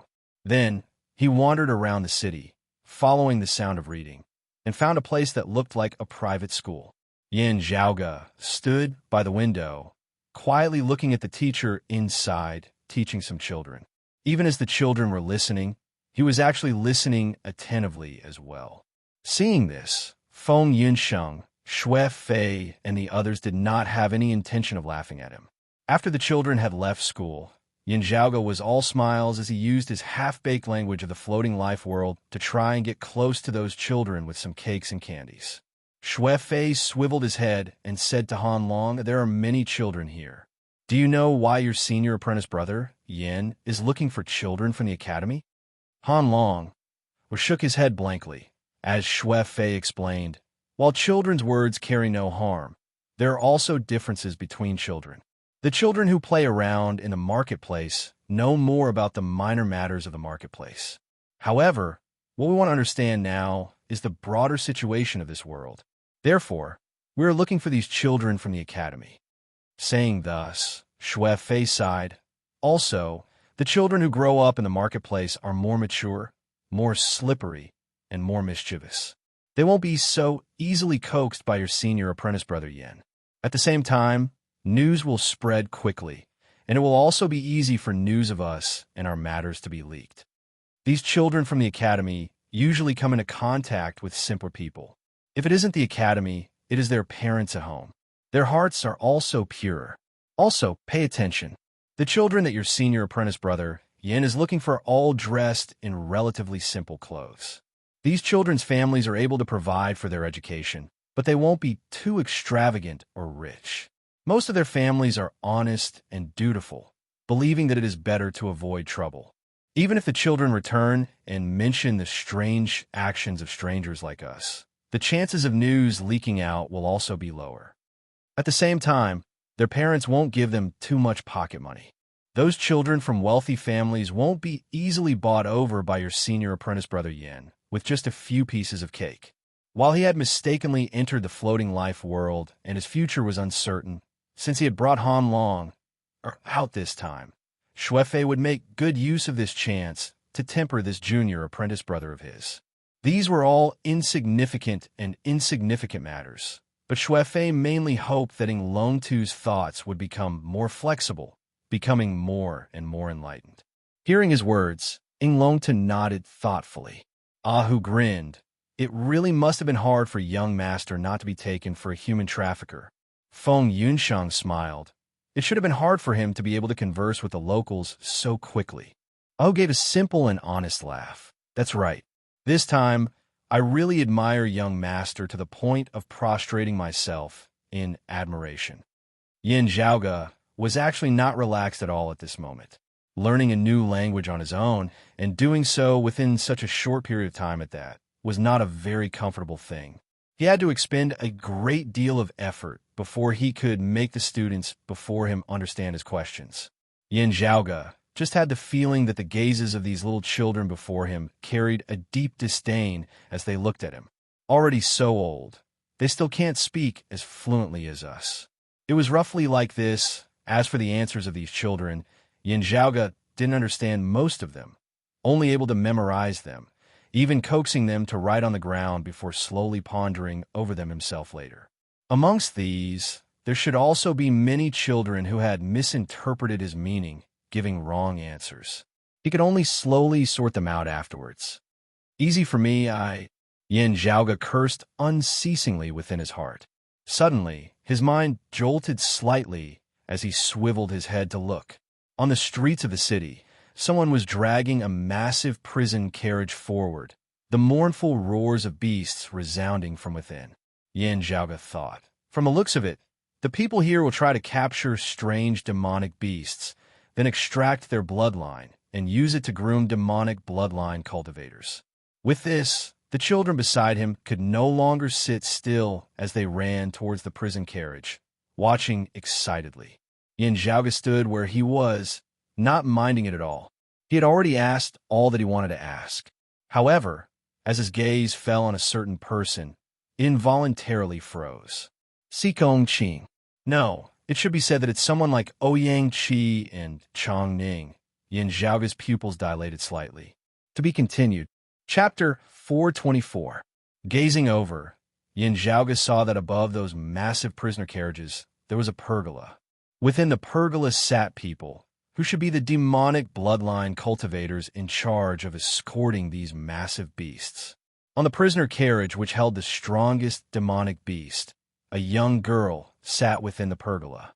Dressed in martial attire, her features were picturesque. While her hair accessories and makeup were different, her facial features were clearly exactly the same as Xikong Qing's. Seeing this Xikong Qing, the surrounding citizens all let out waves of cheers, appearing extremely reverent. Crossing his hands before his chest, Yin Zhaoge retracted his gaze. Unless we directly capture her, this is not a suitable time to interact with her. Having experienced the matters of Ouyang Qi and Chongning back then, Yin Zhaoge was already very calm when he saw similar people now. When he had first arrived in this floating life world, he had still been wondering if he might meet someone similar to Xikong Qing here, just that he had not thought that it would be so soon. Through reading through ancient texts and reading about the geography of this world, as well as conversing with the local children just now, Yin Zhaoge already knew that the place they were currently in was a rather remote corner of the entire floating life world. Yin Zhaoge didn't have much of an opinion about this Sikong Qing, just that he was rather interested in the rune that she might possess. There are already 4 known of them in the 8 extremities world. I wonder how many of them there are in the floating life world. Yin Zhaoge memorized the insignia on that girl's clothes, then no longer paid her any attention. They strolled around the city once more, trying to obtain as much information as they could. Even as Yin Zhaoge was half-guessing, listening to the conversations of others, he also grew more and more proficient in the language of this place. This city is called Musy. If you head north from this Musy city, you'll reach the capital of the Furan Kingdom, Kangha City. Yin Zhaoge said to them, "Let's first head all the way to Kangha City before deciding on our next step." He paused for a moment before continuing. "Having arrived there, I should have more or less grasped the language of this floating life world. At that time, I should be able to directly converse with demonic bloodline cultivators." Su Fei said, "It's all up to you. This time, we've all become mutes." Yin Zhaoge smiled. "Everyone can learn together with me. It's fine if it's a little slower." Su Fei pondered for a moment before sending a sound transmission over to Yin Zhaoge. "Zhaoge, in my memories, your mother, Senior Snow, is completely different from the demonic bloodline cultivators here. The martial Tao that she cultivates is rather similar to that of our 8 extremities world. Did he only begin cultivating like us after arriving in the 8 extremities world? Or is it that, hearing Shui Fei's question, Yin Zhaoge did not speak? He now held deep doubts about whether his mother, Shui Chuqing, had come from this floating life world. Perhaps, to this floating life world, Shui Chuqing was merely a passerby? Everyone headed north. In order to save time, those with higher cultivation bases led those with lower cultivation bases. Having already stepped into the essence spirit martial grandmaster realm, the immortal crane wings were no longer of much use to Yin Zhaoge. Thus, he just passed it down to Ahu. Ahu was quite happy and couldn't bear to part with it. He said happily, "Young master, does this count as adding wings to a tiger? A tiger with wings on its waist should be called a tiger, right?" The corners of Yin Zhaoge's mouth twitched as he laughed. "That's right, you really are a tiger." Traveling and stopping along the way, as they neared Kangha City, Yin Zhaoge already had a general grasp of the language of the floating life world. While his pronunciation might still be a little strange, he could at least understand most of the common words used here. He also had a greater understanding of the situation of the world before him. For example, the Furan Kingdom before him was only a corner of the floating life world, located in the southern region, and the vast territory surrounding it. The Furan Kingdom included all belonged to the control of a clan known as the Blood Cloud Clan.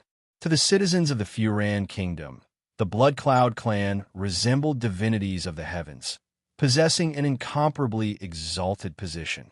Being able to enter the Blood Cloud Clan to cultivate was something that even the royal family of the Furan Kingdom and the ordinary citizens could only dream of. However, if one wanted to become a demonic bloodline cultivator, talent was also required. Under these heavens, most people were unable to bear demonic blood entering their bodies. And those who could bear it also differed in what level of demonic beast bloodline they could bear. If one wanted to become a disciple of the Blood Cloud Clan, the requirement for talent was even higher. The ordinary citizens revere the Blood Cloud Clan like divinities. This is related to the region. The Blood Cloud Clan has always been the ruler of the Furan Kingdom, their influence deeply rooted. Therefore, it is very hard to judge from their evaluation what level this Blood Cloud Clan belongs to in the entire floating life world. Yin Zhaoge said, "The world in the eyes of ordinary people is completely different from the world in the eyes of martial practitioners. Only upon reaching a certain height will one be able to see the full picture of the world. We need to come into contact with true demonic bloodline cultivators before we can truly understand the level of experts in this world." As they walked, Shui Fei said, "The clues left behind by Senior Shui at the place where we landed might have been completely swept away by someone. It should have been done by some demonic bloodline cultivator, also with a cultivation base that is not low. It is most likely to be the local tyrant of this region, a martial practitioner of the Furan Kingdom or someone of the Blood Cloud clan. Yin Zhaoge snapped his fingers. It is precisely so. On the other hand, Yin Zhaoge already knew that the girl who resembled Si Kongqing, whom he had seen in Musi City earlier, from her attire, was precisely a disciple of the Blood Cloud clan. As they walked, their hearts suddenly jolted slightly as they gazed into the distance in unison. Over there, fluctuations of power emanated as a battle seemed to be currently taking place. After Yin Zhaoge and the others neared, they saw a group of people currently locked in battle with a massive demonic beast amidst numerous mountains. Beneath the mountain, a massive prison carriage toppled to the side, its cage shattered. Looking at that demonic beast, Yin Zhaoge saw that it was a strange python with a pair of wings on its back and a sharp horn on its head. Having broken free of its cage, this strange snake unleashed its full strength, causing the people escorting it to be hard for them to resist, with more than half of them either dead or injured. The human martial practitioners were now in a precarious situation. It seems to be a mixed blood snake. Yin Zhaoge and the others exchanged glances, nodding slightly. This might be a pretty good opportunity. After having made up his mind, Yin Zhaoge signaled to Ahu, who punched out from far away. A terrifying black storm condensed and compressed, a black spear that resembled a solid substance shooting out, directly piercing through the body of that mixed blood snake. The mixed blood snake fell to the ground, struggling on its last breath. Those martial practitioners escorting this demonic beast instantly heaved a sigh of relief. The prison carriage had already been destroyed. While the snake was heavily injured and not dead, it would also be impossible for them to send it on its way again. Therefore, Yin Zhaoge and the others saw those martial practitioners directly extracting its blood on the spot, then preserving it. This way, while the spiritual qi of the demonic blood had mostly dissipated, unable to be used for cultivation, it could still be used for other purposes.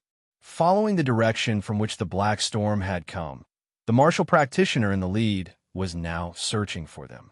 Seeing Yin Zhaoge and the others, he immediately asked in the language of the floating life world, "May I ask which experts you are?"